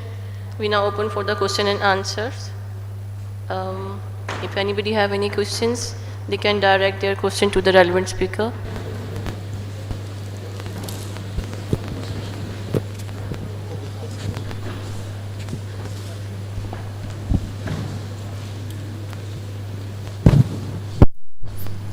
Hello.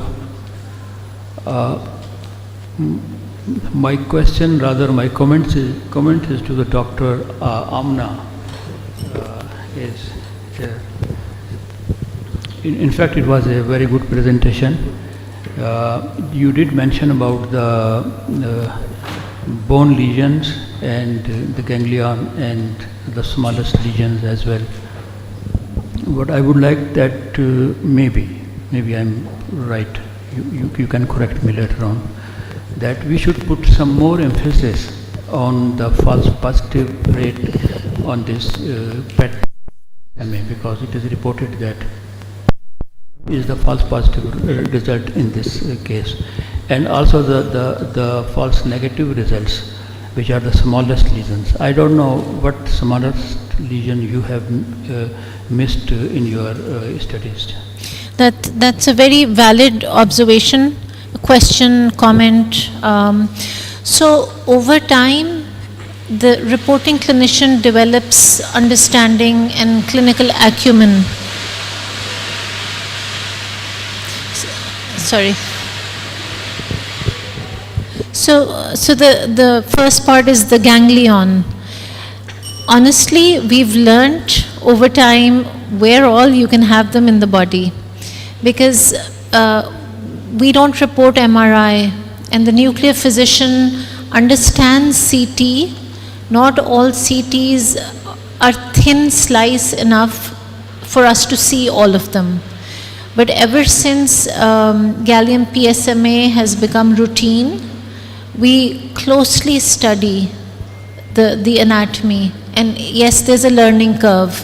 So you want to be careful. We have some cases where we've given lutetium therapy, and that goes to the same places also. So we have some pretty, I shouldn't call them pretty, but nice depiction of ganglion uptake with lutetium also. The second thing is false negative and the smallest size lesion. Honestly, I've seen 2 millimeter nodes take it up. My biggest fear is something which is dedifferentiated. That's a true false negative. So below 2 millimeters, even an MRI would not call the node. But if it's an aggressive lesion and we don't see uptake in it and the disease has dedifferentiated, that's a true false negative for gallium PSMA. If there's good expression, it can pick up the tiniest of lesions. So it's phenomenal, and we're learning along the way constantly. Assalamu alaikum. May I have a question? Yes, please. Dr. Ahmed, thank you so much for joining us. I have a brief question. We all have been using PET-CT, which has remained the gold standard for estimation of myocardial blood flow. But nowadays, SPECT systems are, especially CCT-based systems, are coming for the estimation of MFR. So I just wanted to have your insight about the accuracy or the help of these SPECT-based systems in the estimation of MFR, especially in the resource-constrained environments. Thank you. Well-valid question.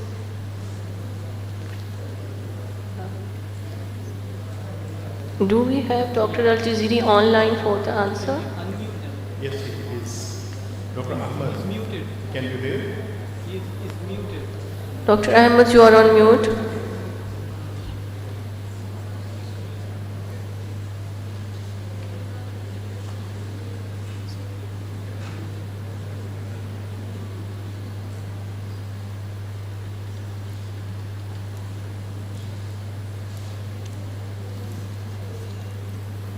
Dr. Ahmed, can you please respond?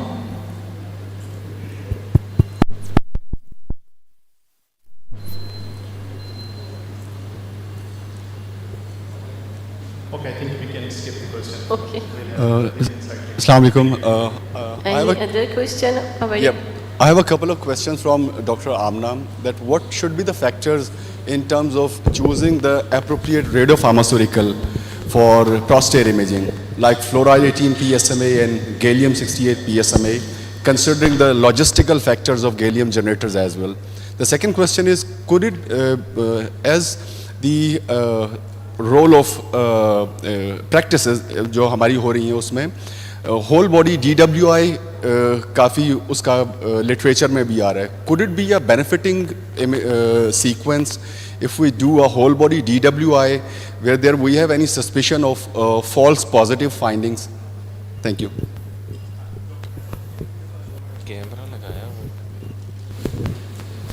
Dr. Ahmed, are you available? Yes, I am. Sorry, I had to step away for a second. Okay, no problem. I hope you heard the question. No, unfortunately, I was away. Can you repeat the Just question? my question was that we have been using PET-CT for estimation of MFR as a standardized practice, but nowadays CZT-based SPECT systems are coming with the estimation of MFR. How do you see the potential of these SPECT systems, and how accurate is the diagnosis with these systems, especially in the resource-constrained environments? Thank you. Thank you so much, Dr. Rahman, for the question.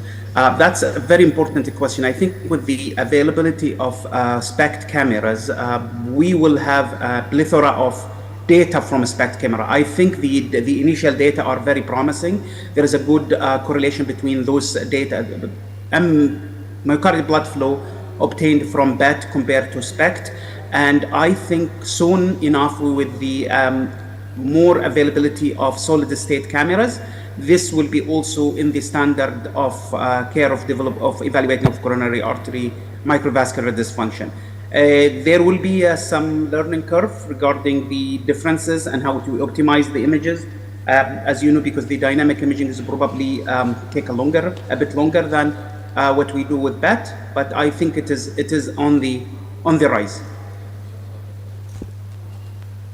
Thank you so much. Thank you so much. Thank you so much. Thank you. Dr. Amna, please. Sorry for the interruption. That's okay.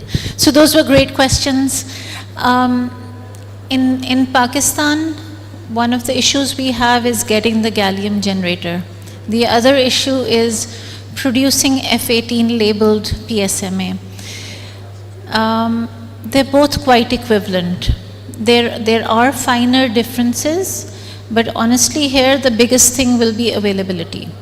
So we get the generator. The generator has a life of 1 year. It is expensive.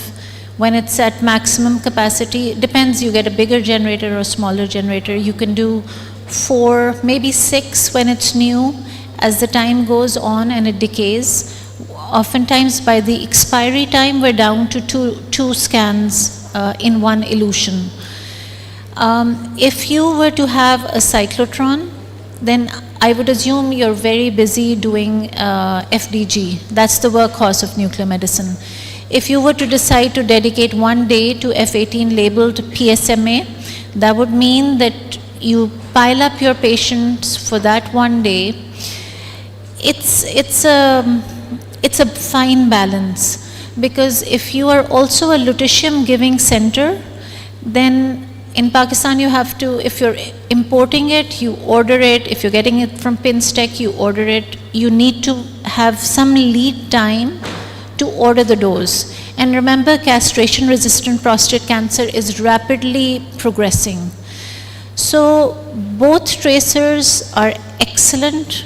I have a colleague who loves PSMA label, F18 labeled PSMA, because she feels the bladder activity is less. I feel you may have more incidental findings in the bone. It's literally like they say potato, potato. They're very similar. Whatever is available to your center, go for that.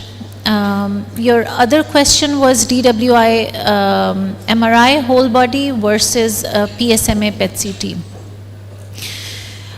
For those of you who have had an MRI personally, would know how long and cumbersome a single region MRI is. You could have quick sequences in order to cover, to stage for prostate, it has to be a whole body sequence, which will take some degree of time, which is fine. In a busy center, your biggest competition is time on the scanner. The other thing is a PSMA scan is also able to decide is the patient, is he able to get PSMA, lutetium therapy or not. And that's the biggest role of a PSMA PET CT. Even if you stage it with an MRI, you'll have to come back to PSMA because you can't give lutetium without knowing the receptor status in a given patient. So where you have the option, I would always opt for PSMA. If you don't have it, but you have an MRI which has time, go for MRI, and then you'll have to repeat additional imaging at another center for therapeutic purposes. I hope that answers your question. A very quick question. I have a question for Dr. Sharjeel. So when we talk about triple positive breast cancer and HER2 is positive, we don't go for just trastuzumab.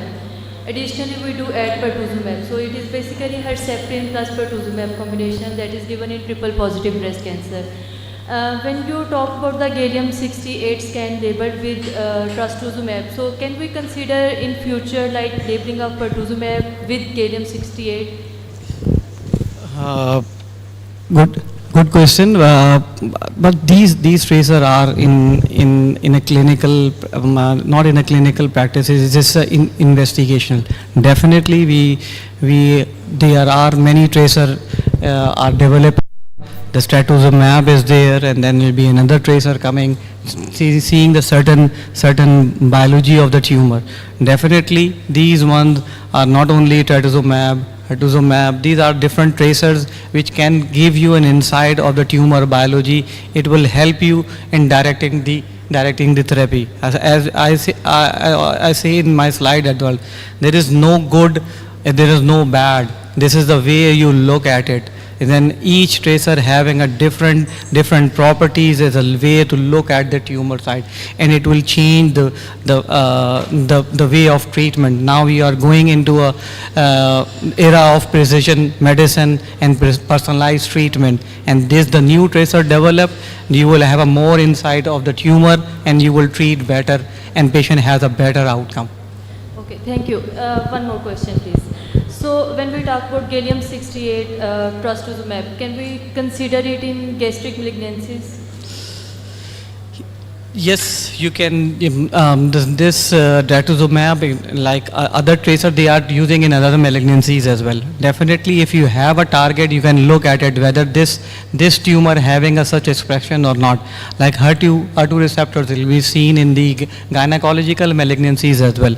So it will give you an idea that this will give. You are not able to biopsy each and every metastatic site. You want to know that one, and you know that what the tumor heterogeneity is in common.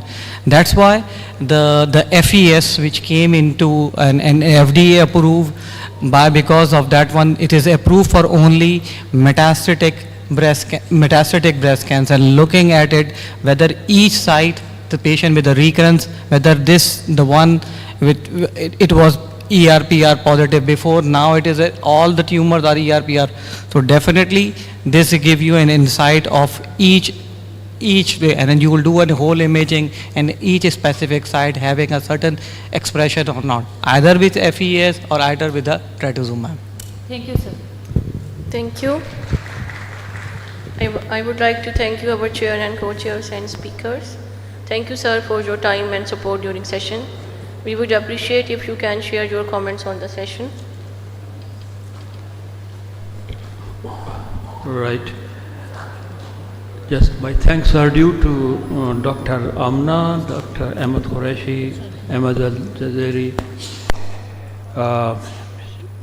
Sharjeel Osmani. Thank you very much for your excellent lectures. And last but not the least, with the audience, I think what I was watching here sitting, because this is the best place to sit and see You people are the wonderful people, and no one was sleeping actually.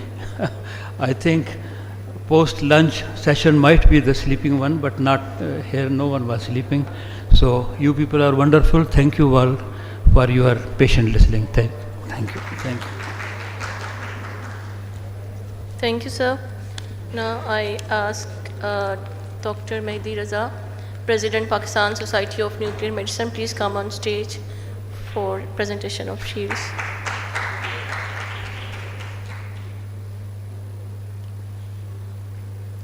First, Dr.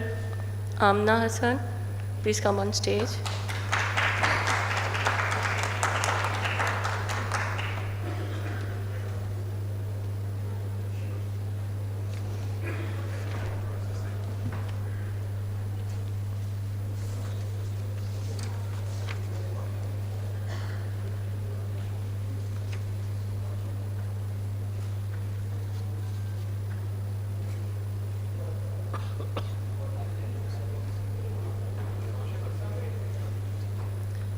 Dr. Ahmed Qureshi.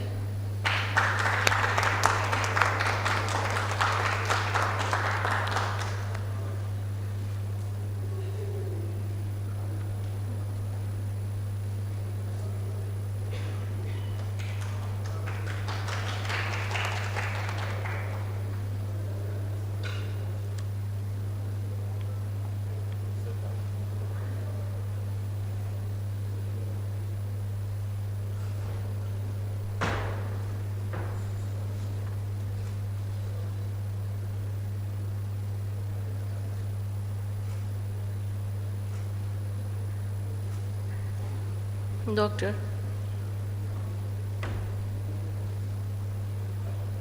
Sharjeel Usmani.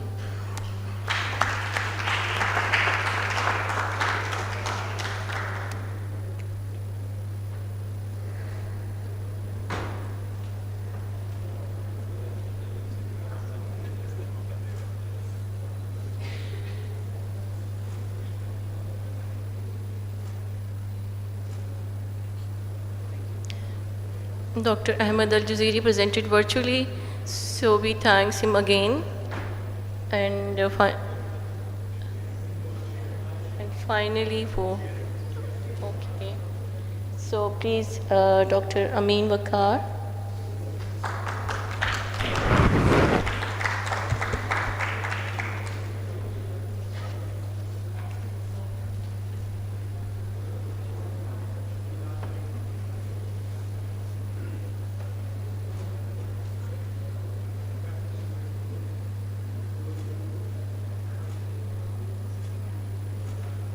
Dr. Asif Jilani.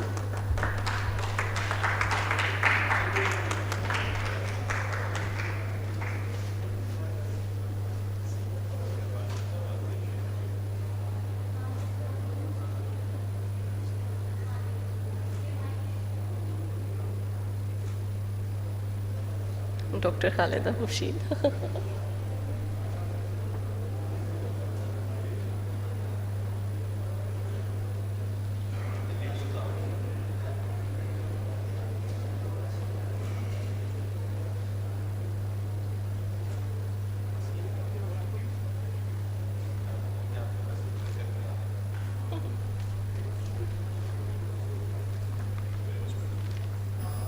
Thank you very much.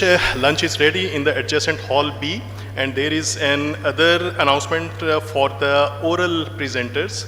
We'll have an oral presentation session for the free papers abstracts in the adjacent hall B that would start at around 2:50. So initially it was supposed to start at 3:30. Now the time is 2:50. So I would request all the presenters to be there by 2:50. And so please enjoy the lunch. Thank you.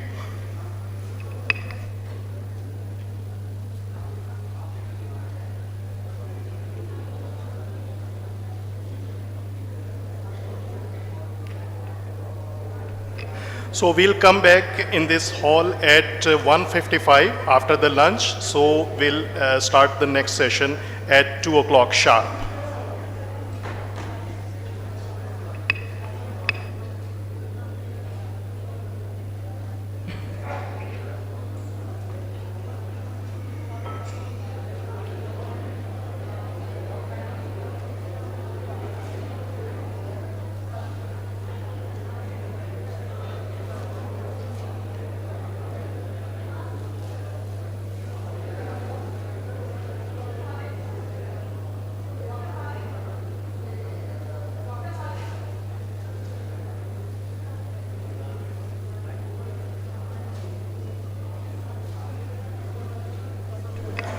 all Executive Council members are requested to please come to the stage.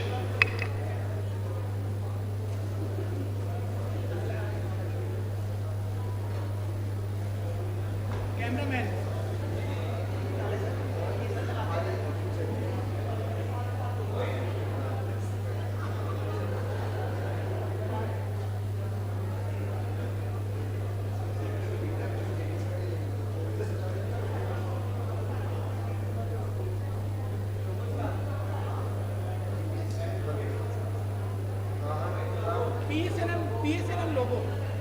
PSNM logo.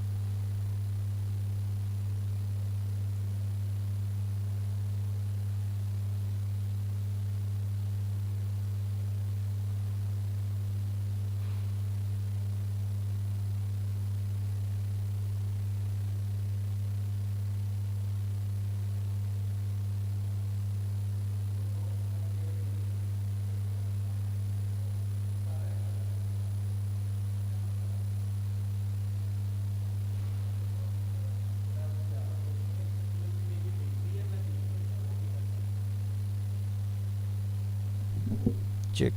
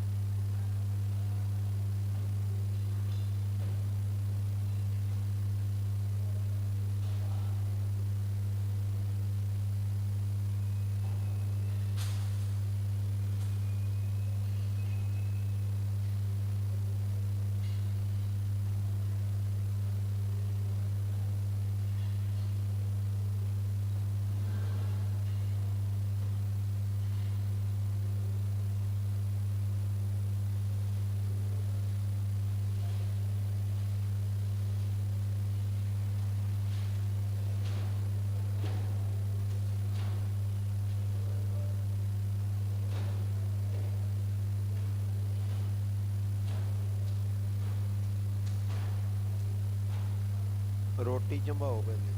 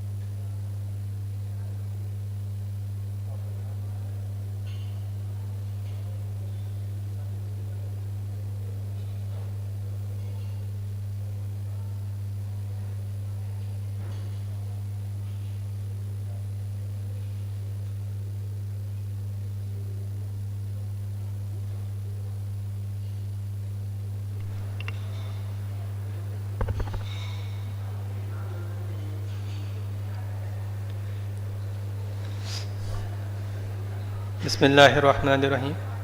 I welcome all my distinguished colleagues, guests, experts in this session of Pakistan Society of Nuclear Medicine 10th Annual Conference. I request everyone who is outside the hall, please come inside and take the seats so that the session can be started.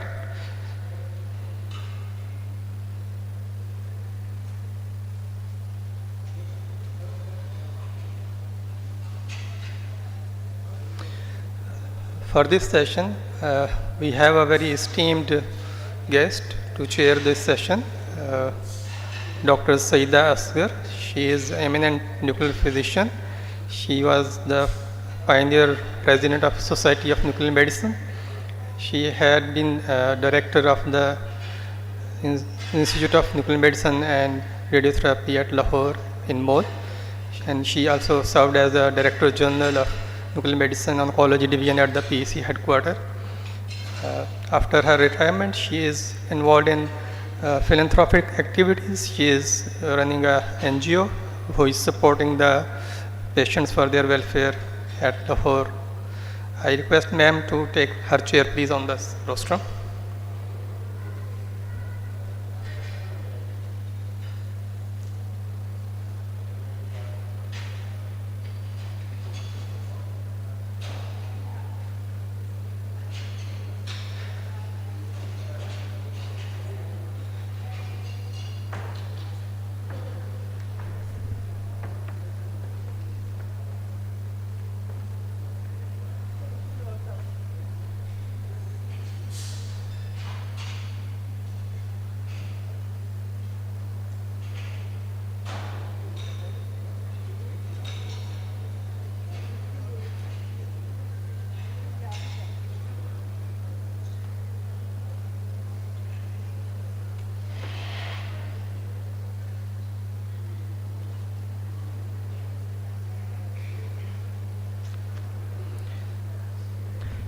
The co-chair of the session, Dr. Shabana Saeed, eminent nuclear physician and a teacher of almost all the physicians in the commission who studied at Pias. She is serving her dual duty here, currently busy in the exam conduction. So we have to start the session, we are already late. My first speaker is Dr. Akifullah Khan.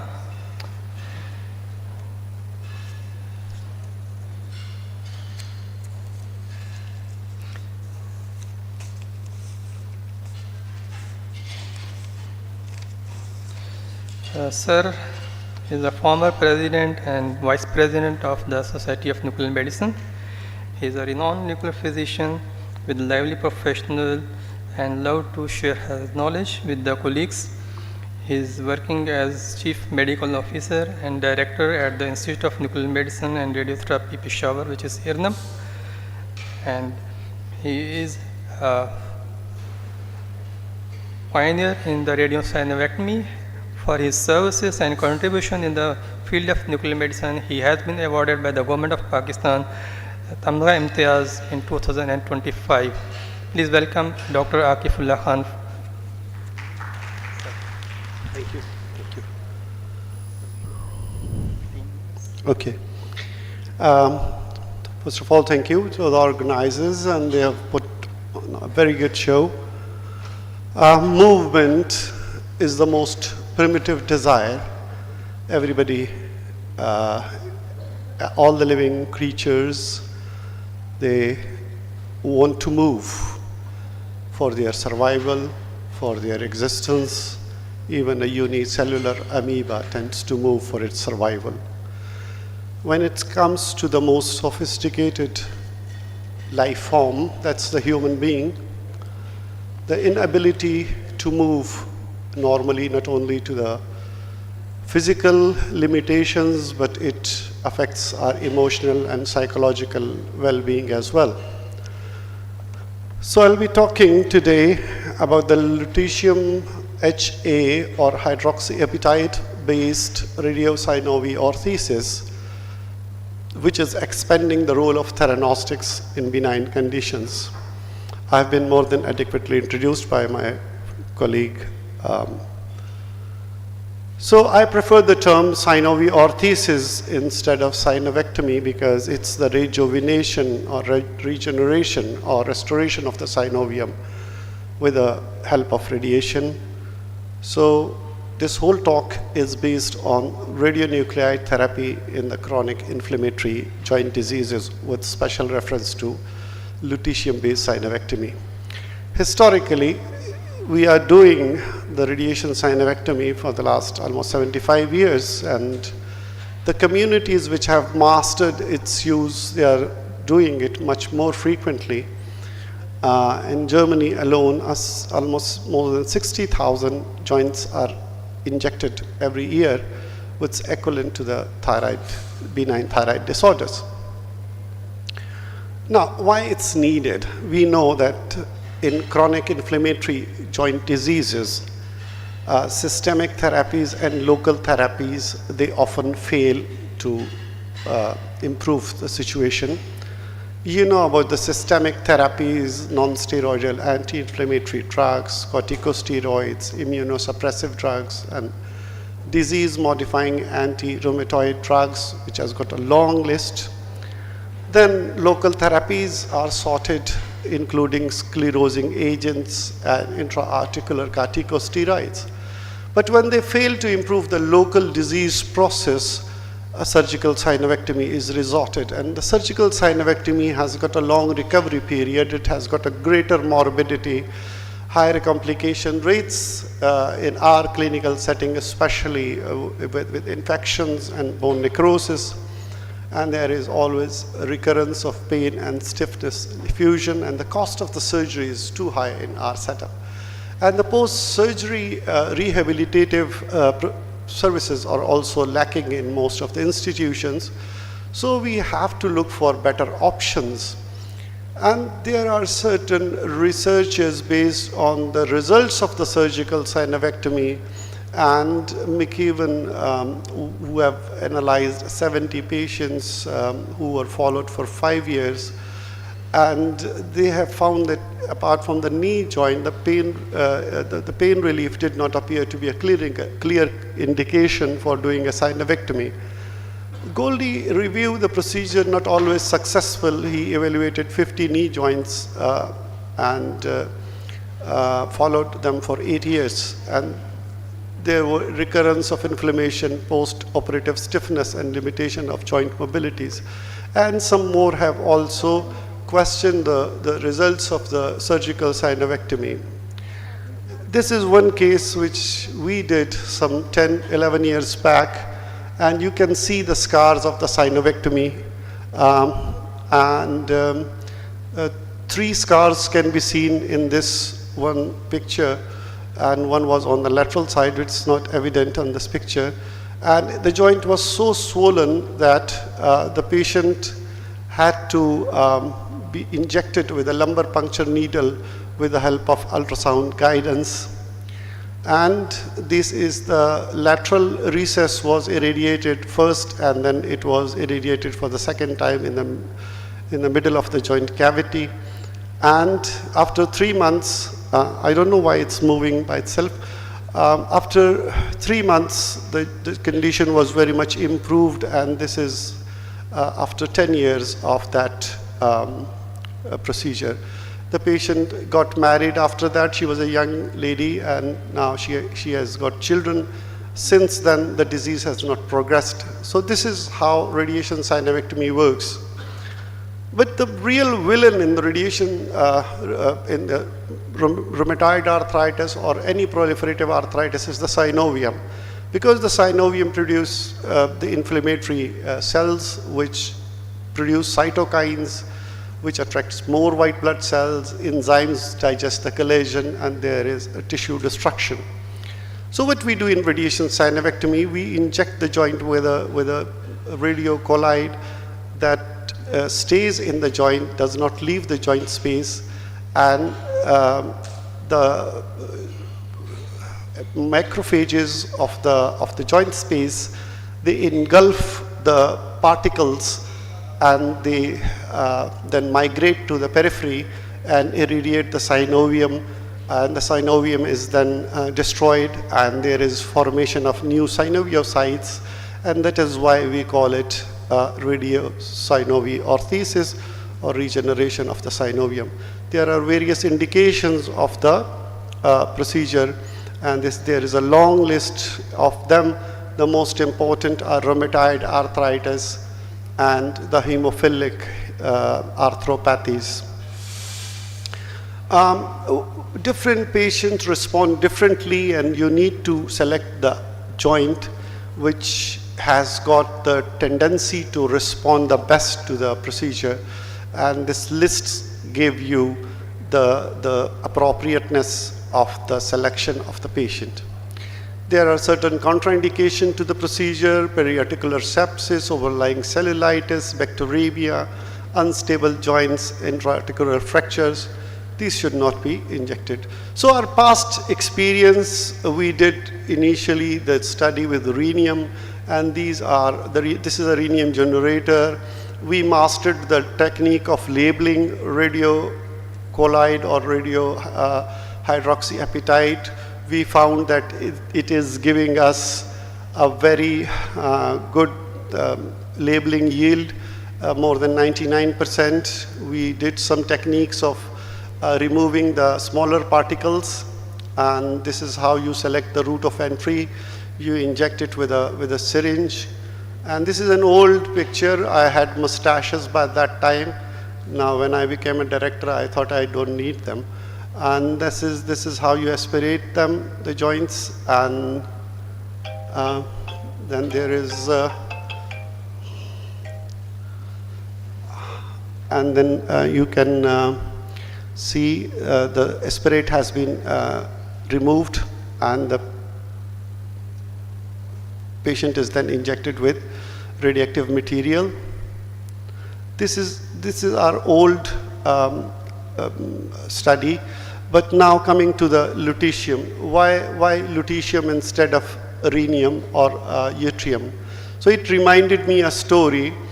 A young lady brought her 7-year-old child to the psychoanalyst and telling her, my child is painting all the paintings with a red color, or she is using only the red in all of her drawings. The psychoanalyst took her to a separate room, in a semi-dark room, hypnotized her and asked her why you are using the red color always. And she said, I have got only one color, so that's why I'm using the red color. So in choices, we had only the lutetium available as a beta emitter to be labeled with colloids, and the availability and the cost led us to use lutetium. Then we did some literature survey, and the lutetium appeared to be quite promising, and these are all those researches that we went through, and we thought we can use lutetium because it has got a longer half-life. Its beta emissions are although very low energy, but it has got gamma emission, which will help us allowing the imaging and the biodistribution. And its advantages were there regarding its beta particle, its production, and its logistics. The first studies that were done in lutetium preparation that were studied and the human usage were documented, and then we went through all those papers which have done the radiation synovectomy with lutetium. So it has got the advantages of localized therapy, its imaging capabilities, and its alternative to surgical synovectomy. Its limitation are low energy beta, better outcomes in early stages of diseases is documented, but in the advanced stages, the outcomes are not that good. And it needs specialized nuclear medicine facility. And the most importantly, the ethical issues, because we are facing a lot of problems with PNRA not allowing us to use it because lutetium is not yet aided in European guidelines. but we are on it, and we are in the process of getting ethical approval from the Provincial Ethical Bioethical Committee. So let me give you some glimpses how we do a lutetium-based radiation synovectomy labeled with hydroxyapatite. First of all, you check all the referral notes. You go to through the radiology. You read all the papers. Look at how much painkillers the patient is, non-steroidal, anti-inflammatory steroids, and if they are taking any medication which are disease-modifying or immunosuppressives. Then you do all the precautions related to radiation protection. Goggles are always helpful, because if there is a spillage, because the joint is high pressure, if there is some spillage, and then your eyes should be protected. A lead apron is always helpful in reducing radiation dose to the nuclear physician. You need helping hands, and I have a brilliant team who organize the whole things for me, and I just come and inject. So it saves a lot of time if you have got a good team. So I'm proud of Team IRNM. My radiopharmacist is here, my nuclear physicians are here, my techs are here. So I'm proud of them. And this is how you examine both. You should examine both the joints first, because you compare it and you take a picture. Then you take an ultrasound probe and you can examine the point of entry. Then you inject the radiopharmaceutical as per guides of the ultrasound, and then you press on the puncture site, and then you give a full range of movements, and then you restrict or immobilize the joint for 24 hours, and then you can pose for a group photo as well. And there is no leakage. Yes, I can see, I've got 2 minutes. So you can see there are no lymph nodes, and this is a localized activity in the knee joint. So this is a joint we injected about 1 month back, and the results are already, yesterday we called that young lady, 20 years old, non-specific unilateral arthritis. In hemophilic, you see a biodistribution not that smooth, and sometimes you see a spot where you inject, because in hemophilia there is a clot inside the joint space. So when you inject, some of the activity will be staying in the joint, because it's not fluidy as it's in rheumatoid arthritis. So sometimes it happens. This is a joint bilaterally injected 4 days apart, and you do follow up 3 to 4 months, some suggest 6 months, and you may do some imaging too. So the summary of our work, we have yet injected up till now 18 joints. Out of them 14 were hemophilic arthropathies, and there was no bleed since since our first or the solitary injection, and all joints are responders, and no subsequent bleeds have been documented. 3 joints of rheumatoid arthritis, and recently one young female who had non-specific arthritis were injected, and they all had very good responses. So the take-home message is patient selection is important. You should select chronic proliferative synovitis. It's better to give it early in the early or moderate disease with minimal joint destruction. So in the future direction, we should have larger control trials, and we should compare the results with other radiopharmaceuticals that are available. Yes, I'm done. So it's a long process. I'll end my presentation with a few verses from Amjad इस्लाम अमजद के ए वारिसाने ख़ित्ते ख़ूबाने अर्ज़ पाक, शायद तुम्हें हमारे सफ़र की ख़बर नहीं, इस ख्वाब के अक़ब में हैं सदियों के रत जगे, ये दास्तां तवील है कुछ मुख्तसर नहीं, माना बहुत तवील है मंजिल का रास्ता, तारीख जितना लगता है ये उस कदर नहीं, तारों के राजदान हैं गर्दों शिकार हैं, हासिल हमारे शौक़ का गर्दे सफ़र नहीं. Thank you all of you. Thank you. Thank you, sir. Thank you very much. Indeed, it was a very insightful presentation on the radiosynapectomy. Now I move to our next speaker,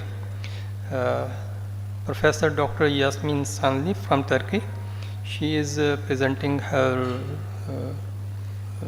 presentation online. The topic is PSMA therapy in metastatic castration prostate cancer, practical consideration and clinical outcomes. It is over to Yasmin Sanli.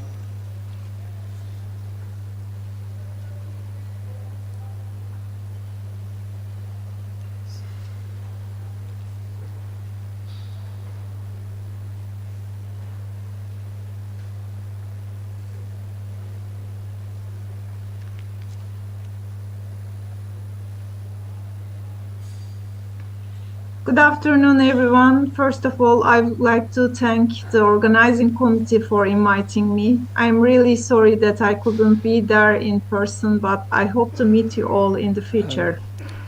Professor, your over voice the is past not few audible. years, PSMA-targeted theranostics have come a long way in the management of castration-resistant prostate cancer.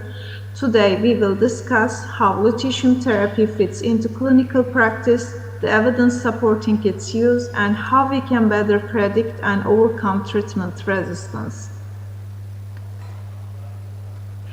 As you can see on this slide, PSMA is highly overexpressed in prostate cancer cells almost in 85 to 90% of cases. This makes PSMA an ideal theranostic target, meaning it can be used both for imaging and for therapy. On the therapeutic side, we use beta and alpha emitters like lutetium or actinium PSMA and newly diagnosed Auger and conversion electron emission terbium PSMA. Let's briefly review the key clinical trials that established PSMA-targeted radioligand therapy in metastatic castration-resistant prostate cancer. The first study that I would like to mention, the VISION trial, published in New England Journal of Nuclear Medicine in 2021. It showed that lutetium PSMA significantly improved overall and radiographic progression-free survival in PSMA-positive patients previously treated with RP and taxane chemotherapy. After this, lutetium PSMA was approved by the FDA. So in Turkey, we have been using this therapy since 2015. The second trial is therapy trial in Lancet Oncology 2022, compared lutetium PSMA with cabazitaxel and demonstrated higher PSA response rate and fewer grade 3 to 4 toxicities. And most recently, the PSMA-4 trial evaluated lutetium PSMA in patients progressing on RP but not yet exposed to chemotherapy. Its positive outcomes have led to expanded FDA approval in this year, allowing earlier line use before taxane therapy. These studies define the evidence-based indication for lutetium PSMA therapy. And you can see here contraindication of lutetium therapy.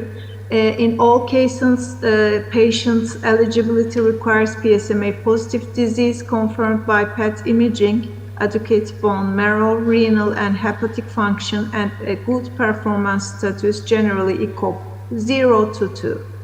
The ANM and SNMMI procedure guidelines also recommend therapy to be performed in specialized nuclear medicine centers with standard dosing of 7.4 gigabecquerel every 6 weeks for up to 6 cycles, adjusted individually according to response and tolerance. I would like to present you 2 different patients in our clinic. The first patient was 82 years old, initially diagnosed in 2014 with Gleason score 7 prostate cancer. After radio and hormonal therapy, he developed disease progression with mediastinal lymph nodes and bone metastasis. He was chemotherapy-naive patient and he received 2 cycles of lutetium PSMA in combination with enzalutamide. His PSA dropped dramatically from 3 to 0.08 nanogram milliliter, and PSMA PET-CT confirmed almost complete response, as you can see here. The other patient was diagnosed with metastatic prostate cancer in 2019 with a Gleason score of 8. He received hormonotherapy, taxane chemotherapy, enzalutamide, and radiotherapy to the vertebra before our treatment. Later, he was referred to our clinic for lutetium PSMA therapy. At baseline, the lesion showed very little or no uptake of FDG PET, but there was intense uptake on gallium PSMA imaging. So we expected a good response. However, after 2 cycles of lutetium PSMA, there was a clear PSA rise and significant progression on PSMA scans. Even after 1 more cycle of lutetium and switching to actinium PSMA treatment, as you can see here, the disease kept progressing. So this case really raises an important question. Why did treatment fail in a patient who, based on imaging, seemed like an ideal candidate?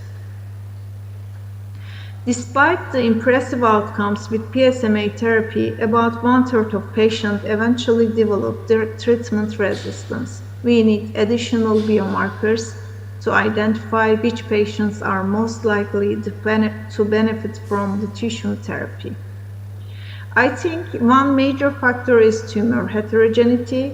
Lots of studies comparing gallium PSMA and FDG PET-CT have shown that some patients harbor PSMA negative but FDG positive lesions, suggesting aggressive, dedifferentiated tumor clones that are less responsive to radioligand therapy.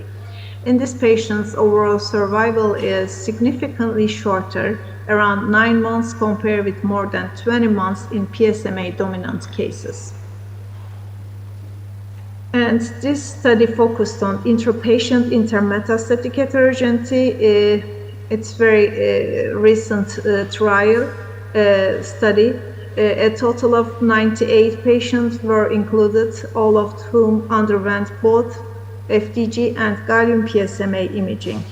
Heterogeneity was also observed among lesions within the same patient. In 37 patients who had FDG positive but gallium PSMA negative lesions, additional gallium dotatate imaging was performed in this patient. Overall, intrapatient intermetastatic heterogeneity was identified in 82% of cases. They found a total of 12 different lesion imaging phenotype combinations were detected. As you can see here, patients with intermetastatic heterogeneity had significantly shorter median overall survival, 9 months versus not reached. So patients who had at least one FDG positive but PSMA negative lesions show a shorter median overall survival compared to those without such lesions, 5 months versus not reached. And finally, in patients who underwent gallium dotatate, the presence of at least one dotatate positive lesion was associated with shorter median overall survival, 3 months versus 6 months. Yes, after this point, secondly, tumor burden is so important. So when we look at the P subgroup analysis that is published in this year, the authors investigated whether PSMA tumor volume could predict PSA progression-free survival and overall survival. So basically they showed that patients with higher tumor burden had worse survival. Using a cutoff of 234 milliliter, they demonstrated that PSMA tumor volume was a key prognostic factor, especially for those receiving enzalutamide alone.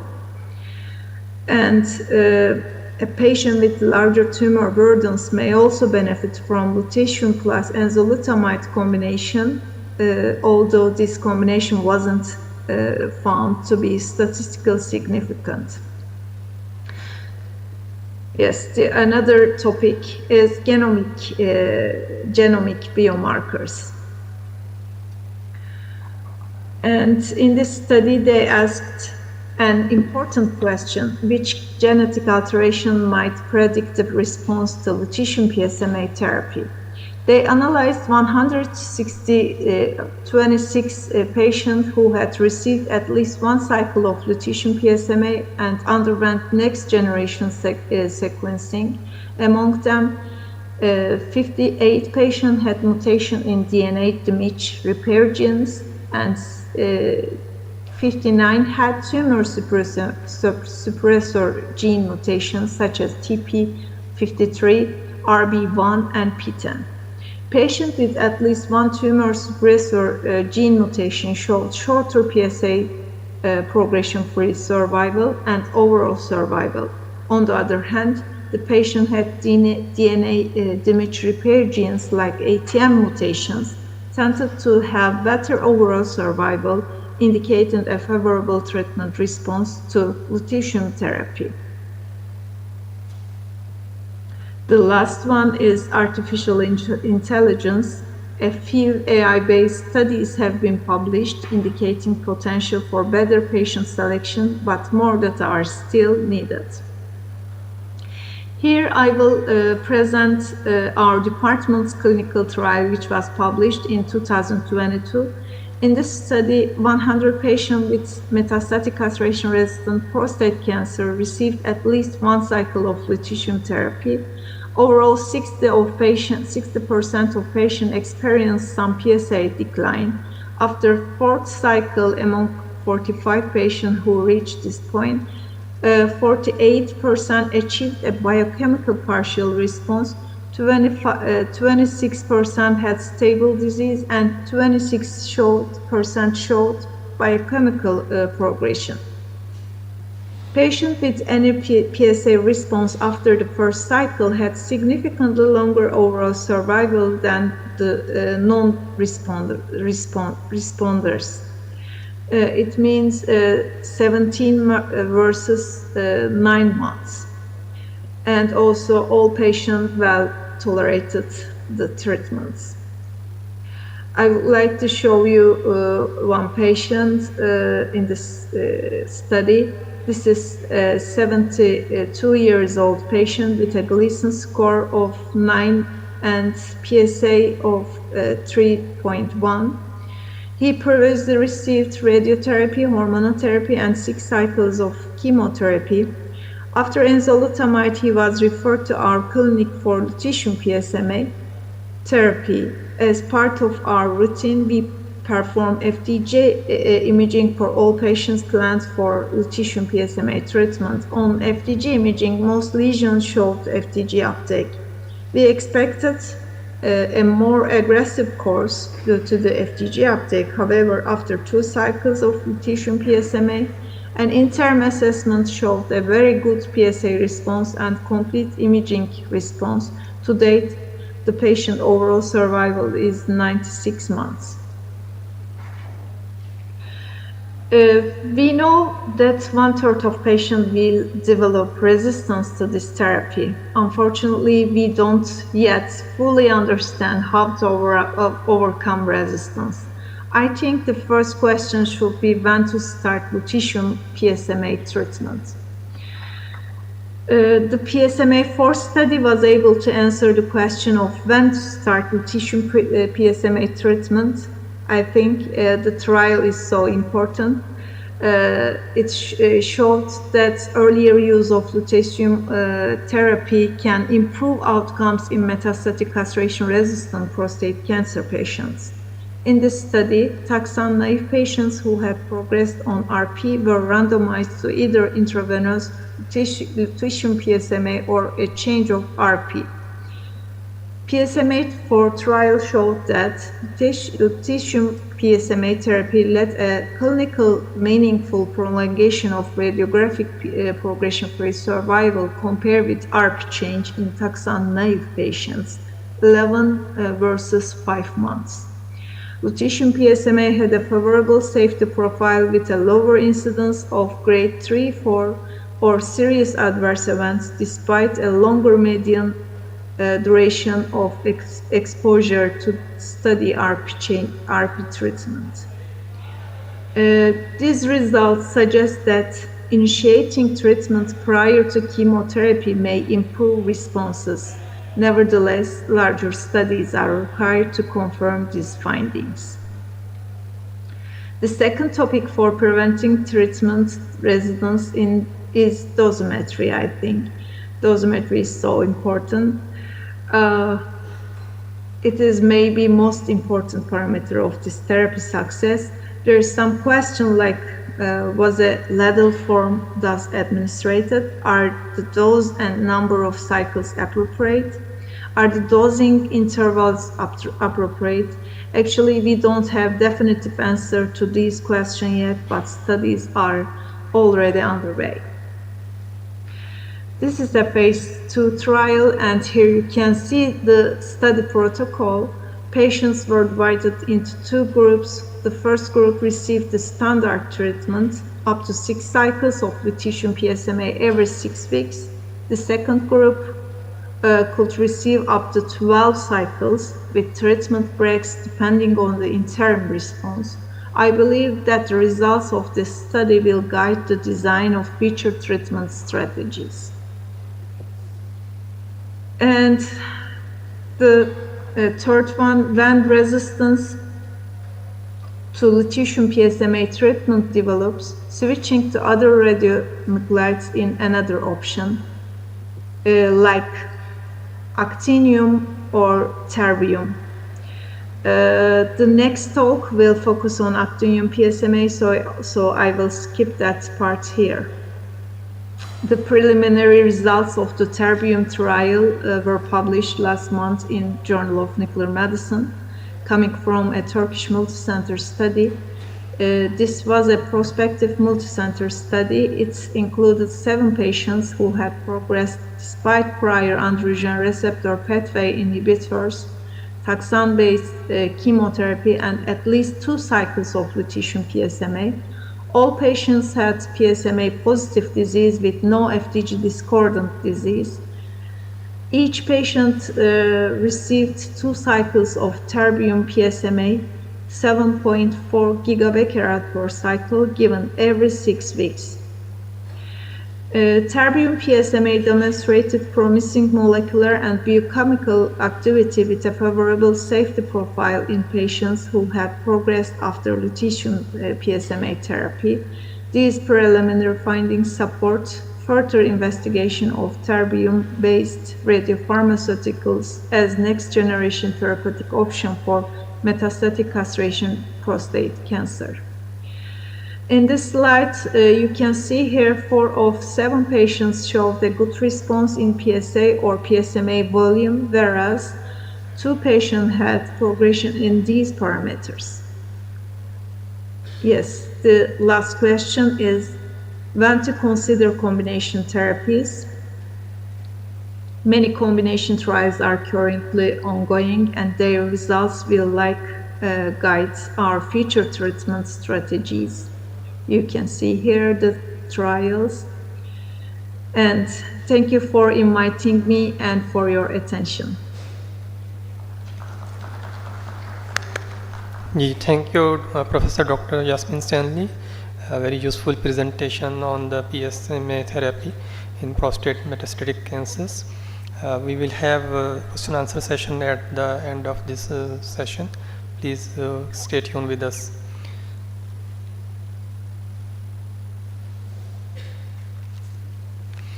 My next speaker is Dr. Mohammad Nomair Yunus.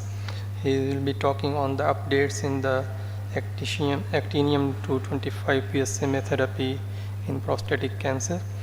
Dr. Nomair Yunus is an eminent nuclear physician, and he is supervisor at the College of Physicians and Surgeons of Pakistan. He is qualified European Board Fellowship of European Board of Nuclear Medicine. He is currently working as a Deputy Chief Medical Officer at the Institute of Nuclear Medicine and Radiotherapy, Lahore in Mall. I welcome Dr. Nomair Yunus for his presentation.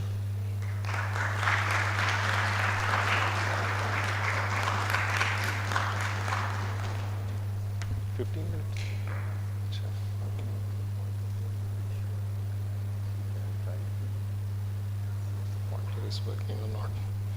Assalamu alaikum everyone and good afternoon. It's to this post-lunch session.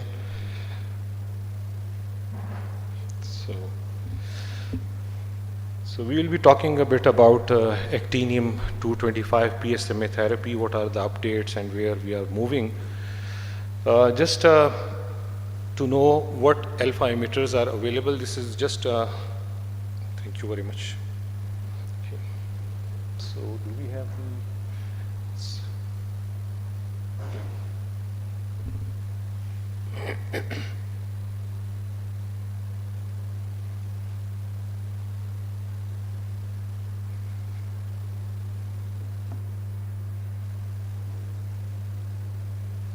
Thank you.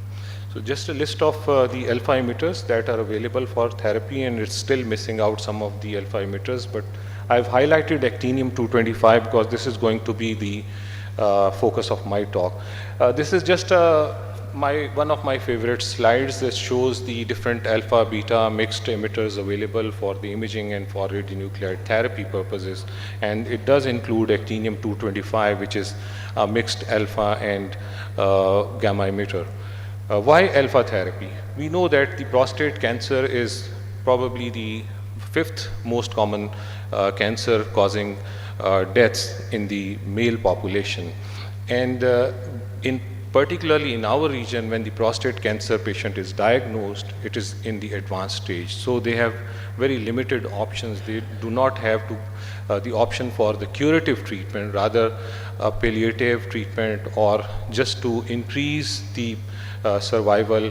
This is the aim of the treatment. So actinium-225, like many other drugs, is under investigation where we can actually use it with minimum toxicity and maintain the quality of life. And can we add some years to the life, like Professor Hussain yesterday mentioned.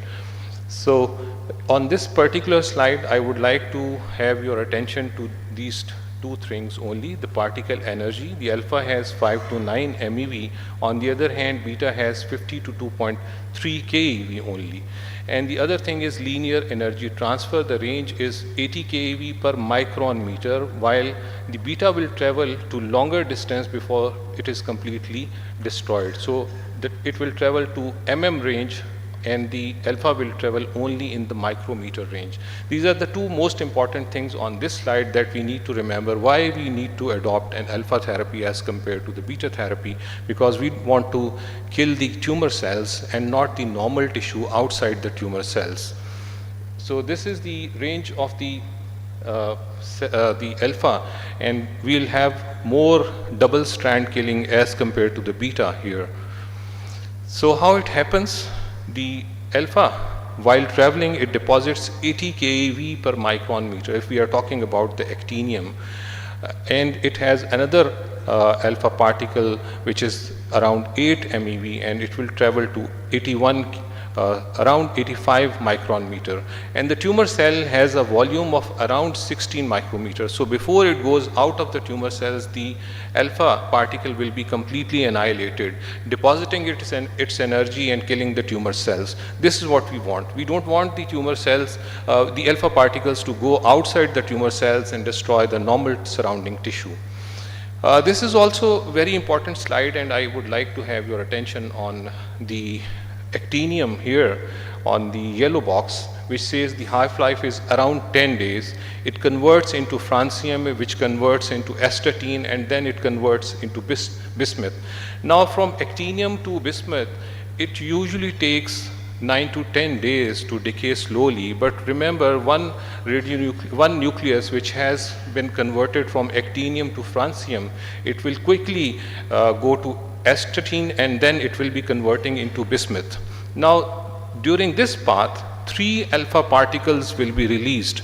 So you can understand that not the single alpha particle will cause the tumor cell death. It will be 3 alpha particles available in a very short period of time that will be killing the tumor cells. So you are going to get a very high damage to the DNA in the tumor cells, causing immediate cell death as compared to the beta cells. On the other hand, this bismuth will take around 45 minutes to go to the next level. So this bismuth is not going to stay connected with the PSMA, it will be released from the PSMA, and now this bismuth is being excreted through the kidneys in the urine, and this is going to reside in the kidneys for some time. So this is going to be a problem because we must know how to get rid of bismuth quickly in order to prevent damage to the kidney tissue here. The two other things that I would like your attention is that there are two gamma being emitted during this path. One is 218 keV and another one is 440 keV. So you can use actinium-225. If you have administered to the patient, you can use these two gamma for the imaging as well and see the biodistribution. Now the alpha decay recoil energy is another phenomenon. Once the alpha decays, the daughter still has some energy left, which is the kinetic converted to the kinetic energy, and the daughter travels to some distance before it is completely destroyed. So the damage to the surrounding tissue. So the crossfire effect, which was much more with the beta, is relatively less with the alpha particles, but it is still there because of this phenomenon. Now, how to prevent the effect on the normal tissues? We have to think of certain things. Now what happens is that once the actinium is labeled with the PSMA, it goes into the tumor cells, it stays there for some time. During this it decays from actinium to bismuth, and bismuth goes out of the cells and goes into the kidneys where it resides for some time, and it may cause damage to the kidney tissue here. How can this be prevented? Now very recently we have publications which says that protein binders can be added, which actually increases the transit time from the plasma to the kidneys. So there will be more time interval for which the labeled actinium PSMA will stay within the plasma and will be available to the tumor cells rather than going to the kidney. So this is how the kidney damage can be actually reduced, and the overall bioavailability to the tumor cells can be increased. The other problem is heterogeneity. We already know, and Professor Hoffman very rightly mentioned it, and he displayed it in one of the ESMO conferences, and we have also followed that we have found that some of them, the tumor tissue are actually FDG avid and not PSMA avid. So how actinium PSMA can help in these cases as well? So actinium PSMA has two more effects to offer. One is bystander effect and the other is antivascular effect. Now bystander effect is simply because the tumor cells, once they get destroyed, they release some certain signals which are going to the nearby tumor cells which have not accumulated actinium PSMA already. So this chemical signaling is going to cause death in those cells. So this is the bystander effect. The antivascular effect is that the actinium-225 alpha particles which are being released in the tumor cells, the energy is deposited, and the new vascular tissue which has a high proliferation index, the cells are more prone to get damaged by the surrounding radiation. So the minimum energy deposited to these vessels, it gets destroyed, and the tumor cells are deprived of the food and nutrients, so the death process starts in those cells as well.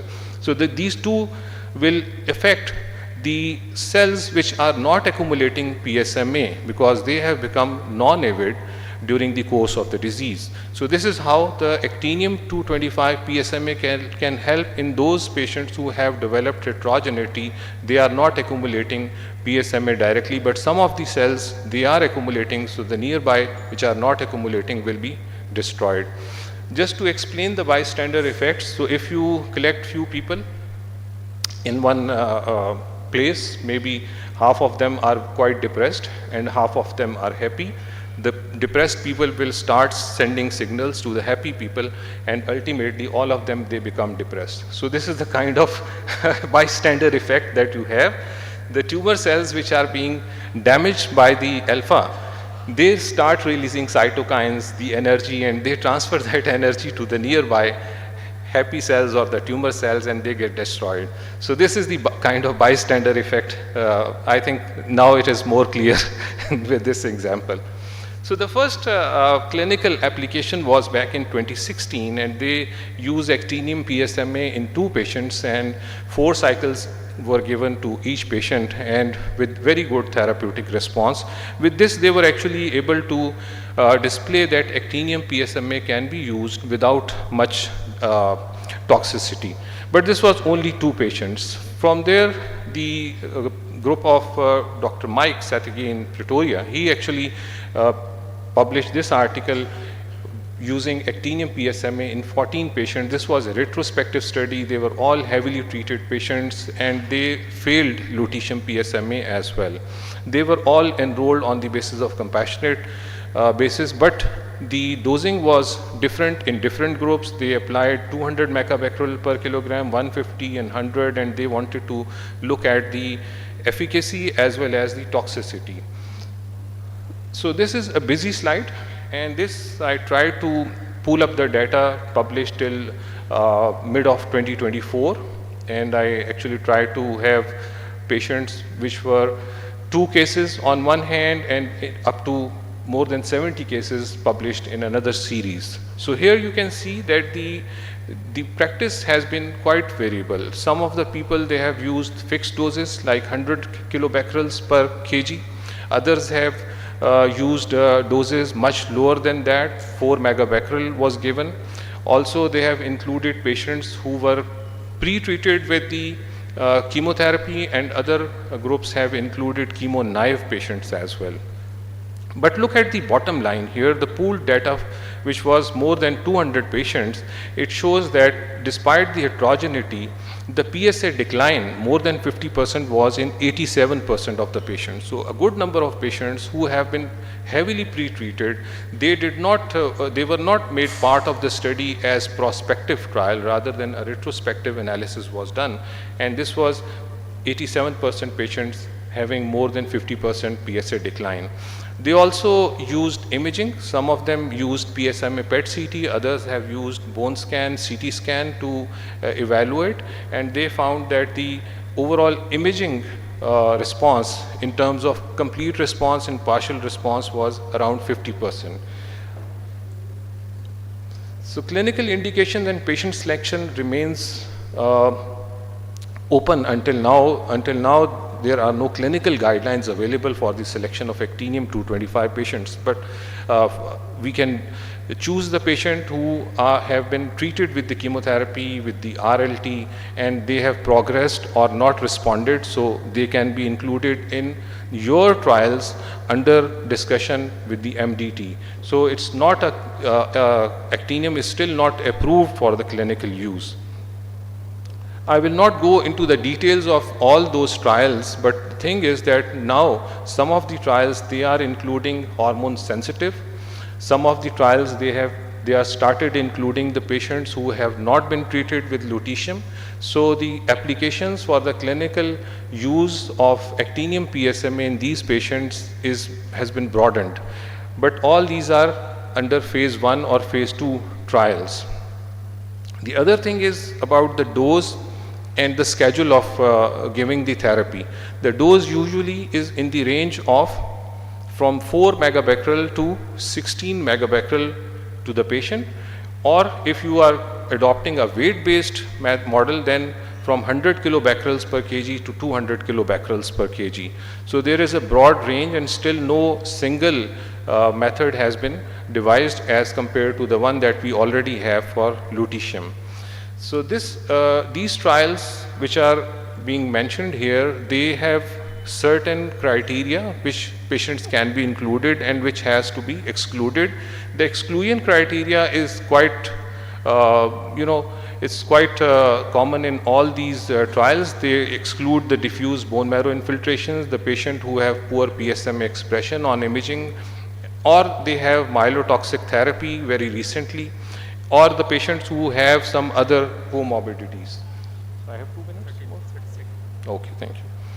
So administration protocols and dosimetry still under investigation. The tandem therapy is another way of using actinium and lutetium together. The lutetium cycles are given first. If the patient is not responding, then another cycle of lutetium followed by actinium cycle within 48 hours is administered, so that improves the overall response in these patients.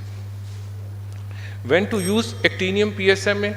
This is the question. So in our population, we can have, under the MDT, we can get the approval in those patients who are either not fit for the RLT lutetium PSMA because of some reasons, or they have already received lutetium PSMA and they have now progressed, and we can offer them actinium PSMA. Just to show you the last slide here, and then these are the randomized controlled trials which we all need to follow on because the results of these trials will set the pace for the use of clinical setting actinium PSMA in future. Thank you very much.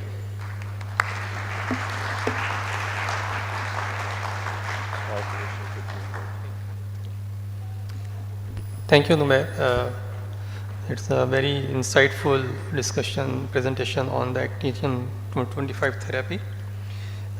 Now we move to next speaker, Dr. Hajra Ilyas. She is a member of Royal College of Physicians. She has dual accreditation in nuclear medicine and clinical radiology. She is trained and worked as a consultant at the Guy's and St. Thomas NH Foundation Trust. And she is a fellow of the Royal College of Radiologists as well. She has worked as a consultant in nuclear medicine and radiology at Shaukat Khanum, and she is working since 2022. She is also honorary consultant at the University Hospital Sussex, and she has established radioactive iodine service at the Shaukat Khanum Hospital, Peshawar. Her areas of interest include theranostics, PET-CT, and oncological imaging. I welcome her to present her talk on the neuroendocrine tumors and lutetium-dotatate therapy, real-world experience and lesson learned. Dr. Hajra Ilyas, please.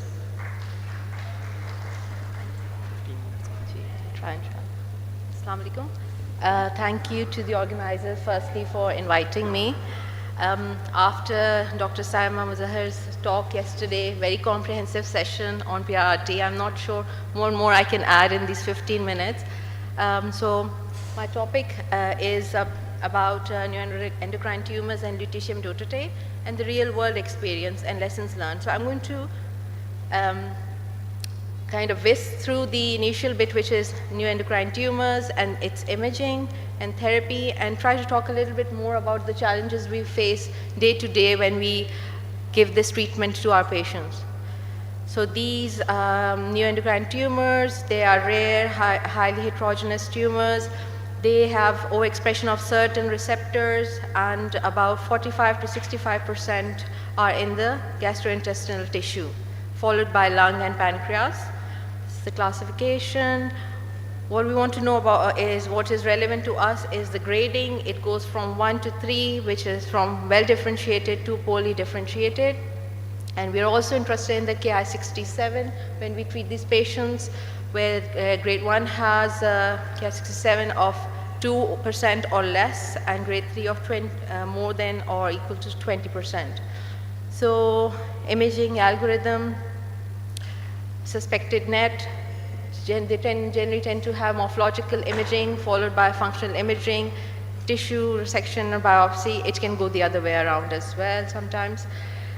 So in the interest of time, I'm not going to go into much detail, but if there's anything you want to take from the slide, radiological imaging is pretty much involved in the initial diagnosis and sometimes in follow-up. These neuroendocrine tumors are arterially enhancing, so when you request imaging, you should ask for triple phase. Yeah. So what are somatostatin receptors? Based imaging, somatostatin is a peptide hormone, and they bind to somatostatin receptors, which are from 1 to 5. Type 2 followed by 1 and 5 are most highly expressed, and they're abundant in neuroendocrine tumor cells, which make them an ideal target for imaging and treatment. So why do we want to image them? Because it helps us accurately stage these patients, determine the therapy options, monitor the therapy, and to see if there's any relapse or recurrence.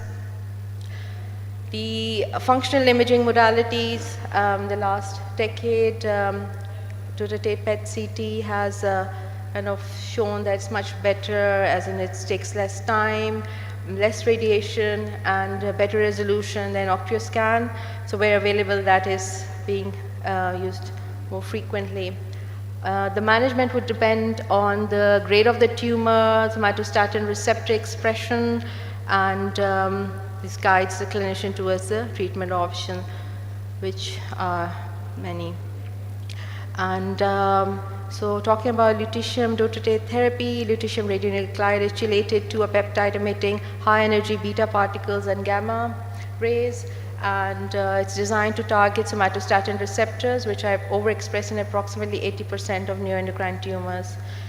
What is the mechanism of action? Intravenously it's given, it concentrates into the sites of neuroendocrine tumors, and it binds to type 2 receptors, and it's internalized and emits the radiation. Most commonly indications are, you have to have positive expressions from somatostatin receptor, and it's disease metastatic, inoperable, increasing symptoms, or disease progression while on maximum somatostatic analogs. Ideally, we want to treat grade 1 or 2, and Ki-67 preferably should be less than 20%. There are some contraindications and absolute and relative. Then there are recommended lab thresholds for PRRT. I'm sure most of you are aware of them. So when we want to start the treatment, the most important thing here is that to address patients' and team's expectations. This treatment is going to be over quite a few months. It's expensive, especially when the patient is paying. So they need to have a realistic idea of what to expect at the end. They should know that at some point we may even need to stop this treatment, and how we're going to be monitoring the disease by doing their bloods frequently and the scans after the therapy. So along with the history and physical examination and imaging, the things to look for, we like to formally document their GFR and check about urinary continence and explain radiation protection issues. We want to check the level of their control of diabetes, because we do like to give steroids cover. If they're on heart failure, we will try to restrict the fluid given. So after pre-therapy bloods, IV antiemetics, steroids. For renal protection, we give amino acids. Lutetium is given, and it's quite variable. We were discussing earlier, different centers like to do different things, so I won't go into numbers. So it's generally given a slow IV over 30 minutes. We like to have a physics colleague involved. During the, right after treatment, the next day we like to do whole body, and we also like to give post-treatment steroids. Every setup has their own room or whatever is available and equipment to deliver the treatment. Side effects are most commonly seen while the patient has treatment is nausea, delayed. More commonly seen is bone marrow suppression, which is luckily temporary. So we want patients to understand that it's only 2 to 6% will have complete response, and there is partial response in 9 to 29%, and we are very happy if we manage to stabilize the disease. So lots of data now showing good results over a long period of time. We assess response in different ways, follow up with bloods, post-therapy scans, after treatment's finished, doing gallium dotatate PET-CT 3 months and 6 months after the last cycle. I think this is something everybody's quite familiar with, so I won't go into a lot of detail. NETO-1 trial, which showed that patients receiving lutetium dotatate with long-acting octreotide 30 milligram, they had much better progression-free survival and rate of progression-free survival at rate of progression at month 20. This led to the FDA approval. So talking a little bit more about the everyday practice of giving treatment to these patients. The first challenge is when we're choosing the patients. So different parts of the world, even in the same country, different departments have different criteria. Setting up, for example, we can only do here in Shaukat Khanum patients of gastroenteric pancreatic neuroendocrine tumors. If not, then we have to kind of prove with data to get permission to treat those patients, which we do get because I think there's sufficient data available. Some other places, they have more freedom and they can treat whoever and however they like. Then also when we are deciding treatment, when it's clear-cut, nicely avid, DOTA positive disease, and we can confidently treat them. But when and then 3-4, when there's a bit of FDG uptake and DOTA uptake, that requires a more clinical discussion in MDT to decide. So, as I said, when we are planning their treatment, we need to see the patients on long-acting somatostatin analogs, and they should be not be administered for at least 4 weeks before our treatment, and then they can be given 4 hours to 24 hours after cycle. Short-acting can be given up to 24 hours. So during treatment, most commonly we see the patient gets a little bit of nausea while they're having the administration of lutetium. We found what helps sometimes is just kind of slowing down the infusion and let the symptoms settle. We also advocate ginger sweets. They help a lot as well.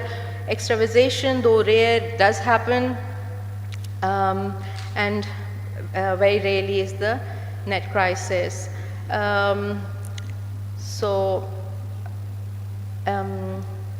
If it does happen, you need to stop the infusion immediately and if needed to treat with octreotide.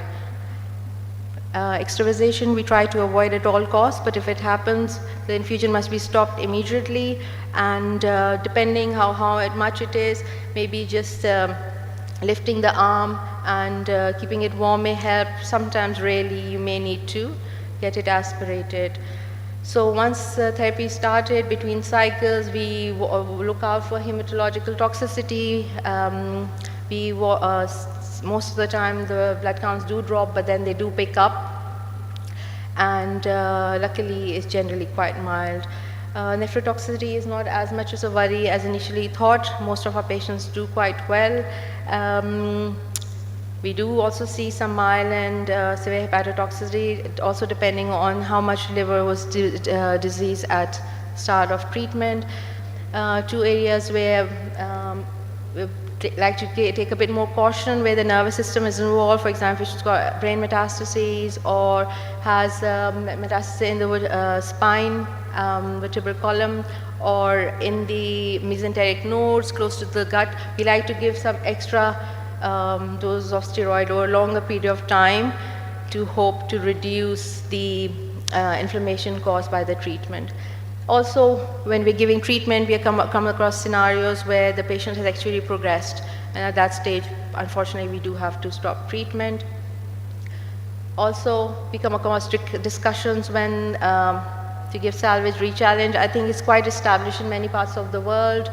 We ourselves are also, if the patient has responded in the first 18 months of treatment, we do offer them if they have progressed after. So dosimetry, ongoing discussion, in an ideal world, yes, it would guide us, but it is time consuming and labor intensive. Most of the place I worked before and where I'm working now, we don't really do it.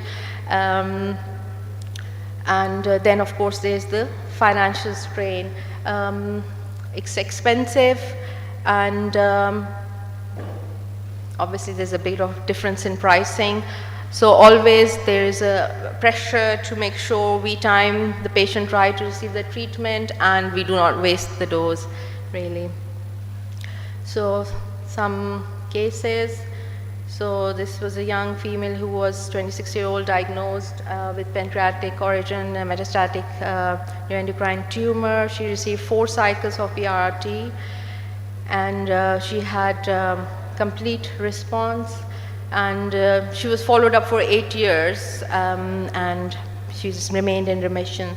Another case of a patient with mainly osseous metastatic disease, received 4 cycles, also complete remission, was in remission for 7 years follow-up. Another patient with massive hepatomegaly and metastases responded really well, so I'm showing you the happy best cases here. And patient was disease-free for 5 years post follow-up. This is a patient treated at Shaukat Khanum Hospital. So this patient with rectal endocrine tumor responded initially. She had very good response. She had a good response after initial 4 cycles. We went on to rotate PET CT. This is how we do things here. 4 cycles PET CT and decide if we want to go give 2 furthermore. Because we saw response and there was residual disease, we went on to give her 2 more cycles with further response. Unfortunately, I'm almost done. Unfortunately, she progressed and was referred to us for salvage or re-challenge. We did give her cycle 7, but unfortunately she progressed despite that, developing ascites and effusions. Another patient we've treated, which is outside the guidelines. We did have to get special permission to treat him, left adrenal fluid, and he's now received 4 cycles, and his normetanephrine, norepinephrines have come down. He's clinically well. Disease is still there, and we're having ongoing discussion whether to stop at cycle 4 or to give 2 more. Yeah, so that's it. Thank you very much.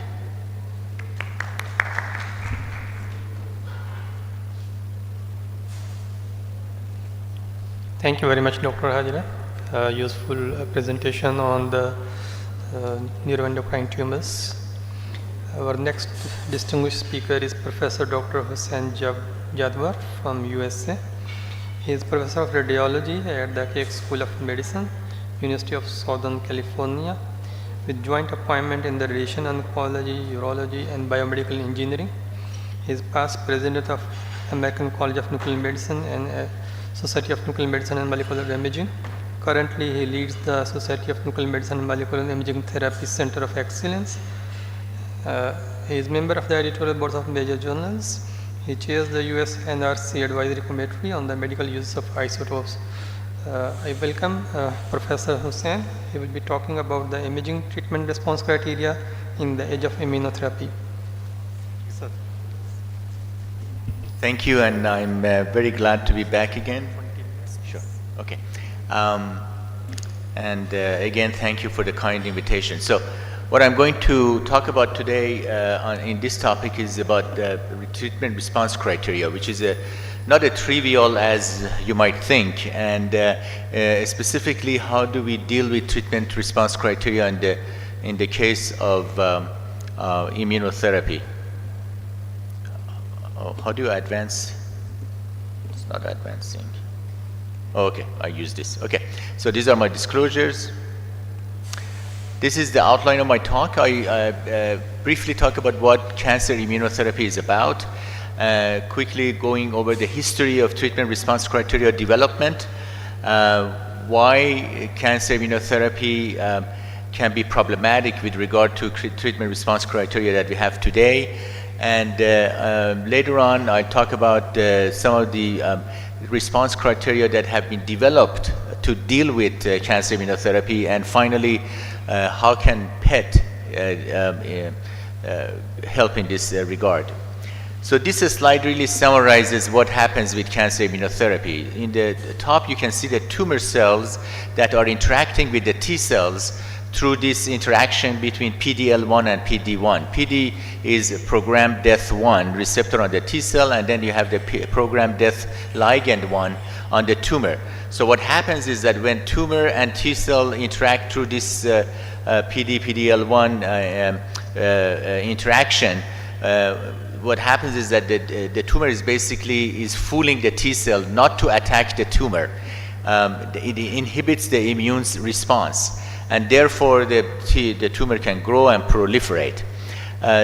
Similarly, in the bottom image, you can see the antigen presenting cell is interacting with the, again, with the tumors, with the T cell through what's called the cytotoxic T lymphocyte associated protein 4, which is the CTLA4.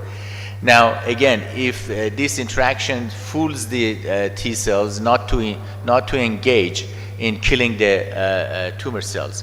Now, if you inhibit that interaction between the CTLA4 and B7-1-2 in the bottom image, or if you inhibit the interaction between PD-L1 and PD-1, you basically let the T cell to do its job and to find the tumor cells and try to kill them.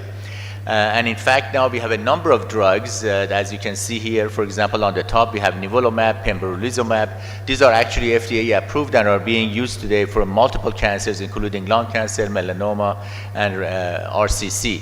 In fact, this was such a big discovery that these discoveries got the Nobel Prize in Medicine and Physiology in 2018 for the discovery of CTLA4 and PD-1. Very important. Now, what is cancer immunotherapy? I don't know if you've seen the movie The Good, the Bad, and the Ugly, but there are issues that goes under one of each of these. The good is that you can actually have good response in some patients. I mentioned some of these cancers, and they can be durable. It's obviously there are new drugs that are being developed. The bad is that we don't know which patient is going to respond very well. We don't have really good predictive markers in here. And in some patients, we know that the patient are not going to respond very well. At the same time, how do we actually measure response? That's the issue with the treatment response criteria. And what is the ugly? The ugly is that you can actually have some side effects that can be quite severe in some ways, sometimes fatal. And therefore, we need a way to predict these things. Now, cancer immunotherapy have developed these different treatment response criteria, which I'm going to very quickly talk about. They're morphologic treatment response criteria. The first one was WHO, the World Health Organization.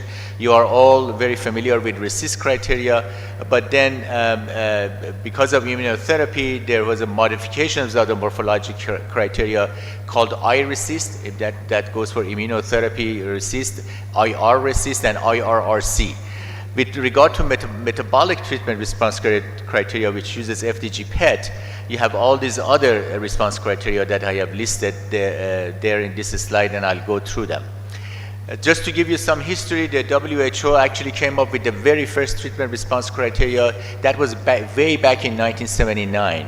And it was rather complicated because you had to use two dimensions of measurement in the tumor. You multiply them together, then you add them together, and then you basically follow that in time. And you can see that the response criteria that they came up with. But there are many problems with this. First of all, the imaging modality was undefined at the time. Most of these were measured on X-rays, but later on CT came, of course. There was no definition of what number or size, minimum size of these lesions should be. So one radiologist was using some criteria, another radiologist was using something else, a lot of heterogeneity. And it turned out that the definition of progressive disease was too low. A lot of patients were called, they're progressing on the cancer treatment, and their treatments were being stopped too fast. To address all these problems, they came up with RECIST 1.0 in year 2000. You're all familiar with that. They defined what the target lesions should be. As you can see, the length of diameter of the lesion should be more than 1 centimeter. They said it should be up to 5 lesions per organ and 10 lesions altogether. And then basically they defined what it means by complete response, partial response, stable disease, and progressive disease, as you can see in here, and you can find, of course, in the paper. The differences between the two was that for the first time, RECIST criteria basically made some definitions regarding the number and minimum length of the size of the lesion. But the most important difference was that they changed the definition of progressive disease, because they went from 2 dimension of measurement to 1 dimension. And if you just do a simple math, when you have a 20% increase in 1 dimension, that is about you actually, that translates to 73% increase in 3D volume. So therefore they made calling a progressive disease harder with the RECIST criteria to keep the patient stay on treatment.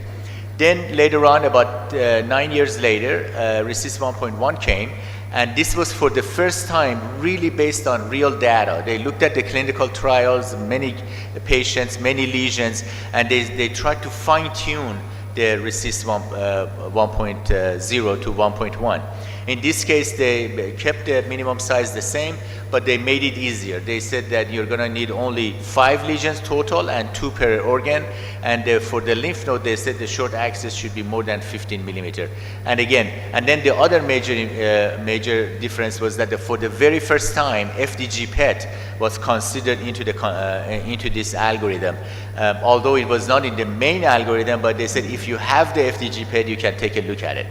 What were the difference? The major difference I want to mention in here, that they made the calling something progressive disease even more difficult.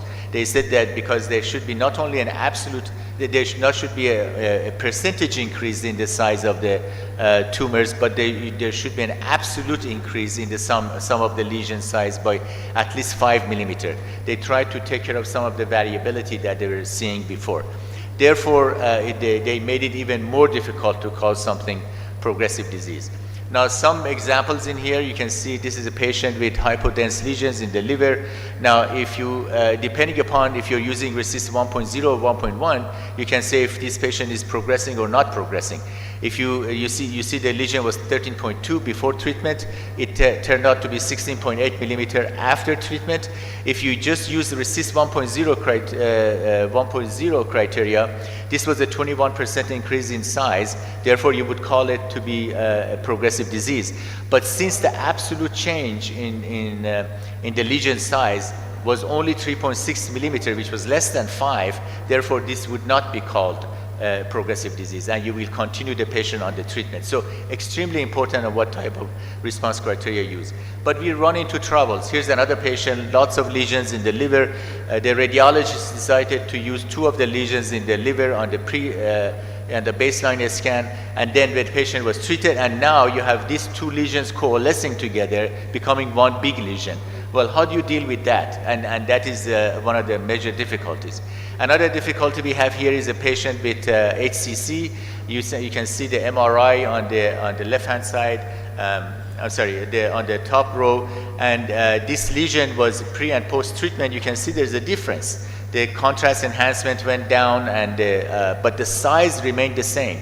But if you use RECIST 1.1 criteria, which only based on size, you wouldn't capture this change. So therefore, you say the patient did not have any treatment effect when there is in fact treatment effect. So therefore, the RECIST 1.1 is also not complete.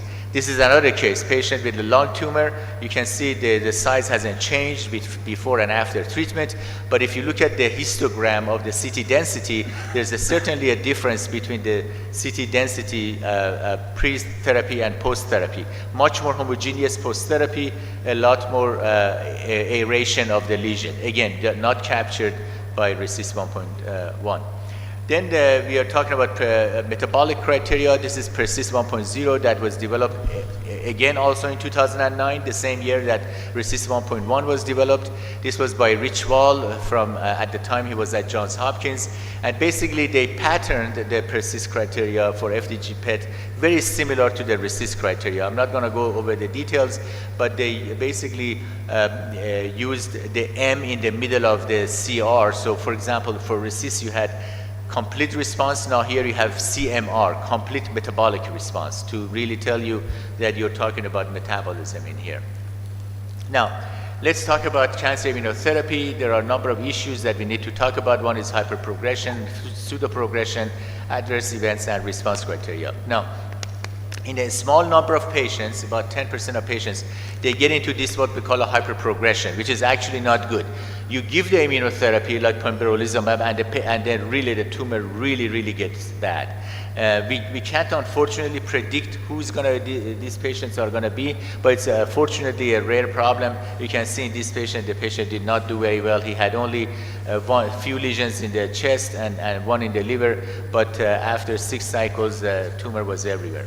Then we have also pseudoprogression, or let's call it the flare phenomena. This also occurs in about 5% up to 10%. Again, really we don't have a good way of predicting this, but we have to watch out for it. So we should not call somebody progressing too soon. And I'll go over that a little bit later on. So for example, this patient at baseline had a lesion in the right chest, then had 2 other lesions close by on the post-cycle 2, but they didn't stop the disease, the treatment. They said this is pseudoprogression, continued the treatment, and after cycle 6, you see all the lesions are gone. So we have all types of basically scans that we can see. There are patients who really fast response that on top, they call it the durable fast. Some people respond, but they just take their time to respond. They call it durable slow. And then you have patients who have pseudoprogression with increase in size or metabolism of the target and then get better. And some people that you get actually pseudoprogression by developing new lesions, and then those new lesions go away. So we have all kinds of different patterns in here. Adverse events is another problem. Basically, because you unleash the T cells, the immune system, they can attack like an autoimmune system, and you can get basically inflammation of any organ you can think of. You can get colitis, pancreatitis, hepatitis, all kinds of itis that you can think of. So you have to watch out for that, and don't mistake that for progression. This is just some examples. You can see this patient where developed thyroiditis, pneumonitis, sarcoid reaction, pericarditis, and colitis. Now, because of the cancer immunotherapy, now we are expanding our treatment response. In the past, we just had complete response, partial response, stable disease, and progression. Now, because of immunotherapy, you have to also increase your vocabulary to dissociated response, hyperprogression, and pseudoprogression. By the way, please do not call a response mixed response. The oncologist hates that. They don't understand what mixed means. It is not in their vocabulary, because but the best thing that you should use is dissociated response. That means there are some lesions that are getting better, some lesions are not getting better or maybe new. Okay. Now I'm going to go very quickly over some of the immune response criteria that have been developed. The first one was IRRC, that it was developed in 2009. Basically, this one was not looking at the size of the tumor, but they were looking at the tumor burden, and they looked at the entire tumor burden, not just one size, because the cell may not really change in size. You can see for example, in the middle, you have a lesion with a lot of tumors in it. The white cells are all tumor. But it is exactly the same size as the one at the bottom, which has a lot of purple cells. Those purple cells are T cells. They are not tumor cells, but they have the same size.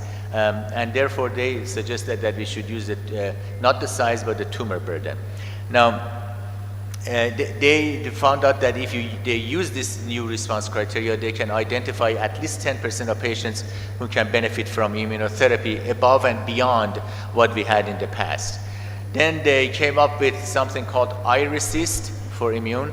Now this is very kind of complicated. So they said they look at the baseline scan, the second scan after treatment, and then they said if you see some progression, don't call it progression. We call it undetermined progressive disease. Undetermined, that means we're just going to kind of watch it.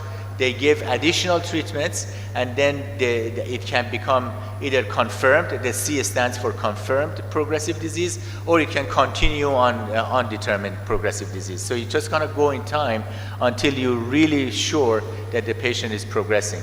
This is an example of a patient with adrenal lesions. You can see at baseline both large lesions in the adrenal glands, also hypermetabolic. If you use RECIST criteria in this patient, you can see that it was called initially progressive disease, later on it was called partial response. But if you use metabolic criteria, it was called stable metabolic disease. At the end, however, they call it complete metabolic response because it became essentially background metabolism. Now, again, this just a slide shows that these response criteria can be quite heterogeneous. The blue bars here are based on RECIST, and the red bars are based on PERSIST. And you can see in this plot that there are patients who can be on one side with the RECIST and on the other side with the PERSIST. So that's a problem. With regard to metabolic criteria, they also came up with something called iPERSIST, which is kind of similar to what I just said with iRECIST. Again, undetermined, and you follow the patient in time to see if that becomes confirmed. This is an example of this, the patient who had a baseline scan with a lot of lesions. After 4 treatments, it got really bad, but they didn't stop the treatment. They said it's undetermined. Let's wait and see what happens. They gave additional 2 treatments, and you can see things get better. Then there is another response called IMPERSIST. Because we're getting a little complicated in here. So this one, they said, if you get a new lesion, don't call it progressive disease. Just add it on to the tumor burden, and you follow the entire tumor burden, not just the new lesions. And it turned out that actually that may work better in this case. And then there's another one called PECRIT, PET-CT criteria for early prediction of response to immune checkpoint inhibition therapy. And this one combines RECIST 1.1 and PERSIST together. So these are a combination algorithm. And finally, there's a PERSIMIT, just to tell you, make it a little more complicated. I wouldn't use this at all. It's rather quite complicated. So it's a crowded kind of scene, as you can see, and it's important what you use. So just the last slide to show you that we can actually directly look at this. There's a new enzyme, the new PET agent called Granzyme P. This work is coming from MGH, Harvard Medical School, and you can actually directly look at the T cells. If the T cells are in the tumor, that's a good thing. That means that it's going to respond. Another one is, you can see, it's labeled with zirconium-89 that was looked into in patients. So in summary, there is no consensus at the moment of what is the best response criteria in immunotherapy. It's a complicated area. There's a lot of research going on in this. Be careful of the hyperprogression, pseudoprogression. Please call dissociated response. Don't call mixed response. That's not good. And then I'm sure in time, AI will help us with some of these very complex measurements that I just mentioned. These are 2 papers that if you want to refer to with regard to some of this information. And I acknowledge my funding, and again, it's a nice picture of University of Southern California in LA. Thank you for your time.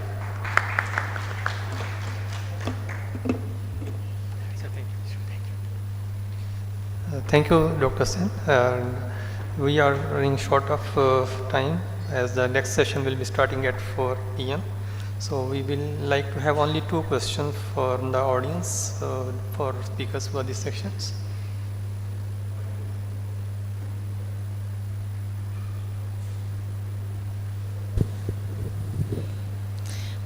Thank you, Dr. Jadwar. I have a question. It's confusing reporting patients on immunotherapy. What protocol do you follow? How frequently, or I assume that you have sensitized your oncologists. How frequently do they do PET-CT when patients on immunotherapy? And how long would you call it pseudoprogression? Some of the scans you showed, literally there was new disease, and how much benefit of the doubt do you keep giving? And then number 2, is there then utility to do earlier imaging? Because you can't really determine unless they're negative, that's good, but anything that's increased, you're still not sure. Well, use this one. Good question. What we use is basically just FDG PET, and we use not a specific criteria. Basically, it's more of a visual. We don't use PERSIST religiously or RECIST. But again, just like what I said yesterday with PSMA treatment, everybody deserves 2 cycles. So they get the baseline scan, and then they get usually the images after the second cycle. They don't do imaging after the first cycle. After the second cycle, we take a look at it and see what has changed. Normally at that time we just describe what we see. We are maybe seeing new lesions. Some of the things like related to adverse events are rather easy to say. You see the thyroid wasn't there, now the thyroid is quite hot. We just call it thyroiditis. That's not new disease. And then I always ask my residents, is this patient on immunotherapy? We always very, very carefully look at the chart. And if the patient is on pembrolizumab, nivolumab, and I'll say, okay, I put in my report, although I see new lesions and some of them are becoming more metabolically active, these lesions, but because the patient is on immunotherapy, this potentially could represent pseudoprogression. And the decision with regard to treatment should not be solely based on imaging, okay? And then the patient most likely will come. I mean, there could be other things. Maybe the patient is not doing very well. Their blood work is bad, or they're just not clean. There's no clinical. The clinical picture is not good. So there may be other reasons they may stop their study, but not because of imaging. I want to make sure that they understand, and they're pretty in tune with it. When they go to the tumor board, they know what immunotherapy can do. They're oncologists. They're used to it. And then they typically do another 2 cycles, and then we do another imaging at that time. By that time, you should know. Then you see across the time what happened to this patient.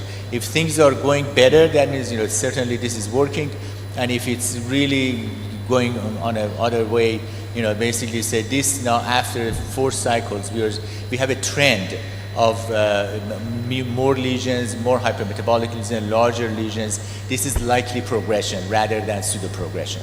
So yeah, that's kind of yeah, exactly. Thank you very much, sir. So we conclude this session. We have useful talks on lutetium 177 radiosynovectomy by Dr. Yaqubullah Khan. It's an interesting topic, and we hope that we will get the regulations done and we will get more useful radiotracer for this therapy. The second talk was from Professor Yasmin Senli from Turkey on PSMA therapy in metastatic castration-resistant prostate cancer. It's a very hot topic nowadays, and many trials are going on, and many clinical studies are going on, and it will be useful for the patients in future. Dr. Umair Yunus talk on the technetium actinium-225 PSMA therapy in prostate cancer is a future prospectus under trials, and the results are coming very are showing good results.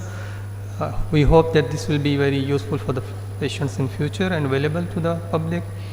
Next talk from the Dr. Hajra on the neuroendocrine tumors.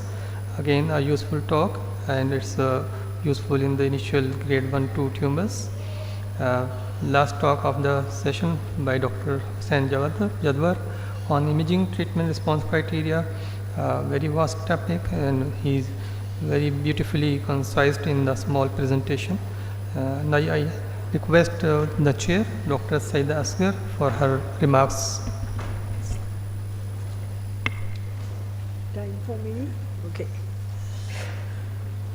Bismillahirrahmanirrahim. Our honorable foreign guests and dear colleagues, Assalamu alaikum. Radiopharmaceutical theragnostics is a very exciting frontier in nuclear medicine. I highly appreciate all the talks of this session by our renowned participants. It's about hitting the targets, especially and precisely helping in diagnosis and helping in therapeutic areas in which nuclear medicine is now entering, or rather it has already entered the therapeutic domain. And the beauty is that the normal tissue around is spared. I had the opportunity to witness the period when nuclear medicine was all about imaging and treating thyroid gland. Some diagnostic tests were later added like brain imaging, liver imaging and renal function tests. Then later on, some other tests were added like bone imaging and many materials. Advances in this field led to precision diagnosis and therapies, and here we are with this session on theranostics. Dr. Akif, Dr. Yasmin, Dr. Numair, Dr. Hajra and Dr. Hussain. Very nice, very informative talks. Keep it up. Keep yourself busy in updating nuclear medicine. So, people in the past who said nuclear medicine is the misnomer, it is in fact unclear medicine. They will now be forced to revise their statement, which they probably would have already done. In the presence of a large number of radioisotopes, let's hope a bright future for nuclear medicine when most of the cancers will be treated using nuclear medicine techniques and maybe some benign conditions also.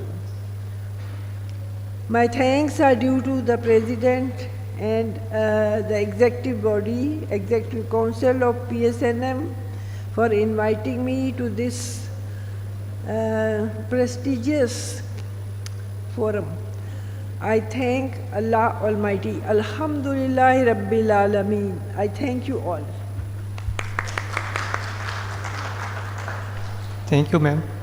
Welcome. Now I request for the shield presentations. Dr. Akifullah Khan, please come on the rostrum to receive your shields.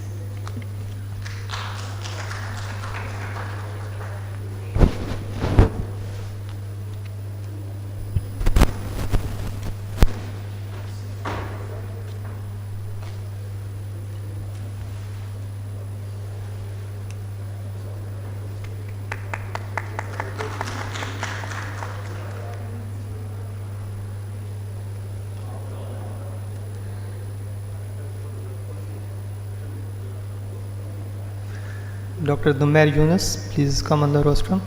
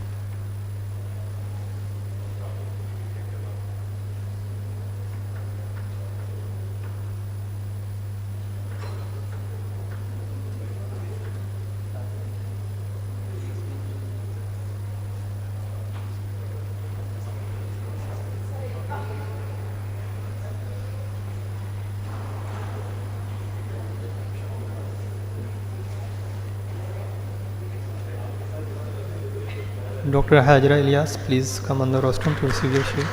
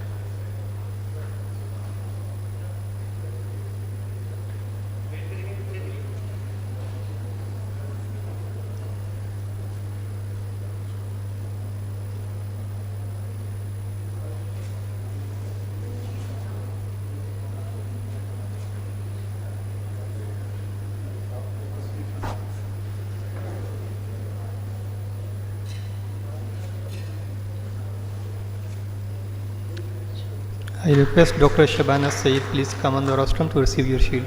Dr. Shabana Saeed.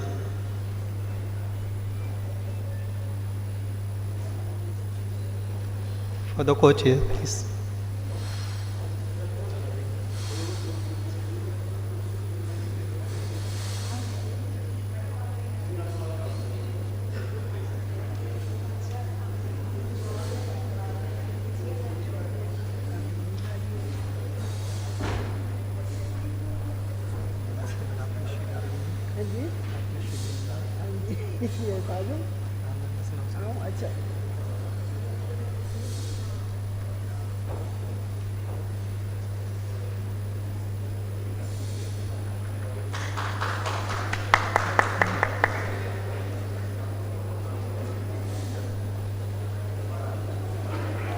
Now I request co-chair Dr. Saida Asghar to receive her shield from the chairman, from the president and vice president of the PSNM, please.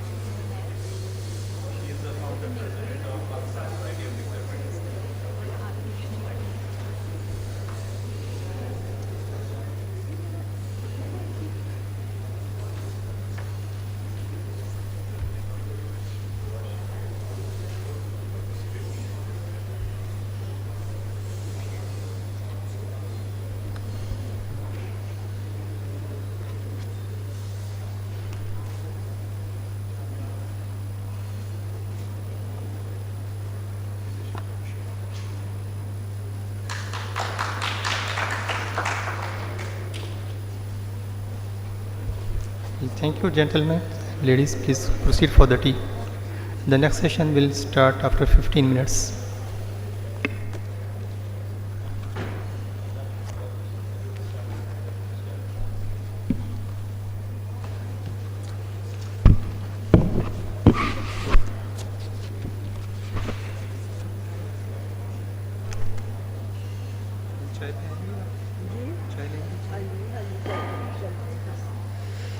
Thank you, Rosal. बहुत शुक्रिया धन्यवाद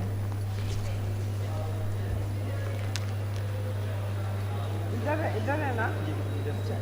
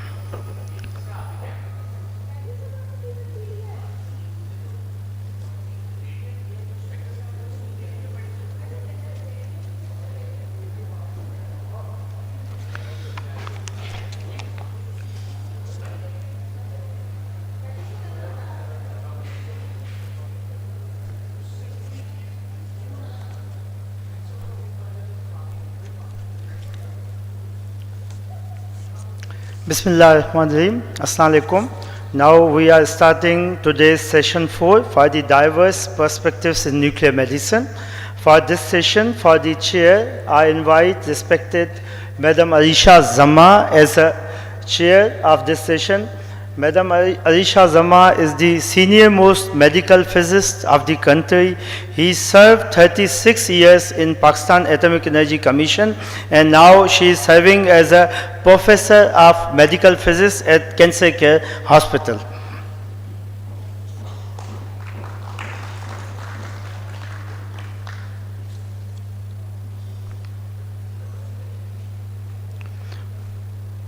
For the co-chair of this session, Dr. Mohammad Sohaib. Dr. Mohammad Sohaib is a consultant nuclear medicine with over 27 years of the academic and clinical experience. He has been associated with the Pakistan Institute of Engineering and Applied Sciences, where he has contributed extensively to the field of nuclear medicine, education and research. Dr. Sohaib has also served as a Director of Nuclear Medicine and Oncology at the Pakistan Atomic Energy Commission headquarters, Islamabad. Thank you very much for the chair and co-chair. For this session, we have a senior most expert, Dr. Akifullah Khan, Tamga Imtiaz, and he has a PAC Excellence Award in 2023. He is a senior consultant nuclear medicine and director of the ANM Peshawar. Previously worked as a director at Sino Sawat. He has more than 75 research papers and academia, so many students who are serving in PAC and outside the PAC, including me. So he is a pioneer of the theranostics in the KPK region.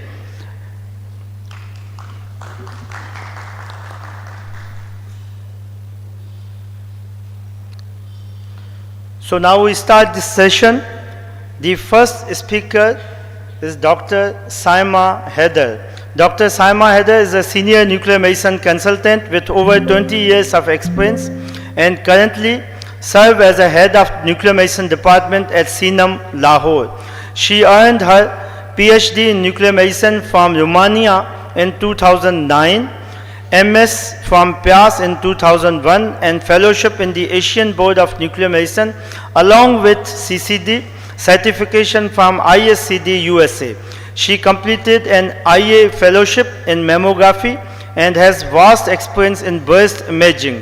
Actively engaged in teaching and research, she has published widely supervised academic projects and served on PGNM's editorial team. She also contributed to the PSNM as Information and General Secretary. Thank you very much, Dr. Saima.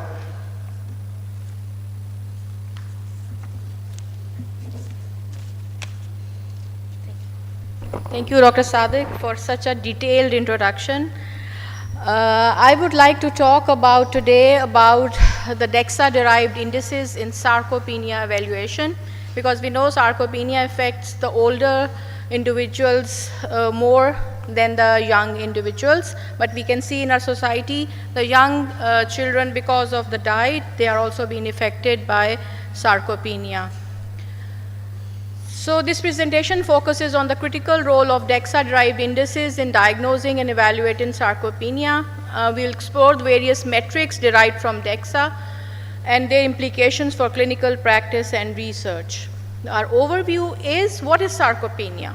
So sarcopenia is defined as a progressive loss of skeletal muscle mass and strength both, primarily due to aging, because it's the first and foremost cause of sarcopenia is aging. It significantly impacts physical function and quality of life, and making early identification crucial for effective intervention. Why muscle mass assessment matters? Assessing muscle mass is vital as it aids in early detection of sarcopenia, allowing for timely interventions. Muscle assessments helps to quantify disease severity and monitor the efficacy of treatments, ultimately reducing the risk of falls and fractures in older individuals. How DEXA can help in determining the muscle loss? Dual energy X-ray absorbometry is a reliable, is a gold standard for evaluating the muscle mass and in the process of body composition, which is we term as particularly the lean mass assessment. It uses two X-rays beam, we know it already. It has the low energy and a bit higher energy from 100 and 140 keV. We know that the muscle mass is a bit dense, so absorption is like different from the lean mass as compared to the fat mass. So the diagnostic, we will talking about the diagnostic indices that we derive from the DEXA. The most important index is the skeletal muscle mass index and ALM, which is appendicular lean mass to the ratio of BMI. These are taken to be as the gold standards for assessing sarcopenia. The future directions for the sarcopenia assessment is the use of AI. We know that AI has incorporated each and every field. When we utilizes AI, it can help in determining the compartmental analysis of muscle mass. So understanding sarcopenia is we determine the skeletal muscle mass as well as the strength. Only the muscle mass evaluation is not termed as sarcopenia. We need to see the strength as well, which involves the hand grip and as well as the gait speed. The gait speed taken to be as 0.8 is taken to be as normal. Lower than that, meter per second is known as low gait speed. And if the gait speed is low, and with the result of decrease and also the low muscle mass, we can term the patient as sarcopenic. The global impact is immense of sarcopenia. About 20 to 40% of the adults aged greater than 60 are affected by sarcopenia throughout the world. It increases about 2 to 3 times risk of mortality, and billions are being spent to treat sarcopenia annually and increasing the prevalence throughout the world. So we will shortly touch about the causes of sarcopenia. We know that aging is one of the prime or the foremost cause of sarcopenia.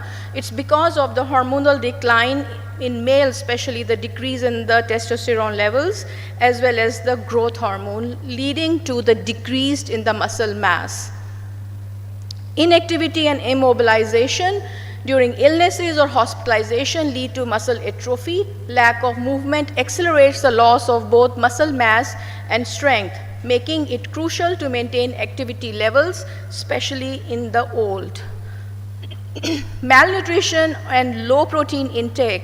In the young, we know that the children are not very oriented to the healthy foods.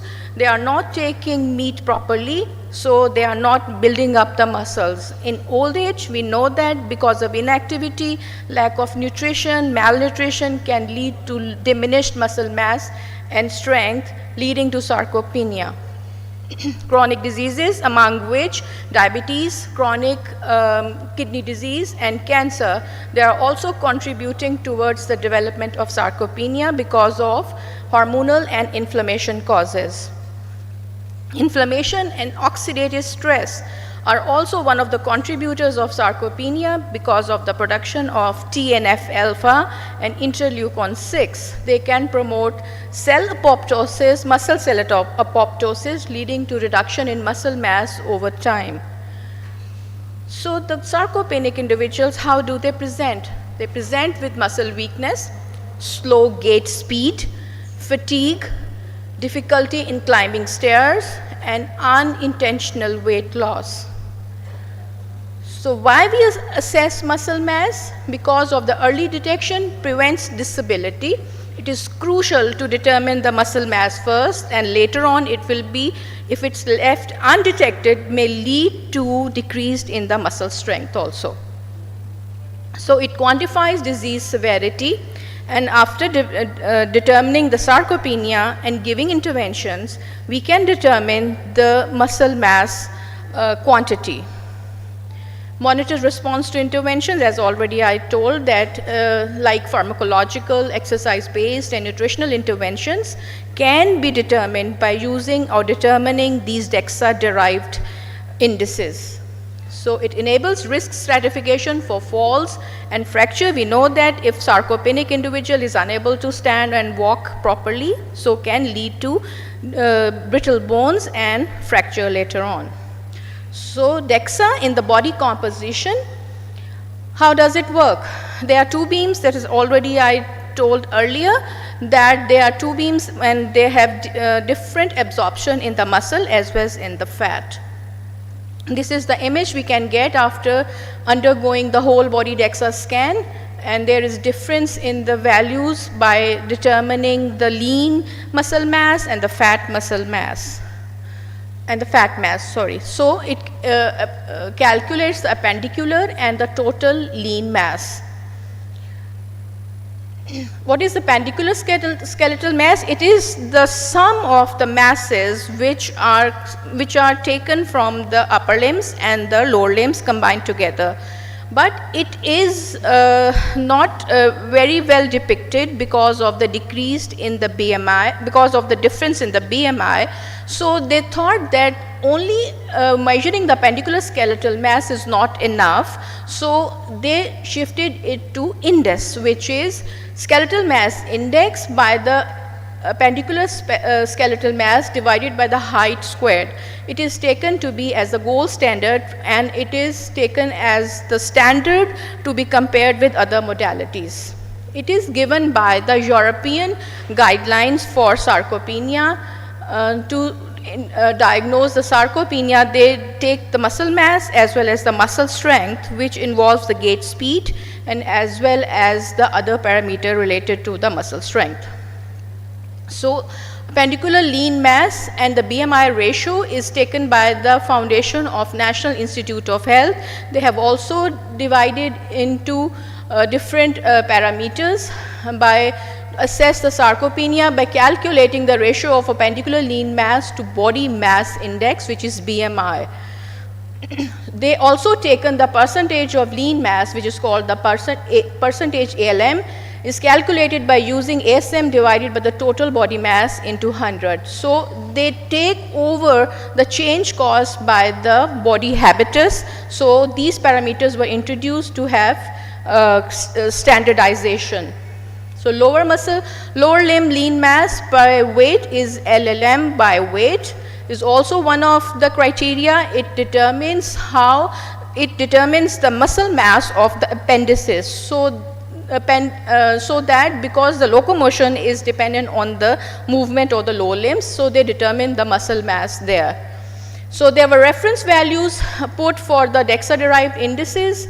This is by the European Working Group of Sarcopenia for the patients. It was given in 2010 that the value less than 7.26 is termed as sarcopenic, and the European, in 2010, they modified, for females, it is 5.45, and they modified in a consensus 2 and reduce it to less than 7, and for women, they reduce it to 5.5. So an FNIH if they get the value of less than 0.786, the term is sarcopenic, and for women, it is 0.512. So according to the Asian Working Group of Sarcopenia, they cut off the value for men is 7, because in the Asian men have less habitus as compared to the European, so they have reduced it to 7, and for females they have reduced it to less than 5.4. So there are three main categories. We define them for the diagnostic purpose. They are probable sarcopenia, characterized by decreased muscle strength, indicating the potential onset of sarcopenia. Early identification is crucial for implementing preventive strategies at this point. And there is confirmed sarcopenia. It involves the dual criteria of low muscle strength and low muscle mass, confirming the presence of sarcopenia. This stage emphasizes the need for targeted interventions like amino acids, like protein intake, physical exercise, and everything. And there is severe sarcopenia, is an advanced stage of sarcopenia characterized by significant reduction in muscle mass, strength, and overall performance. So this is a wrap-up of the sarcopenia. We have the risk factors, we have a list of risk factors and the biomarkers responsible for sarcopenia, and there are future directions as well that we should undertake multiple studies related to sarcopenia, and therapeutic development should be done and monitored by DEXA-derived indices. You can see the consequences of sarcopenia as well, leading to mortality. This is how I end my lecture. Thank you. Presentation. Thank you very much.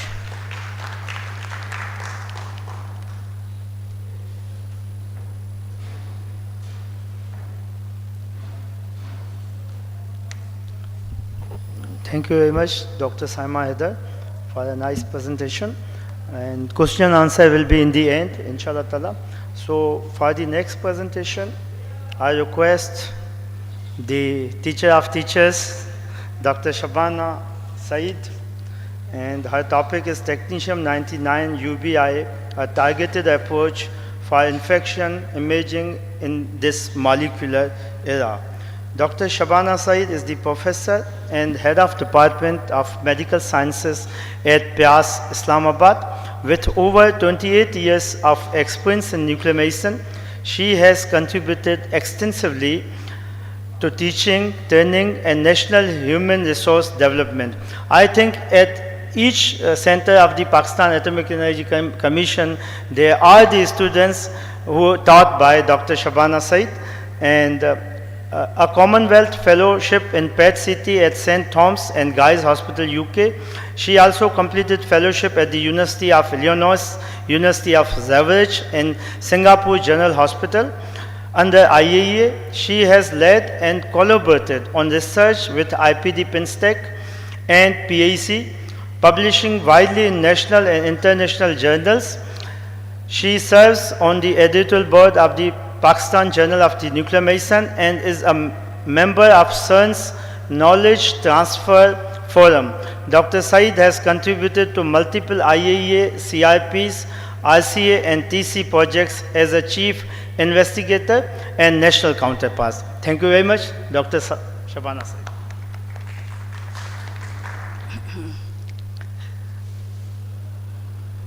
इसको थोड़ा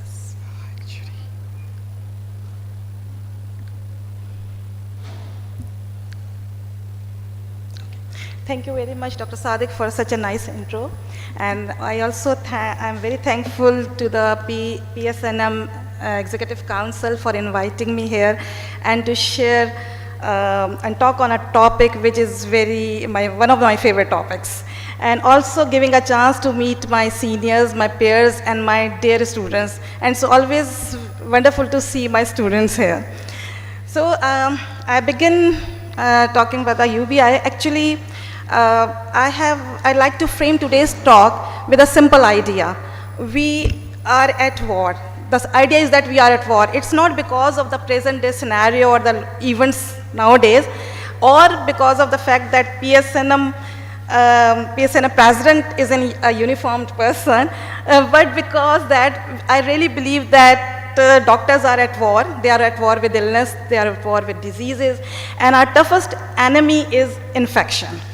So in military term, that we have to do reconnaissance, as you know, the scout or recon is something to do survey of the war area, to tag the enemy and to report it back so we can act on it. So according to me, the UBI 2941 is actually a molecular scout, a molecular recon, which gives information about the infection. So I want to take you to the unseen battle space, which is the infective focus. So infective focus, I think, is a battle area where you can see that our enemy is the infection, and when it invades the body, again, our first line attack, the first line defense comes into action, and there is recruitment of more troops. And these are the WBCs. And there is a sort of a chemical warfare going on. So if we want to Our main objective is to detect enemy position early and very specifically. So what should be the criteria of an ideal infection agent, infection imaging agent or mission profile is that it should be specific. Of course, it should differentiate between the inflammation and infection. It should be sensitive, and it should have non-specific low uptake, giving a good target to background ratio. And it rapidly localizes with good retention at the site of infection and the more generic one. So an ideal infection imaging agent is the one which actually tags the enemy. So it has been a long debate that what is the which procedure or which radiotracer is the holy grail of nuclear medicine. And it has been agreed upon that finding an specific infection imaging agent is the nuclear medicine holy grail. And there is always a quest to find a more specific and ideal imaging agent which can image the infection very specifically. So taking back to you, all of you, to infection battlefield, that is whenever there is a bacteria, they get attached, there is a growth and dispersal, and in the battlefield there are many targets, and they can actually, nuclear medicine can actually offer several approaches to infection imaging by actually radio labeling this target, like labeled WBCs, the FDG, the gallium citrate, and of course the labeled antibodies and the labeled antimicrobials, which actually are the ideal thing to do. Okay. So talking about the antimicrobial peptides are as a part of innate human immunity, and they are produced in the body by the macrophages, the granulocytes, and the epithelial endothelial cells. And what they do, they are very small molecular weight peptides. They get attached to the bacterial membrane, and actually they get to the bacterial cell wall membrane, and they destroy the bacteria. And the other side, they also modulate the host immunity. And because of short, I'm not going to talk about this, but I'm going to talk about this aspect in a little more detail. So the core concept is that to take one of the antimicrobial peptide, tag it with a radionuclide, inject it, and let it report back where the infection is. A number of radio-labeled peptides have been evaluated for the scintigraphic detection of the infections, and among the most specific one are the technetium-labeled cationic ubiquitin. So, and they have been, ubiquitin has been found to, be more specific and more appropriate for the infection imaging.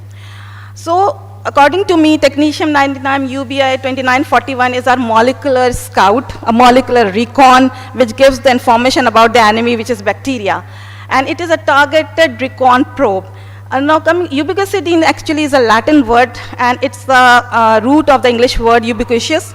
And the ubiquitous is the motto of the British Royal Artillery, reflecting that the artillery has been present in every British Army battle and deployment for over 300 years. So it's built, and it's basically a recon probe is built to seek bacterial membrane, light them up for us. This is targeted intelligence.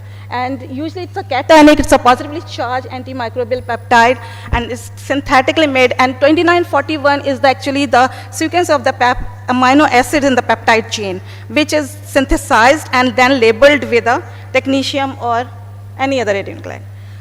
So I have talked about it, that segment is positively charged, and by virtue of this, it gets attached to the negative charge membrane of the bacteria. And human cell is actually the negative charge inside the cell. So it spares the human cell, and it actually targets the bacteria only. Okay, so UBI 2941 progressed in a classic translational path. First identified as an antimicrobial peptide fragment with affinity for the bacterial membrane, it evolved from the biological concept to a clinically usable tracer by completing every milestone, like target selection.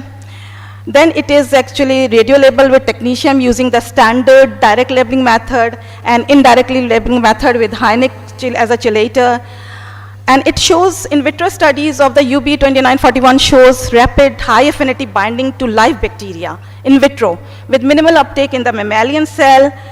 Then it is validated in animal infection model for specificity and the biodistribution. And coming to the final taken into the human studies, where technetium-99 labeled UBI demonstrated a very early focal localization with low background. The first study was done in 2004 by the Ellaford et al. And it showed that it has a very good uptake at the infective focus with very low uptake in the normal tissue.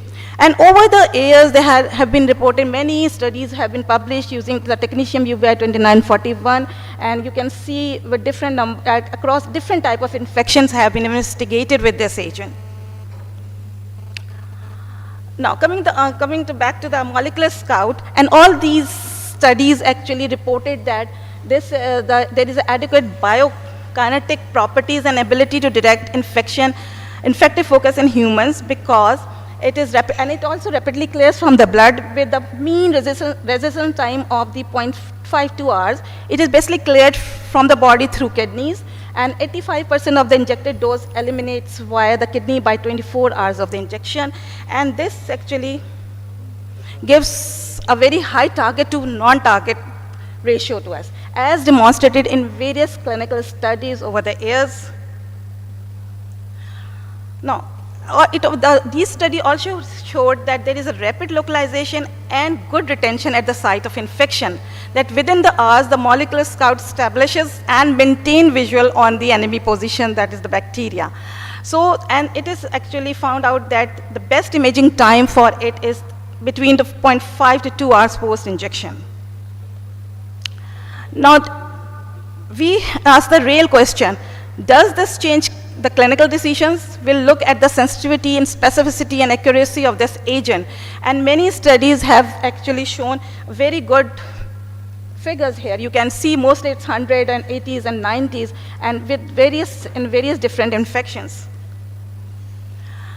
This is again a clinical trial of the specific imaging of the infection. You can see again, there's a systemic review. It's a meta-analysis which shows that it has a very good figures in terms of sensitivity, specificity, and accuracy. Another study, the pool analysis of the diagnostic value, also have a very good figures. And so these have done, it's very sensitive. All these publications, these reports have showed that ubiquitin 2941 is highly sensitive, because it can easily localize the infective focus here, and it discriminates infection from the inflammation.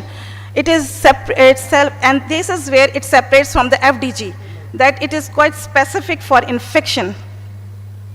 Like this one, I would like to reflect. This is the bone scan with of a diabetic foot, and there is you can see there is a big uptake in the calcaneum. But when the same scan was done with the UBI, you can see there is no uptake. You can see there is, and then the bone biopsy showed no infection in this. So it's quite specific for the infection, unlike MDP and FDG.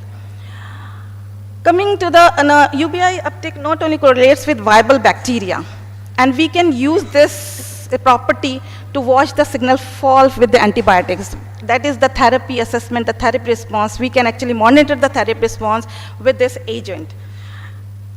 See? So it is pre-therapy scan, UBI scan, it's after 1 month post-therapy. You can see there is a significant drop in the uptake. It's because of the antibiotics. So we can actually follow the patient and see the therapy response. Again, if you want to do real-world engagements where the scout found the enemy, that is, at high-stakes infections like orthopedic infections, it has shown a very good results, as you can see here. Then there is a molecular, especially in a large musculoskeletal cohort, UBI SPECT-CT was compared against culture, histology, and follow-up, and it was validated there. This is actually a case of the osteomyelitis, and you can see a good uptake at the site of the infection, bone infection. Oops. Something went wrong, sorry. Okay. And this is a prosthesis infection. Again, you can see there is a good uptake at the site of the infection, and all these studies have been, and this study, the finding have been validated by the histopathological correlation.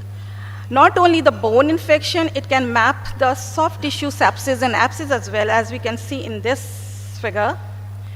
Coming to mediastinitis, there is the original article with the 13 adult patients, and you can see this is a negative scan after the surgery, the chest surgery, cardiac surgery, and this is a positive scan. And you can do the target to non-target ratio like this. Similarly, here is another positive study where you can see increased uptake at the site of infection, mediastinitis. Then fever of unknown origin, UBI can help point to the actual nidus instead of making the guesses and where to drain or what to explore.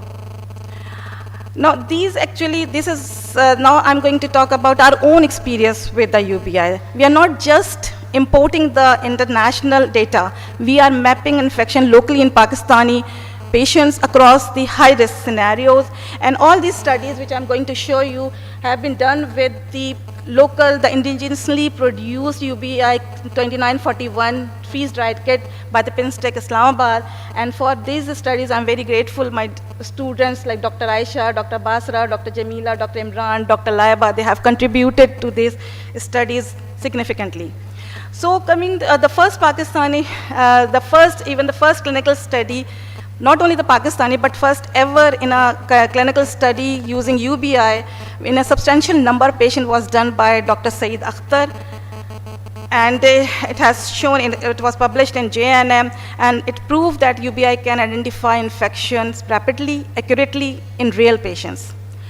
Another study in 2030 with 55 patient diabetic foot infection gave very good result, 100% sensitivity and 100% specificity.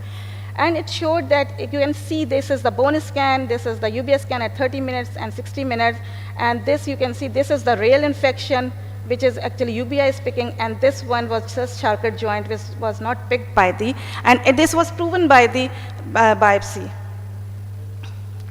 So 41 patients, we actually, in diabetic foot infection, we did SPECT CT scan, and we found, and the SPECT CT, the advantage of the SPECT CT that it actually differentiated the infection in the soft tissue or in the bone. As you can see, this is the bone infection here in the big toe, and this is a soft tissue infection. So we did some studies with the implant infection, firstly with 25 patients, and then another study, 14 patients, and you can see we got very good results. And also we did some quantitative analysis we got with TNT ratio of 2.25, which was quite high. This is the technetium UBI SPECT CT scan. Now, spinal infection, coming to spinal infection, as we all know, it's very difficult to diagnose the real spinal infection. Sometimes the MRI is very non-specific. And coming to the nuclear medicine scenario, nuclear medicine also, the labeled WBCs has very low sensitivity. FDG PET is being used here, but again, it's very non-specific. So with this thing in mind, we did spinal infection patients in first study was done in 28 patients and then in 48 patients. So this was from our previous study. You can see there is uptake to positive, and this is true negative. And this one, you can see this is a recent study, and that included the tuberculous spine infection as well. And this was uptake is actually SPECT CT is delineating it more. Now, skull-based osteomyelitis, we all know, and malignant otitis externa are life-threatening. UBI highlights the infected focus even in very complex anatomy as shown here. Not only that, we also did some studies to gauge the response of therapy using the UBI, and you can see the pre-treatment and post-treatment, there is significant loss. So it can not only be used to diagnose the skull-based infection, but also to monitor the treatment, which is the main question which is the referring physician want. This is the malignant otitis externa. Again, you can see with 100%, although the number of patients were very small in this study. Now, and this is the post-operative cardiothoracic infection in 25 patients. We actually did this study in 25 patients, on those patients who had undergone the CABG, mostly the CABG. And you can see this is we saw some infection in the sternal region, And there was a case where it also showed the infective endocarditis, the valve replacement patient, and it was infected and it was picked by the UBI. The SPEC planner was, of course, the sensitivity specificity of planner was less as compared to SPEC CT, where you can see the main difference is the specificity. Although it has been reported that UBI is very good for fungal infection, it binds with a fungal infection, and with this thing in mind, we did 25 patients of chest fungal infection.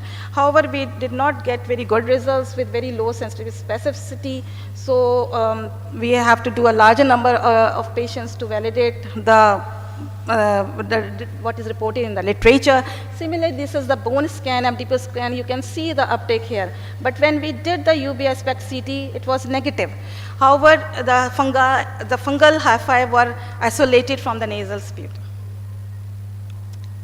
So now there are situations where every scout has limits, of course, and not all organisms are accumulated equally. And of course, there is non-uniform accumulation in different bacteria, limited binding to the intracellular pathogens, and possible false negative if labeling quality is subnormals. So these are the limitation of UBI scintigraphy. So again a question that is the mission complete? Whether the technetium 99M UBI 2941 is very close to being the ideal infection imaging agent, but the mission isn't over as well, although it's a very promising radio tracer. But it also fulfills all the requirement of an ideal infection imaging agent, but we are very close but not perfect, and still the campaign isn't over yet. So the next future is the gallium 68 Nota ubiquitine 2941. Actually, the enemy is the same, but the weapon has changed, or there is upgradation of the scout. So the mission is unchanged, that is detection of the live bacteria, but the platform has advanced from SPEC to PET. Now we move to PET. Gallium 68 Nota ubiquitine is a PET agent, and it has all the goodness of the PET imaging. And it has undergone, the gallium 68 UBI 2941 has undergone all the same step. It has been labeled very efficiently, and the in vitro studies showed that it has a very good binding, and it has a very with good finding, and in vivo study have also validated that it is a very good agent for infection and inflammation, especially infection. Coming to the human studies, however, the first human study was done by Sathige in South Africa, and to show the cytotoxicity, biodistribution, radiation dosimetry in the osteomyelitis patient. He found it to be a very good agent. Although there are limited, there are limited human study. However, it still shows that it is a very promising targeting in suspected infection that you can see in spine, in prosthesis, in osteomyelitis. And there was a paper which showed that the decade of ubiquitine development for PET imaging, and still you can see there are only very few patients have been done. Human study is still very small, with very small number of patients. So the million-dollar question again, that ubiquitine 2941 infection imaging, it is the end of the quest or not? So I think the end is very near, but we have to be, the investigation have to be continued to find the one. Thank you for your attention.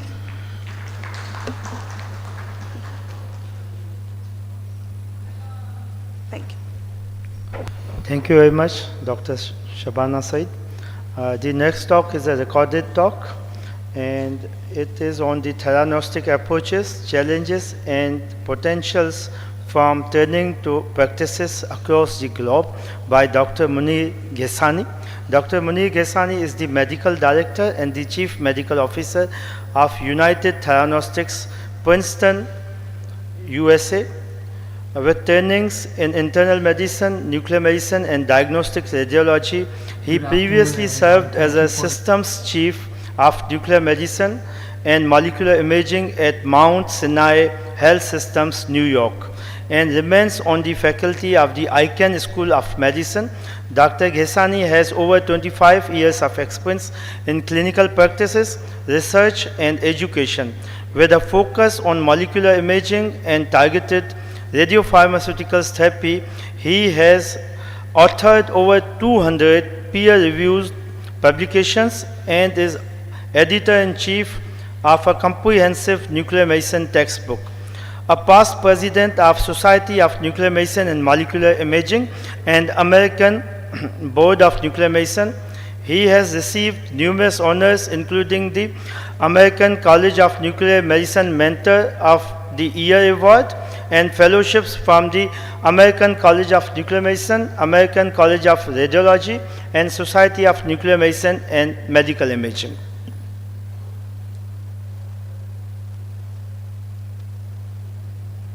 Good afternoon, everyone. Thank you for the invitation to speak on theranostics approaches, challenges, and potentials from training to practice across the globe at the 10th Annual Pakistan Society of Nuclear Medicine meeting. My sincere apologies for not being able to attend in person. And once again, thank you all the organizers for the opportunity to give this presentation.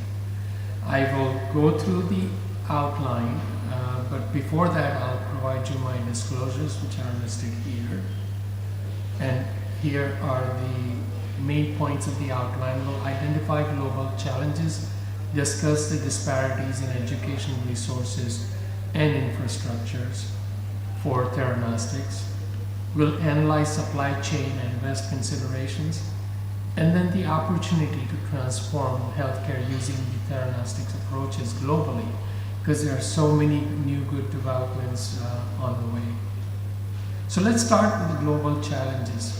We'll divide that into two parts, imaging and radiopharmaceutical therapy, which of course goes along with our theranostics concept. So let's start with imaging first. So a little bit of background, there was a first Lancet Oncology Commission and IAEA joint effort occurred in 2018 when the very first meeting was convened by the commission, and the goal was to examine worldwide access and analyze barriers to imaging and nuclear medicine services for optimal patient care. Here are the organizations that are listed. A large number of national and international organizations participated in this effort. And they also used various databases for equipment, workforce, and procedures. And then finally, the report was published in March of 2021, which is listed in the reference below. So what they found was that global cancer burden is growing at an alarming rate. From 2012 to 2018, new cancer cases worldwide grew by 28%. And cancer the overall deaths also increased by 17% despite all the new advances that have taken place. And what is even more alarming is that by 2030, the number of new cancer cases worldwide is expected to reach 22.2 million and a staggering death rate of 13.2 million. So what they also found is that in high-income country, imaging plays a major role in various aspects of patient care, but it's very often overlooked in low-income and middle-income countries. So they divided into 8 sections: the role of cancer imaging, barriers to increasing access, analysis of cost, benefits, and return on investment, which is quite impressive. I'll show you in my subsequent slides. A global scale-up of diagnostic imaging, radiation protection and safety, very important. Digital science technology, including AI and machine learning. Teaching, training, and research, and necessary success factors for global expansion of imaging access. So what they also referred to was that the WHO cancer care levels. So imaging modalities are, different types of modalities are referenced by WHO as level 1, 2, and 3 cares, and these are all listed here. This is very staggering. If you look at the number of CT scanner per million inhabitants over the world, it's a rainbow pattern with color scale of all different types, and the references are listed for the availability in the bottom left of the screen. This is for availability of PET scanner, again, very diverse color scale across the globe. And this is for SPECT scanners, and there are some implications of PET versus SPECT CT availability, and I will address that in my subsequent slides because that opens up the opportunity for companion diagnostics using SPECT CT instead of PET CT. So let's look at some of these. And if you look at the high-income countries, there are 3.6 PET scanners available per million inhabitants. But as you go to upper middle and then subsequently lower, middle, and low-income countries, you can see there are many parts of the world where there are no PET scanners available. And even in the upper middle income countries, that number of availability drops significantly, almost 10% that of high income countries. And the rest are, as I illustrated here before. And this is what I was referring to, where the differences between the SPECT CT and PET CT available in a given part of the world can directly impact the availability of or even development of companion diagnostics.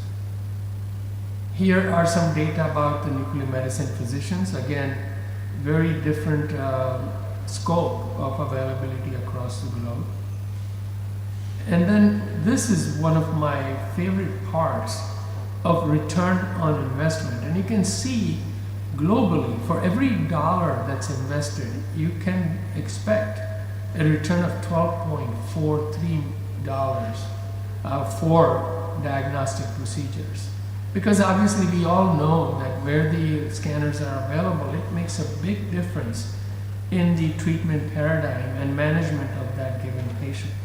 And here are even more staggering numbers. Look at Asia, almost $40 per dollar invested. In Africa, it's about $21 per dollar invested. Quite impressive. So the conclusions, whether there are dramatic inequalities in access, compelling health economics case for countries, and scaling up access to medical imaging would give substantial health and economic benefits. They both go hand in hand. So they had several action items. I will just highlight those in red. Incorporate imaging diagnostics, incorporate national cancer control plans, access to imaging diagnostics, collaboratives for cancer imaging diagnostics. Of course, provision is not beneficial until you do the education and training, as well as research, development, and innovations. For example, a scanner that is specifically needed for a given part of the world where the chillers may not be available, you need to integrate all of that into your scanning system. Now let's look at the radiopharmaceutical therapies. The Lancet Commission also looked at the availability of radiopharmaceuticals in different parts of the world, and you can see here I-131, for example, hyperthyroidism, again, vast differences in various parts of the world. In many parts of Africa, for example, there is no data available, or there is no use of I-131 for hyperthyroidism or thyroid cancer. Similarly, for bone cancer therapies and theranostics, you can see majority of Africa and even some part of Asia and other parts of the world where there are no theranostics used in bone cancer. Similarly, for neuroendocrine tumor and for prostate cancer. And then this is specifically for lutetium-177 PSMA therapy. And you can see, again, several parts of the world have anywhere between only 0.1 to 1 eligible patients per million inhabitants. And we know a lot more patients can benefit from these treatments. And so, again, there are indices and implications on theranostics and therapeutics areas. And you can see vast differences in many parts of the world where, for example, liver-directed therapy is not available. You can look at the liver cancer therapy, prostate cancer therapy.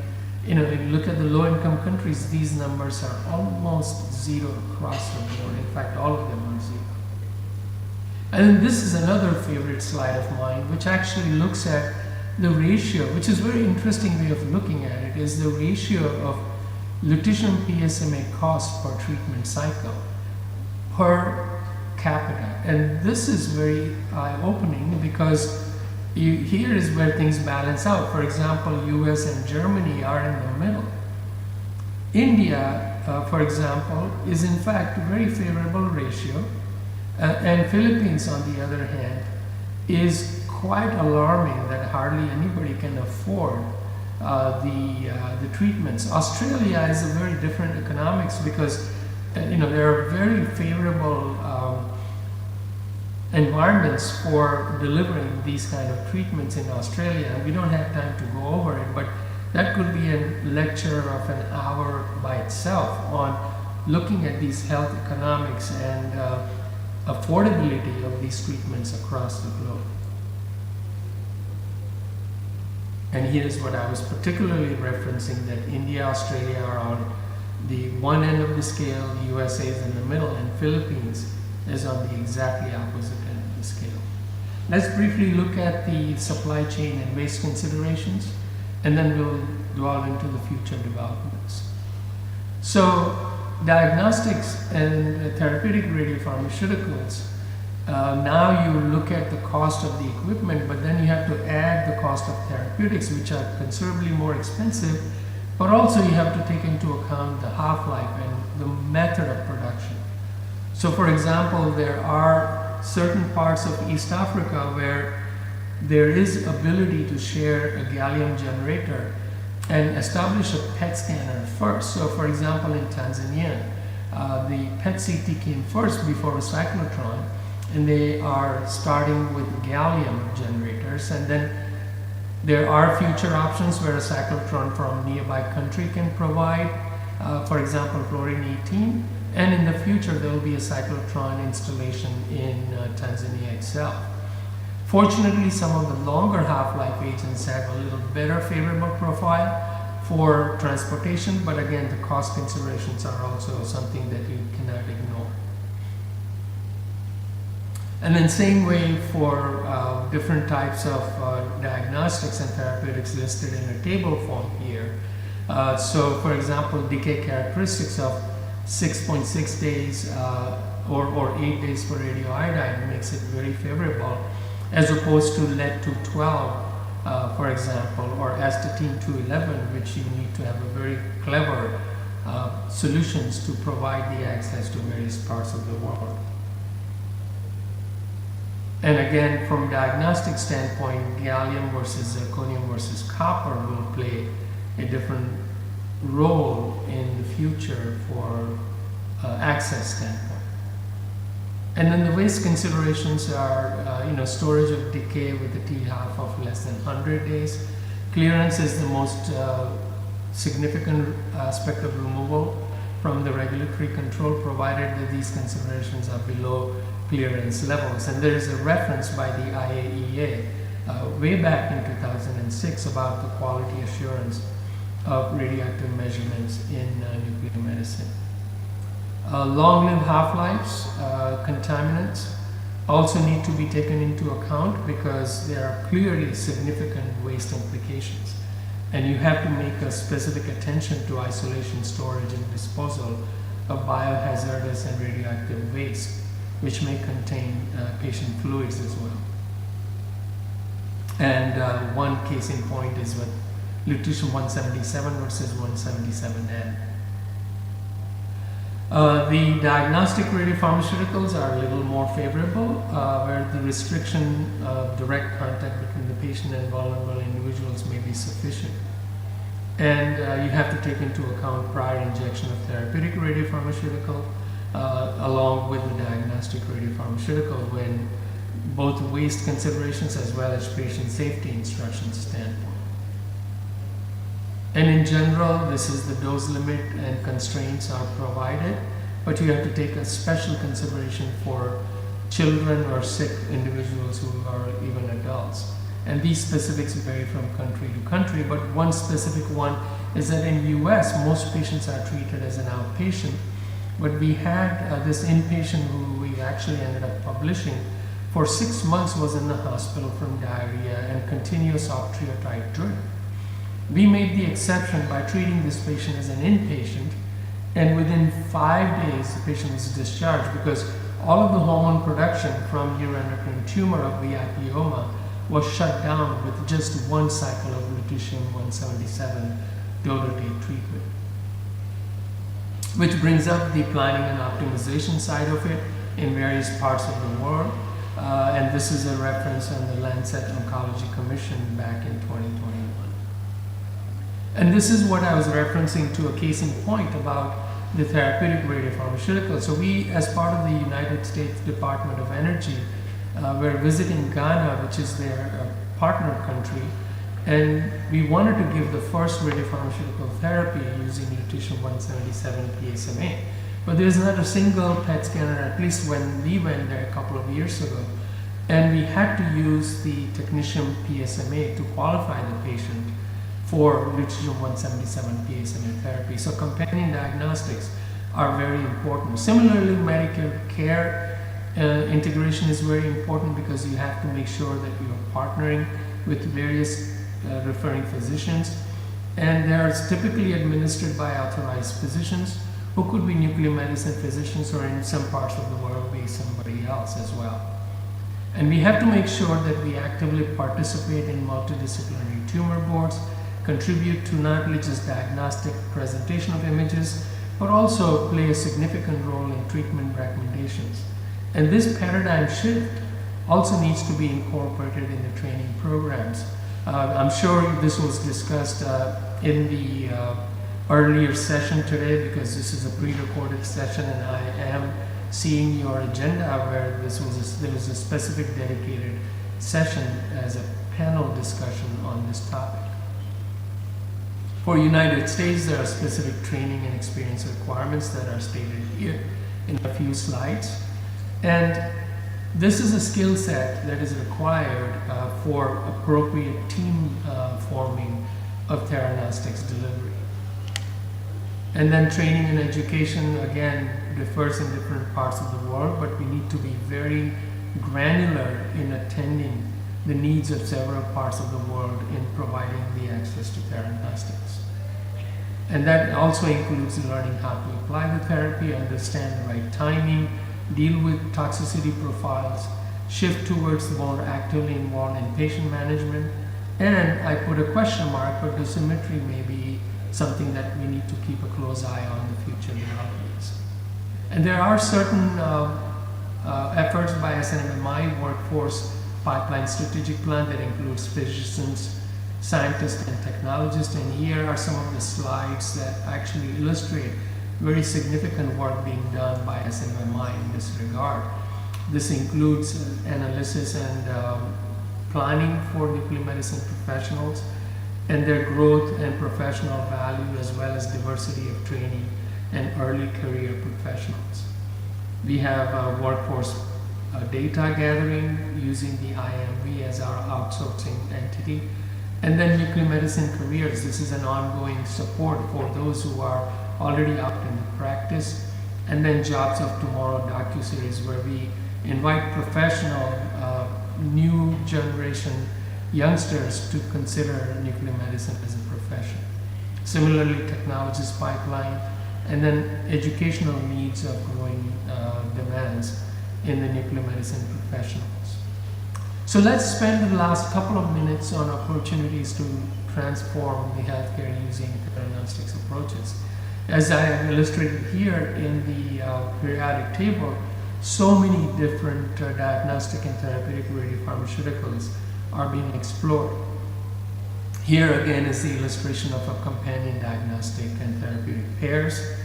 And then alpha particle therapies are on the horizon with their significant advantage illustrated here compared to beta particle therapy, something that will even further transform the patient care. And here are some of those with the half-life considerations for global supply chain, and also the methods of production on the right column that may help in our planning and implementation of global theranostics of alpha particles. And the job and the global financial growth is quite significant, as illustrated here from one of my friends at Siemens, Matt Shah, who provided some of these slides.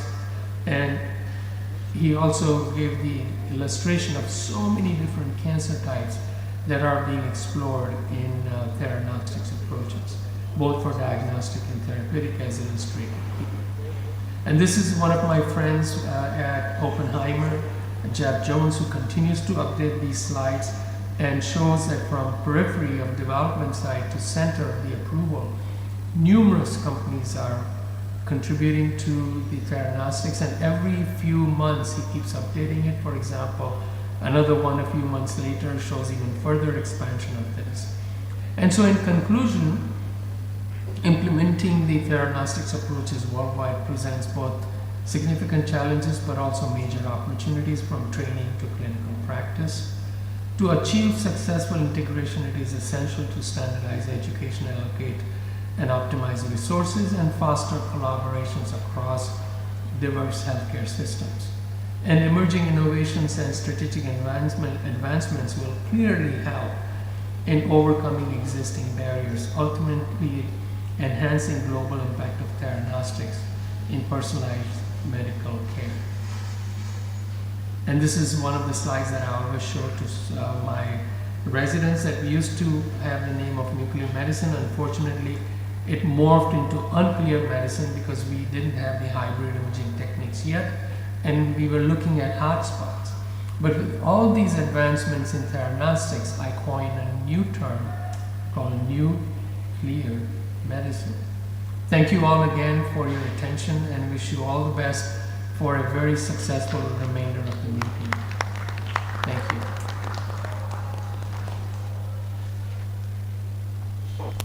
Thank you very much.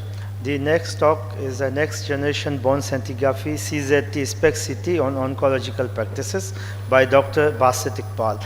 Dr. Basit Iqbal did his MSc in nuclear medicine from Pias in 2002 and then served in Atomic Energy Cancer Hospital, Karachi. In 2010, he proceeded to the Charles Sturt University, Australia for his PhD in nuclear medicine. After completing his PhD, he worked at Genome Hospital, Gujranwala, and now posted in Anmol Hospital, Lahore. He is a former Vice President of Pakistan Society of Nuclear Medicine. He has 18 publications in various national and international journals. Dr. Basit Iqbal.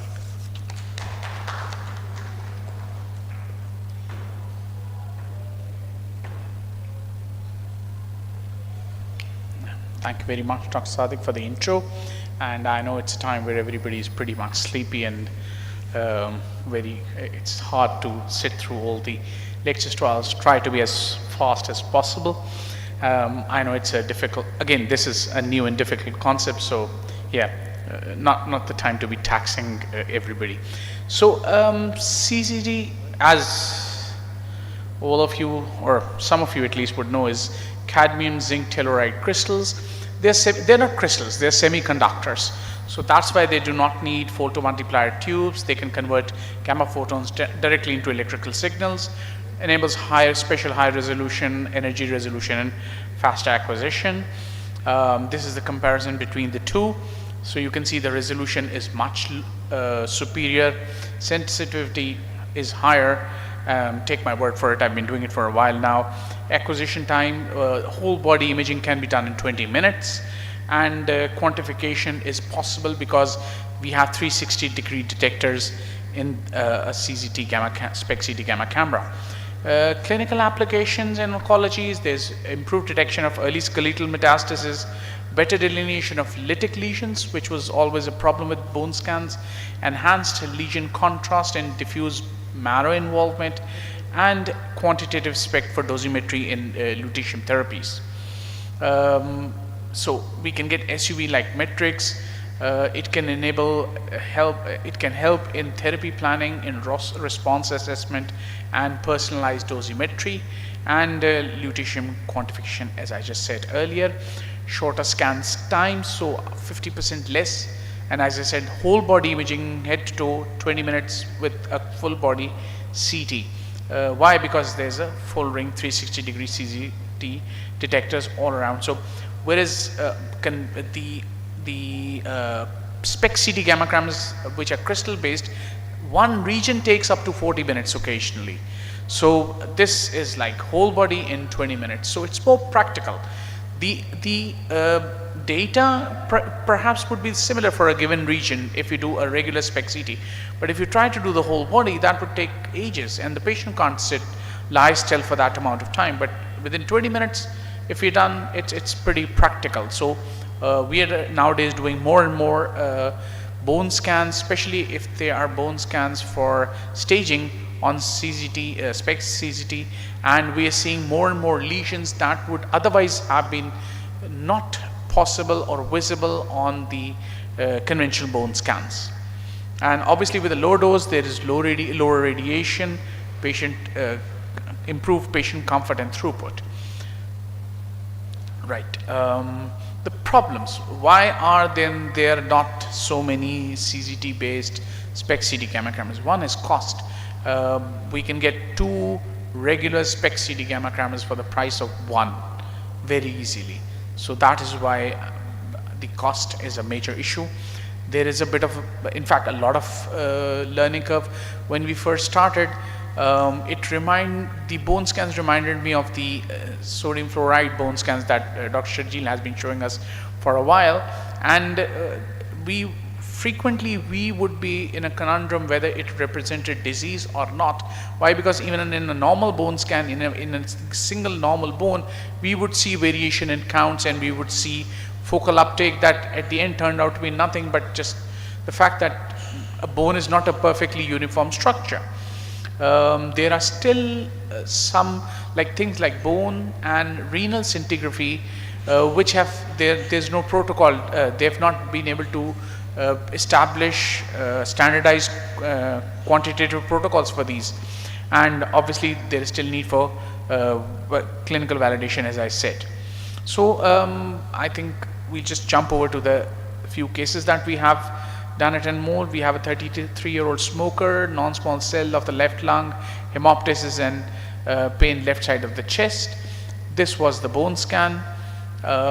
One of the things was, is it involving the underlying bones or not? We can do a quick SPECT CT, and you can see that there is calcification within the tumor, but the bones around it, the rims, are spared. So again, not stage 4, but less than that. The second case, 60-year-old female, suspected metastasis on MRI. So the patient had backache. They got the consultant got an MRI done, and it said suspected metastases. Patient was sent over for a bone scan. This is what the bone scan looked like. You can see some uptick in the lungs. You can see some uptick in the vertebrae, and we did a SPECT CT, and you can see there is uptick in the ribs, there is uptick in the vertebrae, but there is uptick in the lungs also, and so there is a possibility that this is maybe a lung primary. I consulted my radiologist, have him have a look, and his comments were, lung features on CT include diffuse ground glass in both lung fields, septal thickening without significant nodularity in the basal segments of both lower lobes, which likely represents evolving lymphangitis carcinomatosis. So now with that background, we will have to look for the primary, and there was a high chance that it could be a lung primary. Next case is 14-year-old female, osteosarcoma of the left tibia. You can have a look, and if we were just doing it with a regular gamma camera, I think my report and report of most of the nuclear physicians that we had would have been primary bone tumor without any distant metastasis.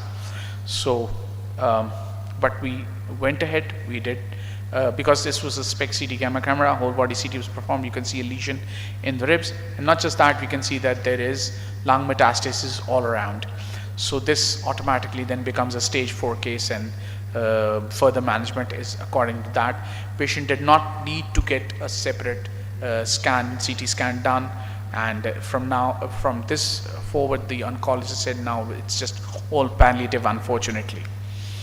The next case is 34-year-old female, peripheral nerve sheath tumor in the left tibia. We can see a lesion in the leg, we can see a lesion in the skull, so these metastases yes, they are there. But when we look at the scapula, we can see there is some uptake also. So now it's not just those two areas, but the scapula also have metastasis, which was not easily recognizable on the planar bone scan. Thank you very much, and I hope that I've not bored you too much. Any questions at the end can be answered. Thank you very much, Dr. Basit Iqbal. And the last talk of this session, the renal scintigraphy, learning points and practical guidelines by Dr. Salman Habib. Dr. Mohammad Salman Habib is serving as a Deputy Chief Medical Officer and Head of Nuclear Medicine and Allied Services at Kiran Hospital, Karachi since 2011. He established the Theranostic Laboratory Services at Kiran and brings over 20 years of the expertise in nuclear medicine. Alongside his clinical leadership, he is a part of the teaching faculty of the Janha Sindh Medical University, Karachi, and also works as a visiting consultant nuclear physician at Tabba Heart and Kidney Institute, Karachi. Dr. Habib has contributed significantly to research with 20 publications in national and international journals and has served as an executive council member of the Pakistan Society of Nuclear Medicine in 2018 to 2020. Thank you, Dr. Salman Habib. Bismillahirrahmanirrahim. Thank you, Dr. Sadiq, for such nice introduction. First of all, I'm thankful to the President, Pakistan Society of Nuclear Medicine, and their colleague to inviting me to present the lecture on renal scintigraphy. The theme of my presentation is learning points and practical consideration. First of all, the brief introduction. Nuclear renal scintigraphy provides useful information about the renal blood flow, individual renal function, and excretion of the tubules. The advantage of nuclear medicine over other imaging modalities is low radiation burden, no sedation required, no special preparation required, is easy to perform and interpret.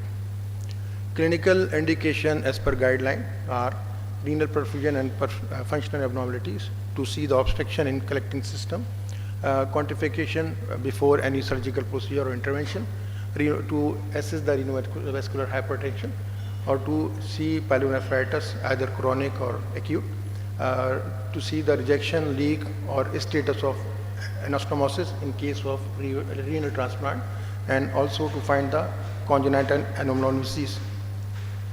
Common tracer used for renal scintigraphy. Those excreted by glomerular filtration, that is most common is DTPA, and those secreted by the tubules, that is MAC3, and those retained in the renal tubule, that is DMS. This table demonstrates comparative between the DTPA and MAC3 radiopharmaceutical. DTPA doesn't require boiling, while MAC3 required boiling. Excretion filter 90% excreted from body by 4 hours, while MAC3 tubular excretion 95%. Renal function GFR can be estimated by DTPA, and effective renal plasma flow can be demonstrated by the MAC3. Response to captopril decrease in activity due to the low or going down GFR in case of DTPA, while increase or retain activity as GFR is less. Parenchymal visualization is poor in case of DTPA, while in case of MAC3 it's good. Dose limited organ is bladder in both cases. Usually as per guideline the dose is 10 to 20 MCI in both cases, but median administrative dose is 10 MCI for both tracer. Studies also reveal 10% decrease in the activity, that is approximately 5 MCI can be adequately assess the kidneys.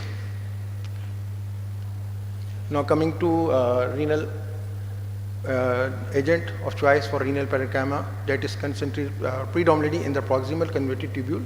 Renal excretion is very high and continue to accumulate for 6 hours. Imaging is performed 4 hours post-injection, including the anterior, posterior and oblique view. Sensitivity for detecting the acute pyelonephritis or scar is 80 to 100% in comparative to intravenous sonography, ultrasonography and Doppler studies.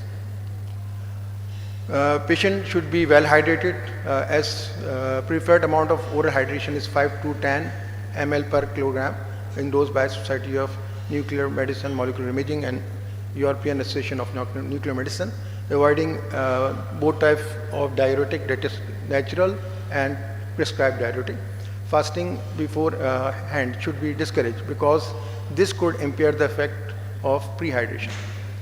Use of furosemide at a dose of 1 milligram per kilogram up to maximum of 40 milligram is good.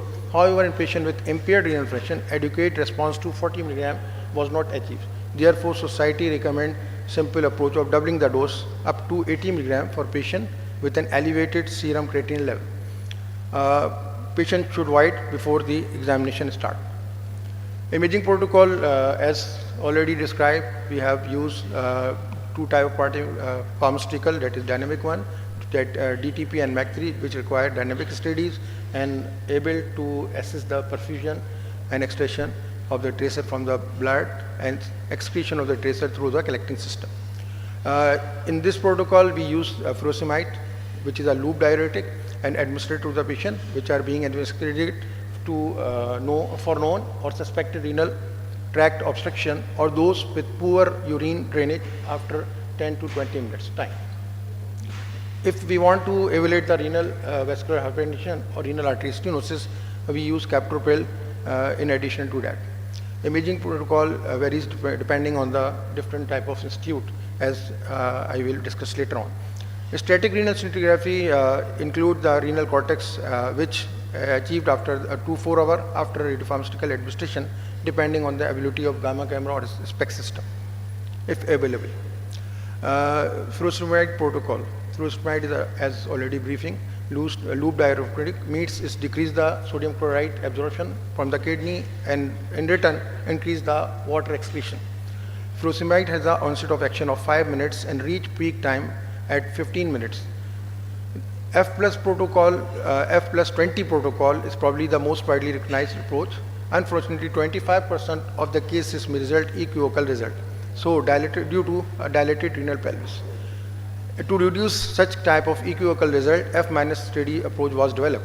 That is taking advantage of fact that maximum diuresis occur 15 minutes after the intravenous administration of furosemide. However, in 30% of cases, most of the patients become urinate. That's why it's difficult to continue the study. In response to that, most experts advocate for the F+0 protocol, that is hybrid approach that shorten the procedure time and reduce the equivocal results and as well as improve the patient comfort. Coming to image acquisition. For MAC3 and DTP, images for gamma camera achieve with low energy all-purpose collimator because despite the slight lower resolution, high count rate result in reduced noise for quantitative measurement. Current guideline and parameter recommend that patient should be pushing supine with the lying on the with back, patient back. For a transplanted kidney, however, we have to image anteriorly too. Both kidneys should be at the center of view. That should include both heart and the bladder as well. The first minute of the imaging should include 3-second image, and later on, after 2 minutes, we use 60-second image to evaluate the parenchymal function and urine outflow. Data processing time activity curve are generated by placing ROI around all the portion of kidney. Different parameters are evaluated, including time to peak and T-half and 20 minute per max. Part of renogram include vascular phase, parenchymal phase and washout phase. The pattern of renogram or time activity curve, as we see in this.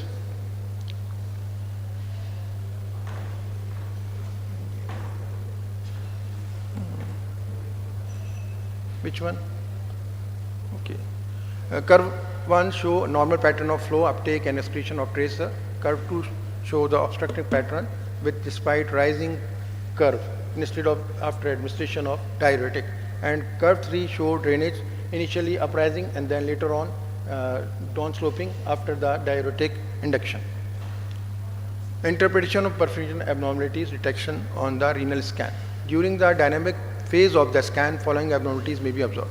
Delayed or absent tracer uptake show blockage of the blood supply of either one kidney or both kidney, depending on the lesion. Asymmetrical blood flow show imbalance in the renal function. Flattened curve show impaired blood flow from aorta to kidney. Specific uptake of abnormalities caused by the renal artery stenosis, renal artery occlusion, acute tubular necrosis, severe dehydration or chronic renal insufficiency, or renal transplant rejections. Persistent or prolonged parenchymal retention caused due to the obstructive uropathy, acute tubular necrosis, or in case of end-stage renal disease. Now coming to renovascular hypertension, we use angiotensin converting enzyme inhibitor that block the conversion of angiotensin 1 and 2 and preventing the vasoconstriction that leading the renal artery hypertension. Patient preparation is we must stop the angiotensin converting enzyme inhibitor or receptor blocker of diuretic. Patient should be well hydrated, monitor BP, tracer, maybe both type DTP or MAC3 can be used. Protocol either 1 day or 2 day protocol. The basic difference in 1 day protocol, we must use less MCI or half MCI, 2 MCI followed by 8 MCI of post-captopril scan. In case of 2 day protocol, we must have to do a post-captopril scan first, and if the scan is abnormal, then we do the baseline normal study. Interpretive criteria for renovascular hypertension. General criteria include worsening of the renogram curve, reduction in relative uptake, prolongation of renal and parenchymal transit time, increase in 20-minute per peak ratio, and prolongation of Tmax. A specific interpretive criteria for MAC3, unilateral parenchymal retention after ACI administration. It is a basic criteria more than 90%. And a specific interpretation criteria for DTP include the relatively reduction uptake after ACI inhibitor from the baseline renal study. If the reduction is greater than 10%, there is a high probability of renovascular hypertension. If it is between 5 to 9, it's intermediate group, and if less than 5%, it's low probability. Coming to renal morphological scan study, that is DMS scan, which used for renal function, absolute function evaluation to detect the inflammation associated with pyelonephritis and to diagnose the ectopic renal tissue. Typical finding for renal parenchymal infection include acute pyelonephritis show one or more area of diminished or absent tracer uptake with that is usually wedge shape or round patch of reduced activity. In severe cases, the entire kidney may show diffuse reduced activity. In case of chronic pyelonephritis, area of scarring, cortical defect along with a corresponding loss of kidney volume included. Now coming to some clinical cases. There is a 22 years female presented with right-sided renal colics. Her physician advised her DTPA scan. You see the scan and scan anyone from the fellows? No. And both kidneys show normal functioning, however right kidney show paleoaortic junction obstruction that clear adequately after diuretic stress. Second case, 55 years old male, diagnosis of hydronephrosis of renal kidney on ultrasound, refer for MAC3. The interpretation is left kidney show normal functioning, however right kidney is enlarged, reduced functioning with moderate to severe hydronephrosis. Coming to case 3, 22 years old female admitted in hospital with history of uncontrolled hypertension, hypertensive workup done but is still undiagnosed. Now the consultant refer her for renovascular hypertension diagnosis. Her captopril study done, as the graph show. There is a first one is a baseline and second one is the captopril study which showed attenuation in the graph, reduction in the uptake. 20 minutes image at left baseline show left kidney relatively reduced uptake and lower flatter renogram. Relative function is 41%, 1 hour after 50 mg of oral captopril. Left kidney present parenchymal retention and curve is going upward until the end of acquisition. Relative function dropped to 34%, while the right kidney show the normal perfusion uptake and excretion. Coming to case 4, 35 years old female presented with abdominal pain. Her ultrasound show non-functioning small left kidney. Her physician advised DMS scan. After DMS scan, we conclude that right kidneys appear normal, while left is still non-functioning. Coming to case 5, 12 years old boy presented with right side renal colic after trauma from ball while playing cricket. He was referred for DMS scan or ultrasound. Small right kidney was reported. Our DMS scan reported left kidney appear normal while right appear horseshoe. This is a typical horseshoe kidney, recently diagnosed in our department. 13 years old girl presented with abdominal pelvic discomfort associated with menarche. She was treated but abdominal pain persists, not resolved. On ultrasound, left kidney found non-functioning. She was referred for DMS scan. The scan show right kidney appear normal functioning while left become ectopic or pelvic, low lying. Case 7. 13 years old, okay, skip, I will skip. Now coming to limitation of renal imaging. Nuclear renal imaging cannot reliably differentiate between the cyst or tumor and also cannot differentiate between the acute or chronic infection. The resolution of structure of the body with nuclear imaging may not be clear as with other imaging modalities. However, nuclear medicine scan are more sensitive than other imaging technique, and their functional information gained from nuclear medicine examination is often unobtainable by any other imaging techniques. Thank you.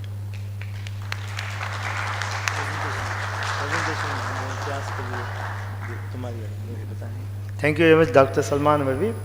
Now the forum is open for a question and answer session. And I request Dr. Akifullah Khan, as the expert of this session, start the question answers with the audience and with the chair, co-chair. Thank you. अब सब थक गए होंगे, लेकिन ये है कि रस्म दुनिया भी है, दस्तूर भी, और मौका भी है, दस्तूर भी है. तो सवालात का सिलसिला शुरू करते हैं. अगर कोई किसी के पास सवालात नहीं है, मेरे पास 25 हैं, तो फिर मैं शुरू कर दूं. तो और कोई सवाल स्टूडेंट्स में से कोई पूछना चाहेगा, रेजिडेंट्स में से? अच्छा, डॉक्टर शबाना, आपसे सवाल के यूबीआई का पीयूओ में, पायरेक्सिया ऑफ अननोन ऑरिजिन में, कोई रोल, कोई पेपर उस पर है? क्योंकि infection is the most commonly later on discovered cause of pyrexia of unknown origin. Is there any one paper on that? Okay. So we can have a study for our students in the next in the pyrexia fund, because this is the most relevant investigation where we can do it. Dr. Saib, DEXA करते हैं, आपने बहुत अच्छी ये उसकी हमें बताई है कि उसके सार्कोपीनिया में इसका रोल हम कर सकते हैं. तो कोई स्पेशल सॉफ्टवेयर अपग्रेड्स या कौन से मॉडल से आगे फिर हम सार्कोपीनिया की असेसमेंट इसके साथ कर सकते हैं? सर, सार्कोपीनिया में बॉडी को कुछ लोगों के पास पुराने सेटअप्स हैं, क्या उनको अपग्रेड किया जा सकता है अगर उसमें ऐसा मॉड्यूल ना हो? ज़्यादातर जो हमारे सेंटर्स में डेक्सा स्कैन्स लगे हुए हैं, क्योंकि सब लोग तो बॉडी मिनरल डेंसिटी को ही मेजर कर रहे हैं, क्योंकि सब लोग इस चीज़ की ये अंडर यूटिलाइज है. आपने बिल्कुल सही कहा, दिस इज़ थॉरली अंडर. और इस प्रेजेंटेशन को देने का मकसद भी यही था कि हम इस फैक्टर को और इस एस्पेक्ट को ज़्यादा हाईलाइट करें. लोग बॉडी कॉम्पोजिशन की तरफ नहीं आते हैं. बॉडी कॉम्पोजिशन हर मशीन में मौजूद है. अगर हम बॉडी कॉम्पोजिशन, अगर हमारी पुराने मॉडल्स भी हैं, क्योंकि हम अपग्रेड नहीं करा सकते, हम we are a poor nation, तो हम अगर सिर्फ बॉडी कॉम्पोजिशन भी मेजर कर लें एक just simple whole body scan के साथ, इसमें मसल मैसेस की वैल्यूज दिए होते हैं. अगर किसी के पास मशीन में कैलकुलेशंस नहीं है, he can do it on an Excel sheet, उस पर ट्रांसफर करें और उसको you can give it the values. One more request. Can you send some written instructions to our technologists and nuclear physicians कि जिसको हम फॉलो करके ये चीज़ें, ये इंडिकेटर्स निकाल सकें बाद में? सर श्योर, मैं बिल्कुल ये पॉइंट सर, लेकिन एक बहुत इम्पोर्टेंट चाहिए. DEXA is wholly based on the body, how to lie down on to the bed, ये सबसे इम्पोर्टेंट है. वो तो already ji ji ji ji sir, that would be, I will send it to those people who have the DEXA machine. Thank you. Doctor Saima, आपने बताया कि आप 2 energies के साथ डेक्सा स्कैन करती हैं. Is it possible on the same machine you can manage the 2 energies, or you have special software to set Ma'am, there is a special software for it क्योंकि वो खुद मशीन उसको calculate करके हमें values निकाल देती है. हमें लीन मास भी दे रही है और हमें पेंडिकुलर मास भी दे रही है. और मशीन स्विच करती है एनर्जीज को. जी, वो खुद ही एनर्जीज को कैलकुलेट करके हमें दे रही है. We don't have to manipulate those energies. Okay ji, okay. Thank you doctor Saima. Thank you, most welcome. Doctor Basit भाग गए. सर ये जब सेंसिटिविटीज को आप बोन स्कैन में हैं,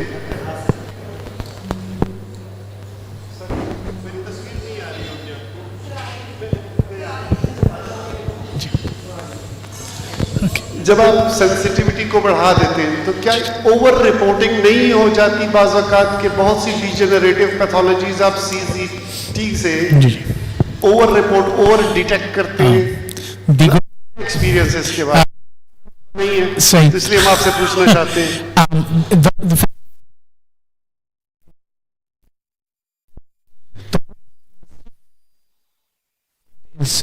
Looks more to be malignant and to guide us. So yes, the positive and the negative predictive values have improved.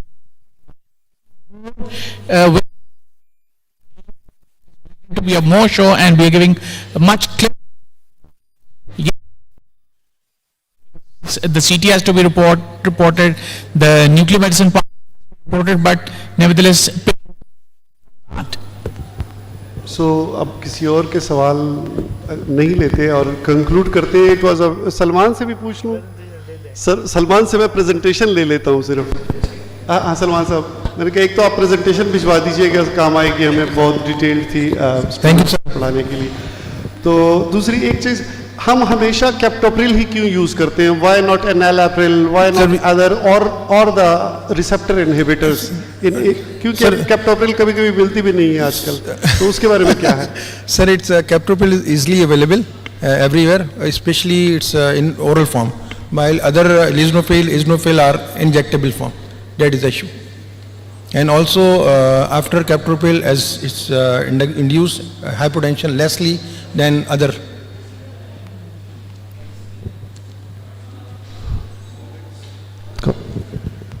Dr. Monique Hassan is also with us. If any question for that, he is also online. Okay, so I request the chair of this session, Dr. Aisha Zama, please conclude the session. Bismillahirrahmanirrahim. All the presenters present a very good and original research work. It was a very excellent session and it was a good opportunity for all the young fellows and the students to learn more from the experienced people who presented this, who present their paper in this session. And it was a wonderful, and I just can say thanks to the organizers for organizing such a wonderful and very informative conference in Lahore, and give the opportunity for the people of Lahore to join in this conference and learn more nuclear medicine. It's been more than 40 years when I started my career as a medical radiation physicist, and I used to work with our worthy teacher and our senior most nuclear physician in the country, Dr. Saida Asghar. And we started the nuclear medicine with the simple gamma camera at that time. And we started the nuclear medicine with the rectilinear scanners and with the thyroid uptake systems. But now, with the passage of time, the modalities has been changed a lot, and there are so many softwares are available. But we are the old people in this country still surviving with all these expertise and with all these experiences which we have in nuclear medicine in the initial phase of our career. And I thank you very much, everyone. Thank you. Thank you, ma'am, Aisha Zama, for your wonderful remarks. Now I request the co-chair, Dr. Mohammad Sohaib, for concluding remarks. Thank you, Dr. Sadiq. It was a very informative and nice session here. Just a question from Salman. Why don't we use perfusion indices, especially for our transplant studies? We have quite a few perfusion indices, which, like Helson's index. We can use that. So why don't we use it normally? I haven't seen people using these indices. Salman? You didn't hear me. We have some perfusion indices, perfusion index like Helson's index for transplant scan. So I haven't seen much nuclear physicians reporting these indices. So why don't we use that?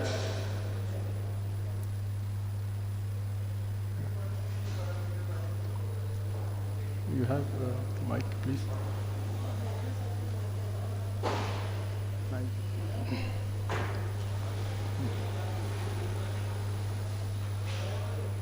आगे आ जाए sir साहब।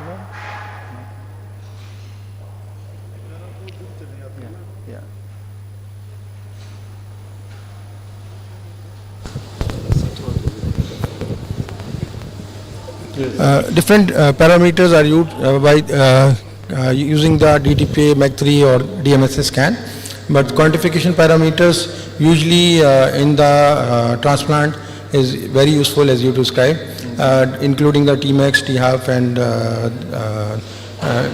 T20 per minute max. But usually our nuclear physician not report on the quantification parameters because it's easy to report by qualitative measures, so they can not utilize it.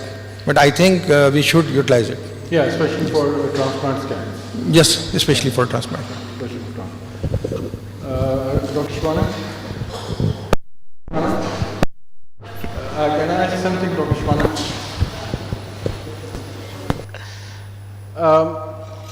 What's your sensitivity and specificity and accuracy for just like Dr. Akif asked for POUs? Actually, we haven't done a study. We tried to do it, but we couldn't find the patients, a large number of patients. There was a study, more than 100 patients, international study, and it was in the 90s. The range was in the 90s. Okay. If I can take. That was accuracy or sensitivity? It's mostly in the 90s range. Yeah. We haven't done a study, local study we haven't done on a fever of unknown origin. Nice, thank you. Thank you, Dr. Nario. Thank you, Dr. Mohammad Sohaib. With this, we end this session, and I request the President PSNM, Dr. Mehdi Raza, along with his team, please come on the stage for the shield distribution. Thank you so much for the invitation. Dr. Saima Haider.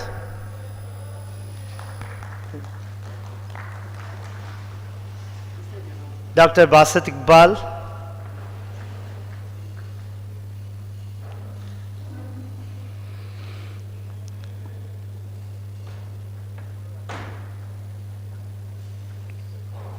Dr. Salman Habib.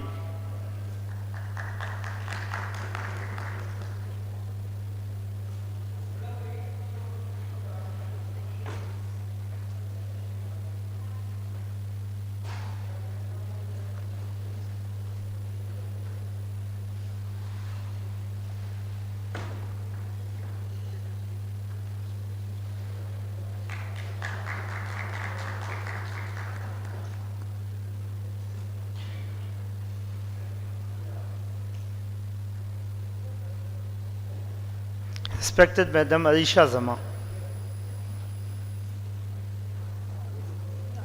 Salman हो गया है.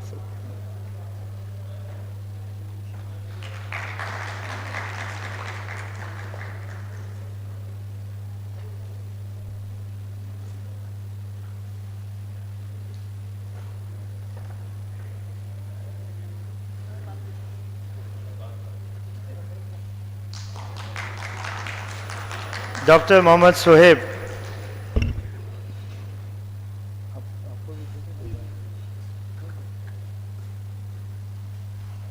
And again, thank you for the expert, Dr. Akifullah Khan.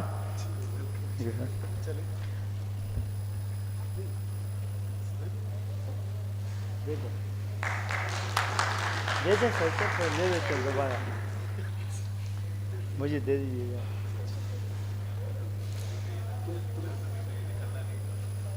Doctor आकिफुल्लाह Khan.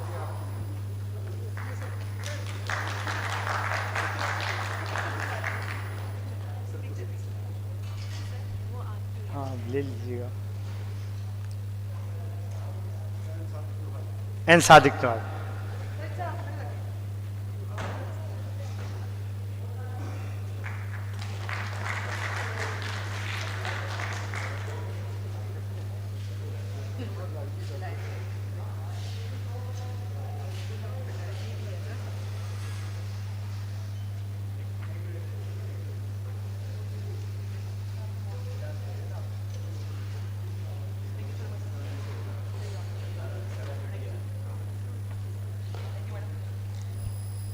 That concludes our proceedings for the day, and now we have to attend the gala dinner at 7:30 p.m. inshallah. You're all requested to be here in time because they will change the setup of the hall and we will start with the dinner. It's supposed to be entertaining, and inshallah the food is also going to be great. So we expect you all to join us and make the evening memorable. Thank you so much for being here.